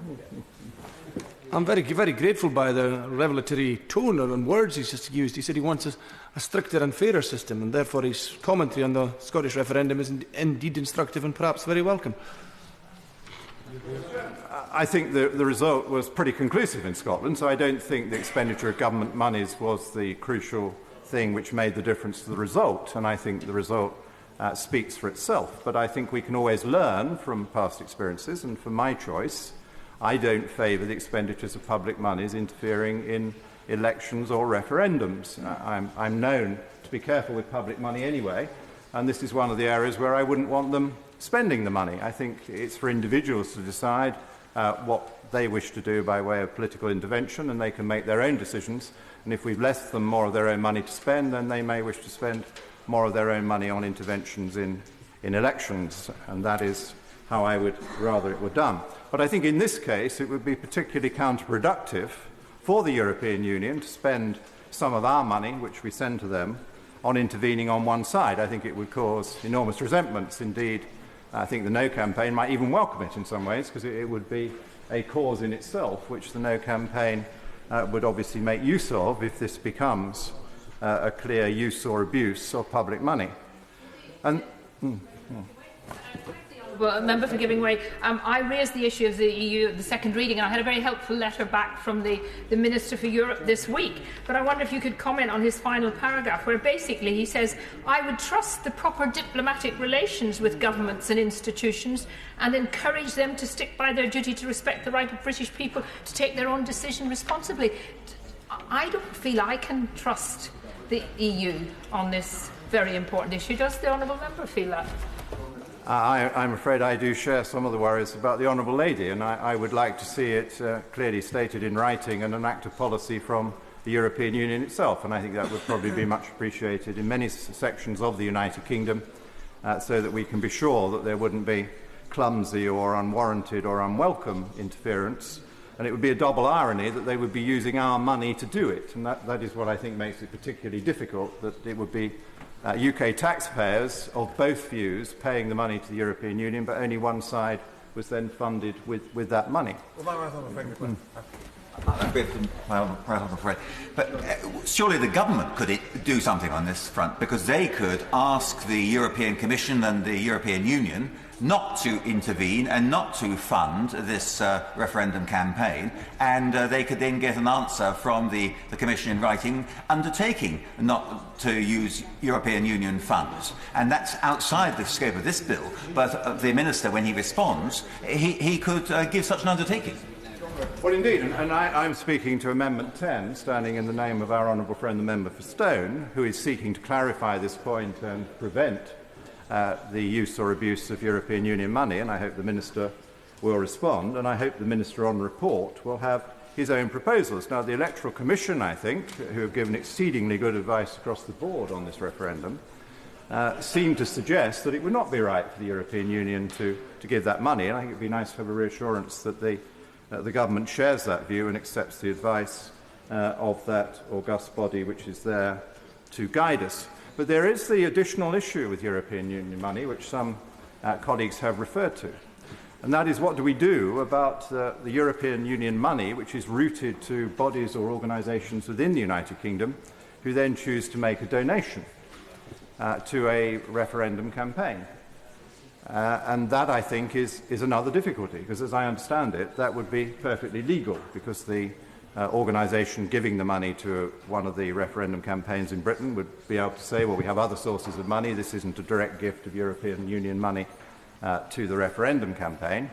But on the other hand, that body may have been swayed by the fact that they had generous access to European Union monies in the past, and whilst one would hope that none of them were doing it for that reason, there would be a suspicion that if you were in receipt of substantial European Union monies in the normal course of business, if you then saw fit to give money to staying in the European Union, it may then be that you would hope that the European Union would be better disposed when you put in your next application for money. Sir William Cash. I don't know whether he was here when we were debating part of this, but in relation to his remarks about the Electoral Commission, the position that the Commission is taking at the moment is that a central principle of the regulatory regime which they supervise is to ensure that foreign sources of funding do not have an undue influence on our democratic process. They've come to the conclusion, they say, their view is that the European Commission does not fall within the list of bodies that can register as a campaigner. Would you agree with me we've really got to get to the bottom of that and make quite certain, because it's highly arguable that the European constitutional arrangements are such that they are effectively embedded in our own constitutional arrangements by virtue of sections 2 and 3 of the European Communities Act. We need to get this right, don't we? Indeed, I was present to hear my honourable friend move his amendment, and I am very aware of the legal minefield that this could well represent, which is why I think I worded my remarks fairly cautiously. I said I thought it was the Electoral Commission's view that it would not be appropriate for the EU to spend this money, and as my honourable friend reminds us, they've made a clear statement about being a principal donor to the campaign, but there are other ways in which they could assist or help.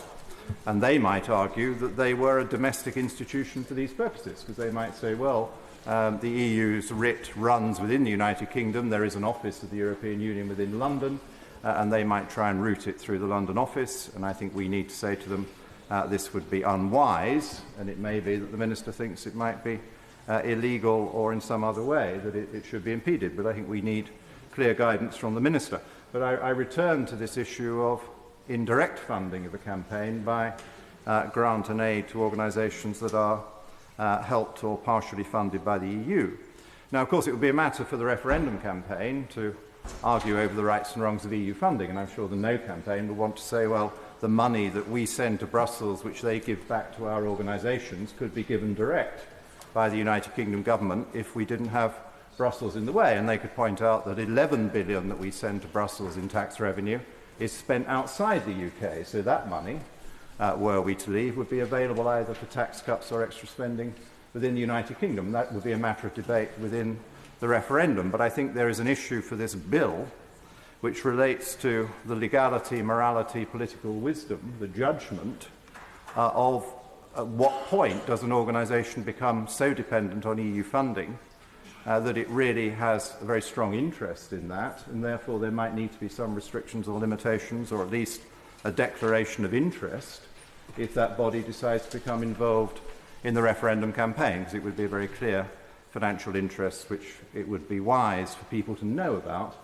if they were playing an important part as part of the yes campaign in the referendum.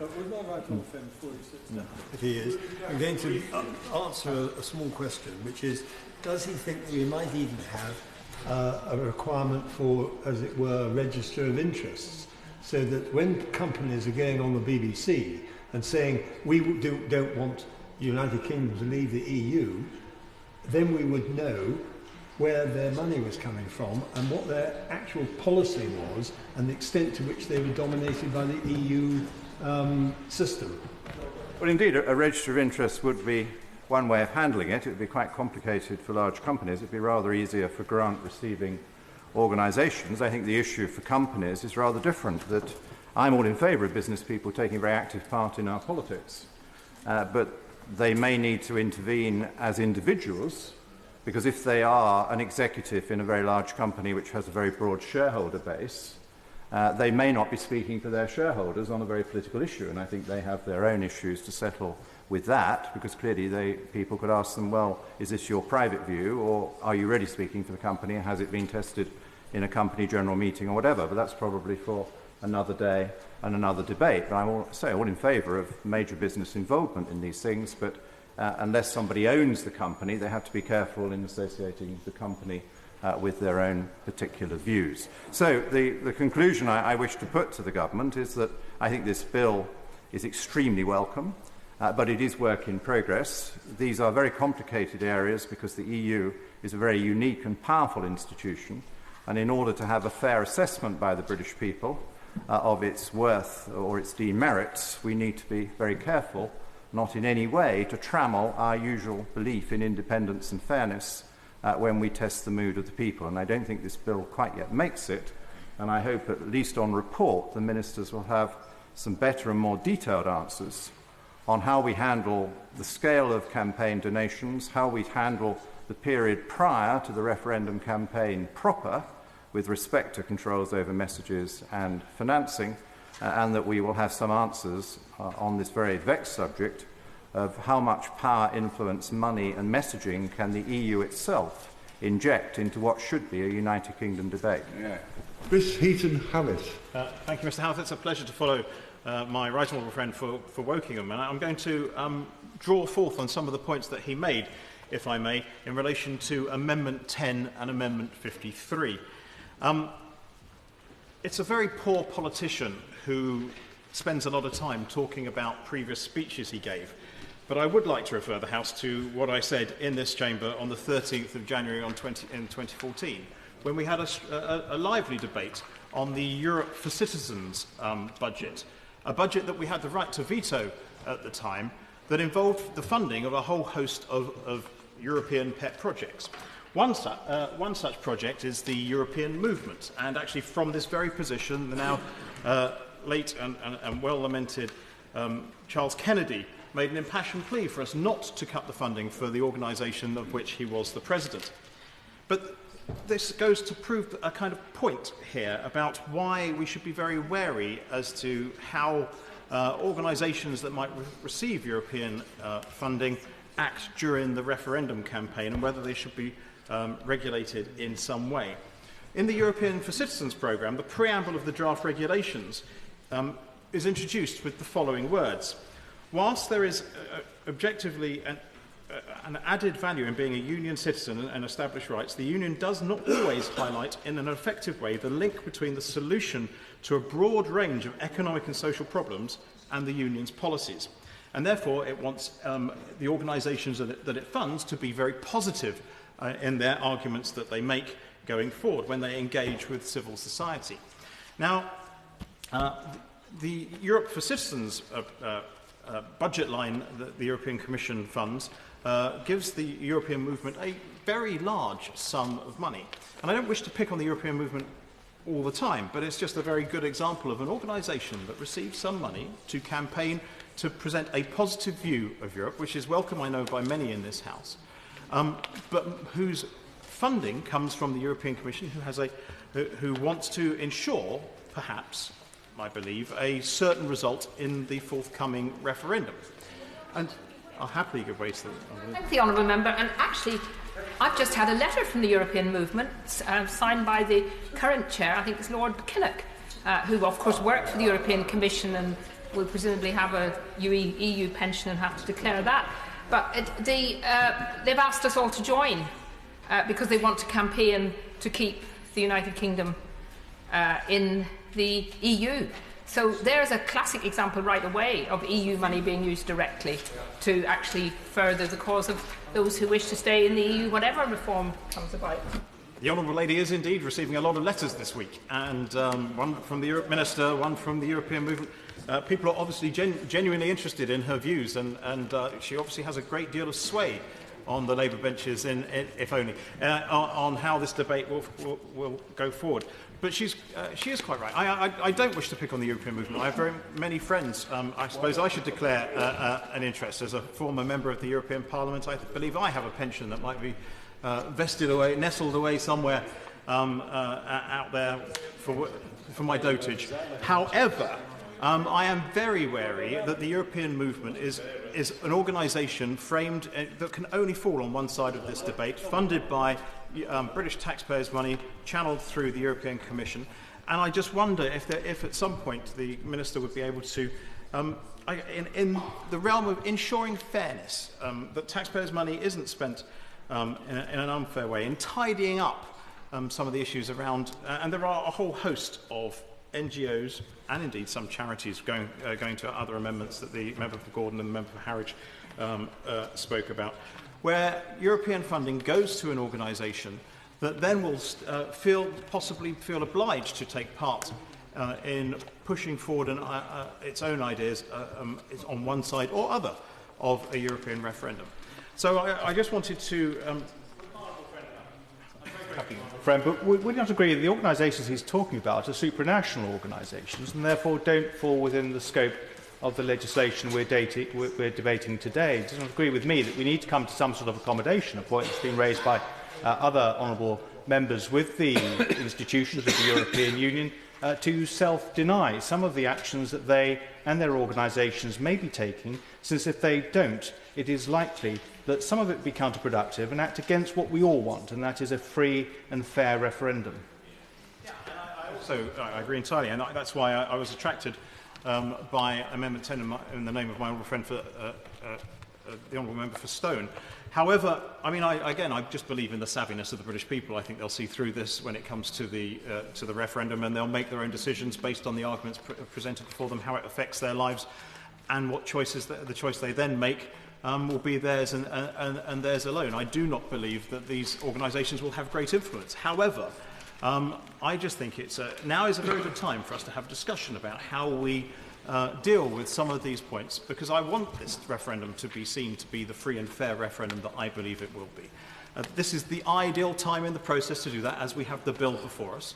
And so I'm very keen for the Minister just to be aware at this stage. Maybe there is no need to act. Maybe just by discussing it here today, there is no need to go any further. Perhaps there could be something in tidying up for the report stage where something could be brought forward. I have no idea what that might be. But I just want the Honourable Member for Stone has consulted with the Electoral Commission about foreign sources of funding. And so I just think there is a very grey area here where there is actually quite a large sum of money involved going to numerous organisations, NGOs and charities. And it would be nice for us all to know that that money would be spent fairly and not on political purposes in a referendum in the next couple of years. Minister. Well, Mr. Chairman, thank you very much for giving me the chance to reply to the extensive set of contributions. We've had contributions from the honourable members for Gainsborough, North East Fife, Stone, Harwich and North Essex, Gordon, Glenrothes, Aldershot, North East Somerset, my colleague who was kind enough to say kind things about the constitutional impact of Somerset, Wokingham and Daventry as well. Mr. Speaker, I will start by saying a few words briefly about Clause 3 in general on the stand part debate, and then move the government amendments and then endeavour to respond to the various different points that have been made by colleagues to the amendments on all sides of the House as well. But Clause 3 itself sets out that Part 7 of the Political Parties, Elections and Referendums Act, PERPERA as it's sometimes known, applies for the purposes of this referendum. Now, it's been in place since 2000, so it provides a well-established and understood framework for regulating referendums in this country. Part 7 sets, for example, the spending limits for campaigners during the referendum period and the rules on donations. However, the legislation for two recent referendums, in 2011 on the voting system and more recently on the subject of Scottish independence, whilst based on PERPERA, also provided examples of how the controls on campaigning and the framework for conducting the referendum could be improved. Where these changes have been improved, have improved the regulation of referendums with the support of the Electoral Commission, we have sought to replicate them in this bill. The bill also makes important additions to the... Sorry, I'll happily give way. The Minister's quite right in terms of building on experience to try and augment the PERPERA recommendations. If they did that in terms of finance, then why didn't the government do that in terms of PERDA? Well, Mr. Chairman, we have already had a discussion about that, and I think there have been some promises made from the dispatch box earlier on this afternoon by my colleague, the Europe Minister. There will be further things brought back to the House, and I hope that he will be pleased, as I hope other colleagues will be pleased, by what is brought back at that point. Clause 3, therefore, introduces Schedules 1 and 2, which make further provision and modify PERPERA in relation to the campaigning and financial controls which will apply for the referendum. It also introduces Schedule 3, which makes further provision and modifies PERPERA in relation to the framework for administering the referendum. Now, rather than spending a great deal of time on the contents of those schedules in detail, what I'd like to do, Mr. Chairman, is to move on to the government amendments and then try and respond to some of the other amendments which have been moved by colleagues on both sides, or particularly on my side of the House. So the government has tabled two amendments which I will briefly explain. Amendment 14 will increase the spending limits for permitted participants at the EU referendum. The limits will apply instead of those provided for by the Political Parties, Elections and Referendums Act, PERPERA, as we've just described. The increase takes account of inflation since the Act was originally passed in 2000, but goes no further than that. So the changes will apply to the spending limits for all those campaigners who are eligible to become permitted participants on both sides of the debate, including the designated lead organisations and political parties. So it should be fair for all sides. Government Amendment 15 gives effect to a recommendation of the Electoral Commission.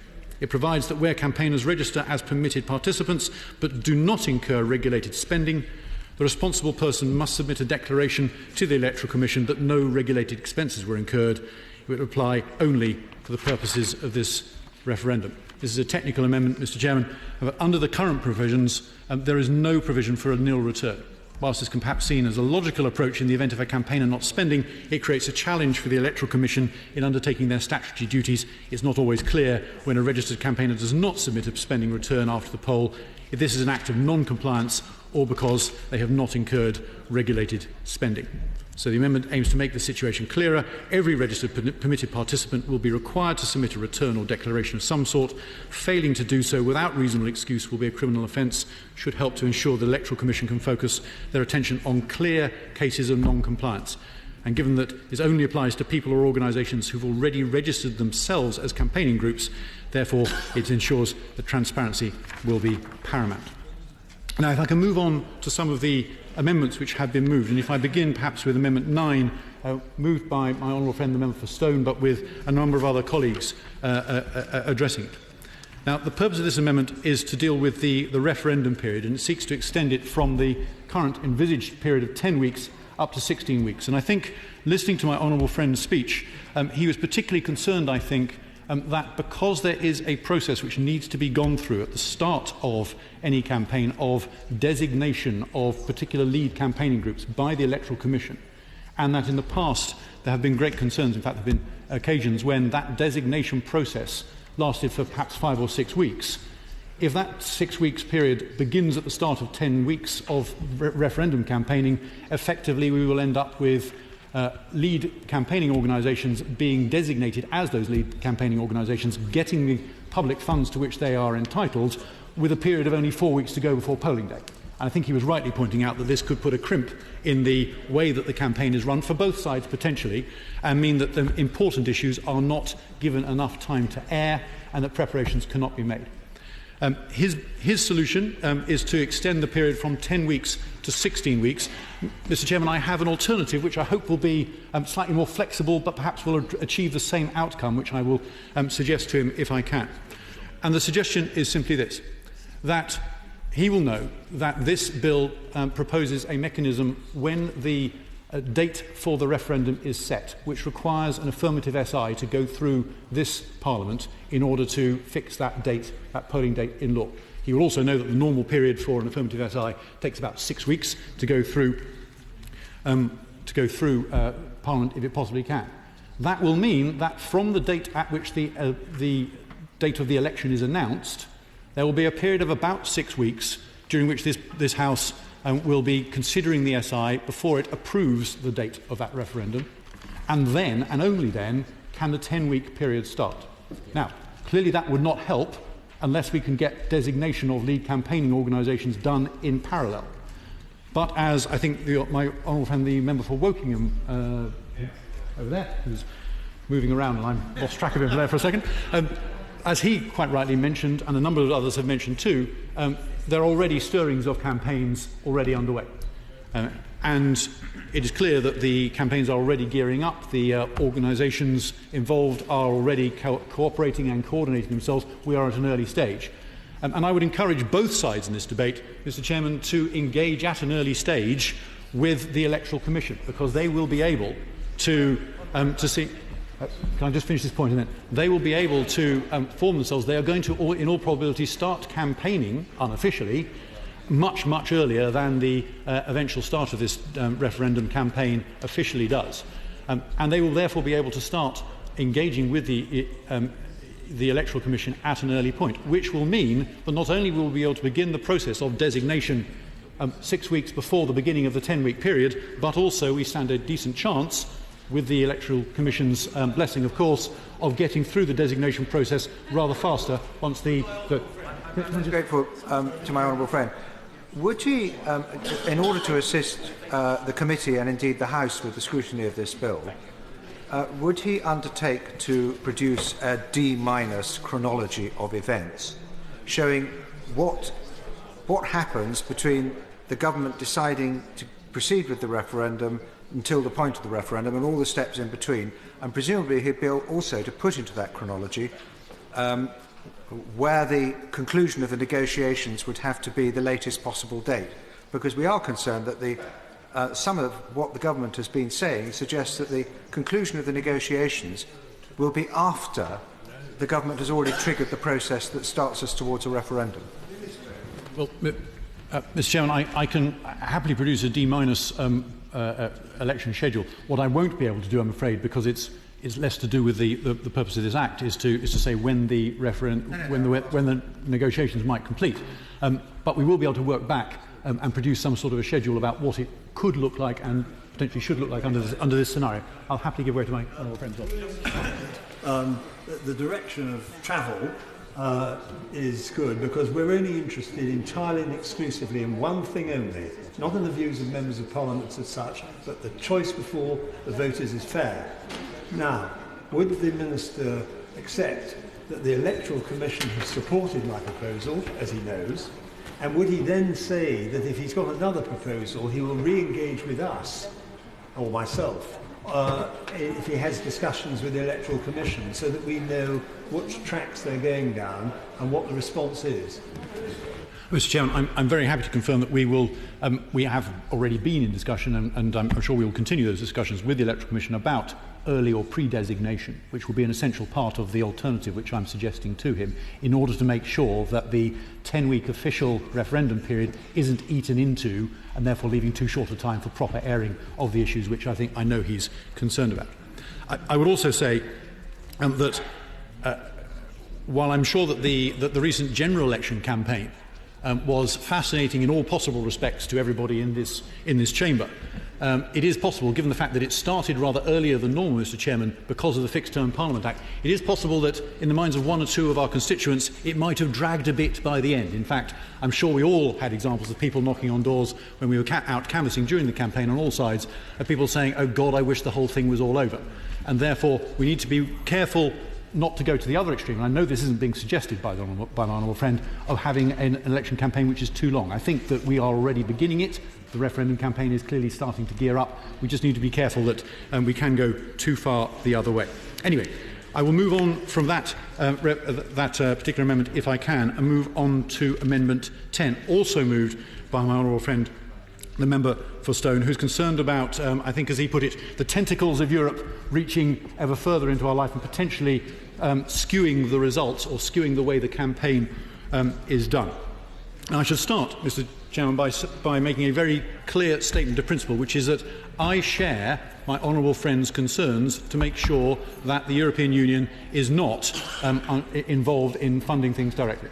He mentioned, and he's absolutely right to say, that not only does the European Union say that they do not believe that they would be eligible to be a donor directly for this upcoming referendum, I can confirm that even if they thought they were eligible, legally they wouldn't be able to, under the terms of PERPERA, the Act that we're talking about here, Mr. Chairman. So not only would they not want to or not feel able to, they would not legally be allowed to in any case. And I think my honourable friend, the member for Stone, talked a little bit about some of the organisations which are allowed to donate. I think that those give very great existing protections to stop external non-British interventions in British elections of all kinds, including this one. See my honourable friend wishes to speak. I know the Electoral Commission's view on this is that the European Union does not come within the parameters, but does he agree with me, and would he share with us the legal advice that the Foreign Office is getting in order to establish this? Although I think he can take it that we should also be looking at this ourselves, because it's so important in terms of the volume and the disproportionality of the funds that be available. As my old friend from Wokingham said, it's half our money anyway.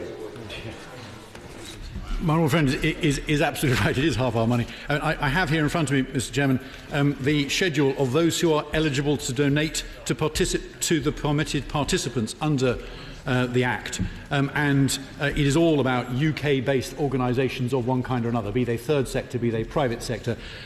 But there is nowhere, anywhere, which would allow an organisation like the EU to get involved. The only changes that we're making to those established protections, which after all have applied to British elections for quite a few years now, and I think have applied relatively successfully. I don't think that people feel that there's been undue influence from some of these organisations abroad in previous elections. The only changes that we're making to it, effectively, are mainly ones to do with Gibraltar, to make sure that Gibraltarian organisations can, if necessary, be part of the campaign, either actively or through donations.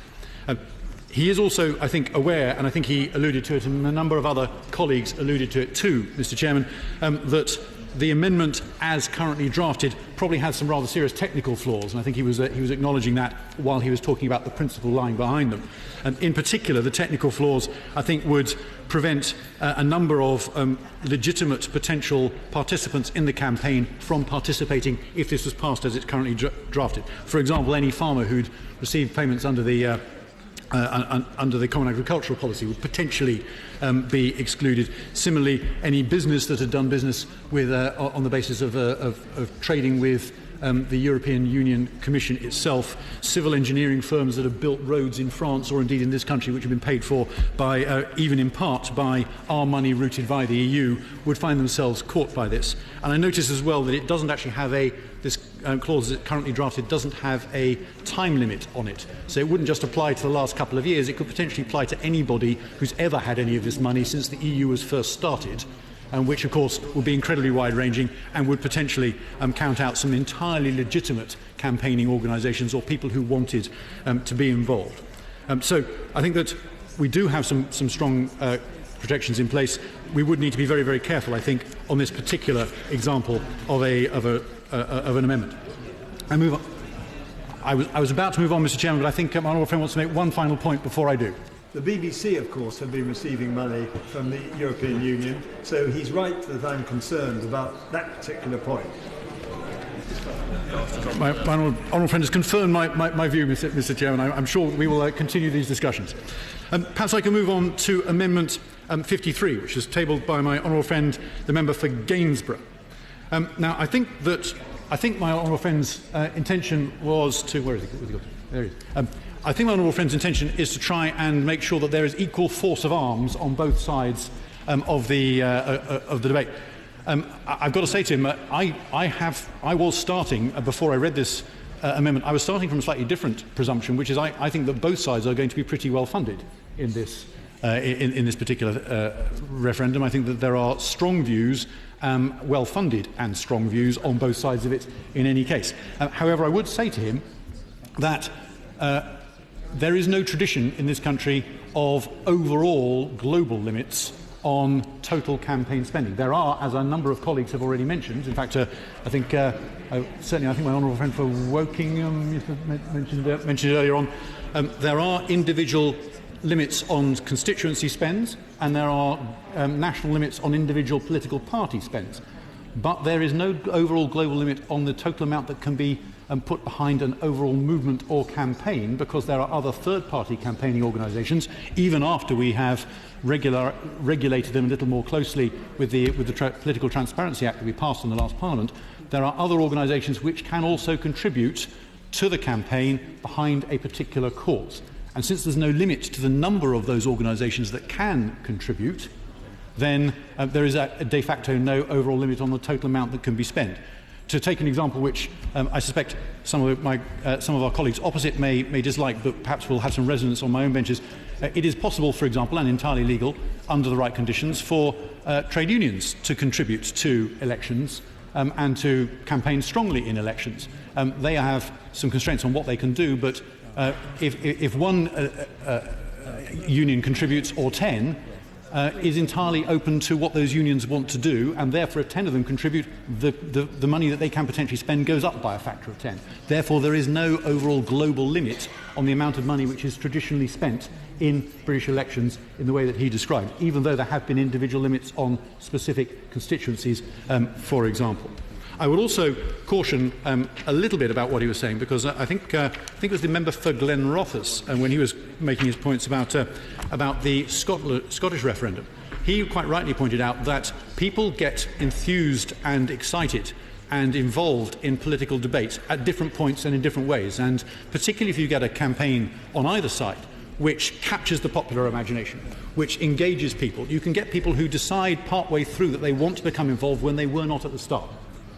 And his amendment, as he will realise, would limit the number of people who can get organised, and it would make sure that they can only get organised and enrol at the start, and once the maximum number of people who could be involved in the campaign had been reached, then the gates would close and no further people could be enrolled to be organised in a particular campaign. Now, Mr.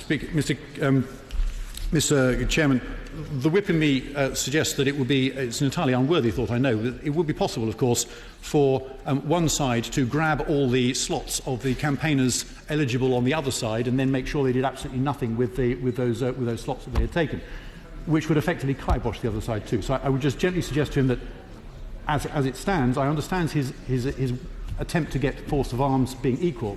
I'm afraid it won't work the way he has described it. And also I think it will run counter to some rather deep-rooted fundamental principles about the way that British democracy has worked. Can I move on?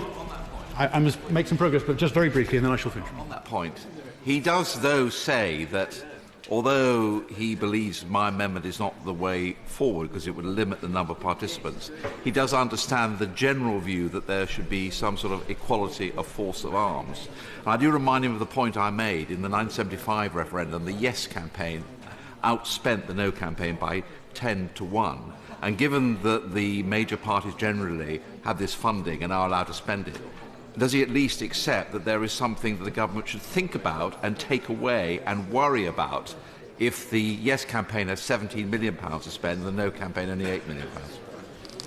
Mr. Chairman, I do understand his concerns. I would, at the risk of quoting one of the opposition MPs who spoke as well, I noticed that none of us were that concerned when there was a different force of arms in the recent general election on a party political basis. But I do appreciate his concern. I don't think that the amount of money that's going to be raised on both sides will be as unequal as he fears. But I may be underestimating either the Yes or the No campaign. Finally, Mr. Chairman, my honourable friend, the member for Harwich and North Essex, tabled a number of amendments which would remove bodies incorporated by Royal Charter and charitable incorporated associations from the list of those who are eligible. Where's he got to? There he is.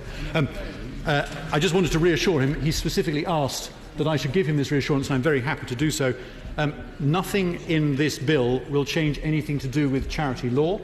And charities are already subject to some very, very severe and thorough crimps on what they can do when it comes to political campaigning. There are a very, very small number of occasions when they are allowed to get involved, and even then they are very, very closely scrutinised by the Charity Commission. That will continue. Nothing in this bill will alter any of that. And therefore, Mr. Chairman, with those remarks, I would beg to move that Clause 3 stand part of the bill. 53 is not being moved. The question is that Clause 3 stand part of the bill. As many of that opinion say aye. Aye. To the contrary, no. The ayes have it. The ayes have it. We now come to Government Amendment 14, with which it will be convenient to take Government Amendment 15 formally. The question is that Government Amendments 14 and 15 stand part of the bill. As many of that opinions say aye. Aye. Of the contrary, no. The ayes have it. The ayes have it. We now come to Amendment 11. To be moved. Be moved. No, beg to move. Beg to move. The question is that Amendment 11 stands part of the bill, and many of that opinion say aye. Aye. To the contrary, no. No.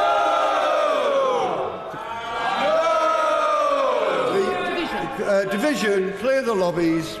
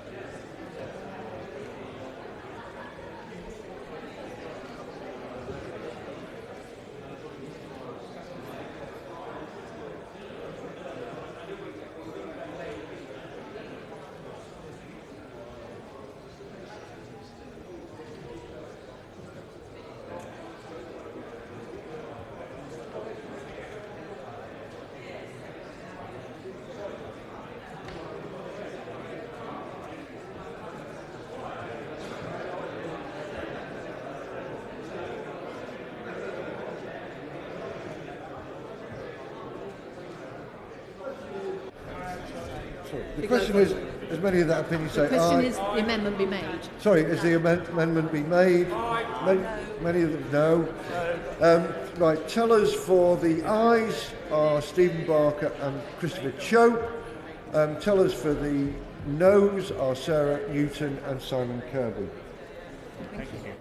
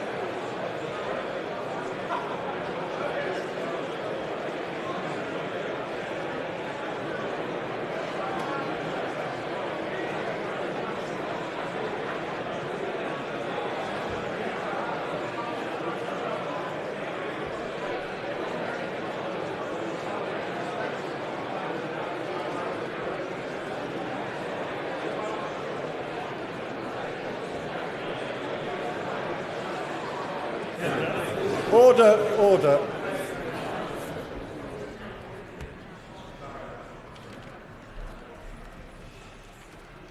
The ayes to the right, 97. The noes to the left, 288.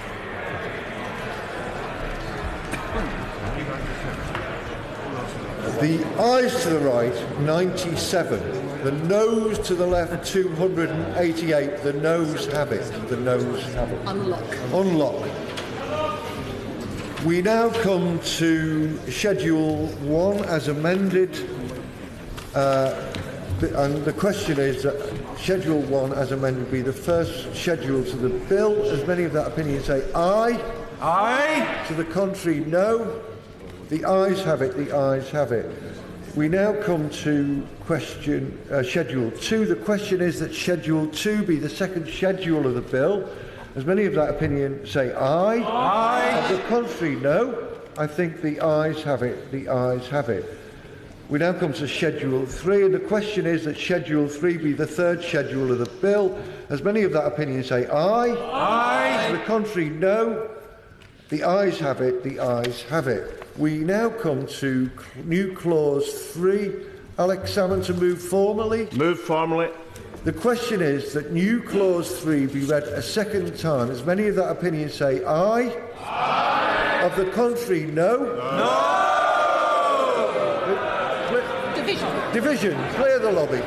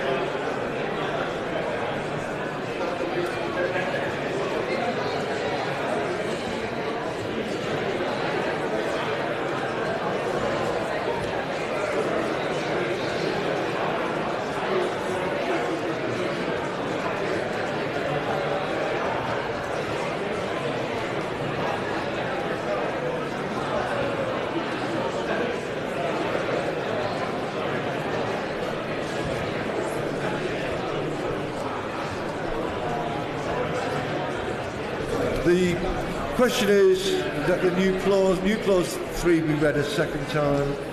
As many as that opinion. Ayes to the right. As many as that opinion. As many of that opinion say aye. Aye. To the contrary, no. No. Ayes to the right, noes to the left. Tellers for the ayes are Owen Thompson and Marion Fellows. Tellers for the noes are Sarah Newton and Simon Kirby.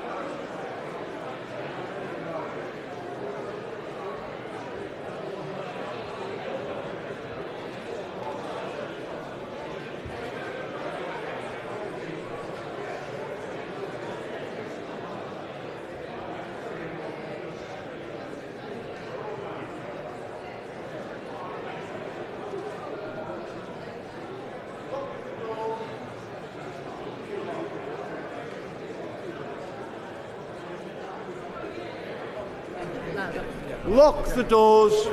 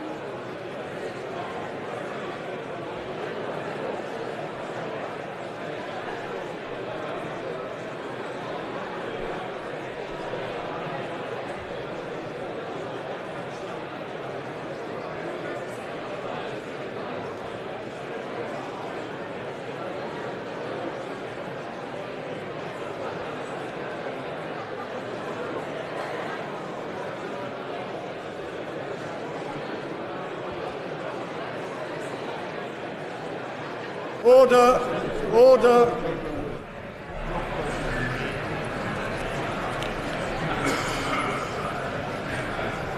The ayes to the right, 75. The noes to the left, 313.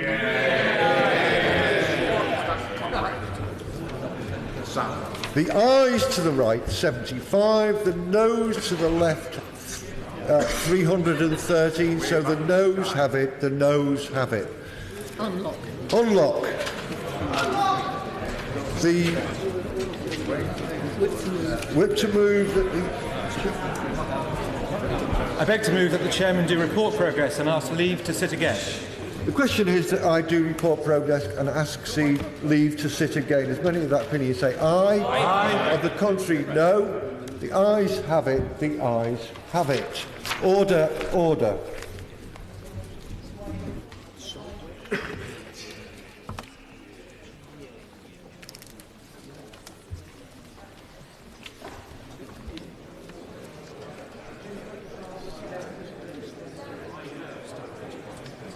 I beg to report that the committee has made progress and asks leave to sit again. Committee to sit again what day? Tomorrow. Committee to sit again tomorrow.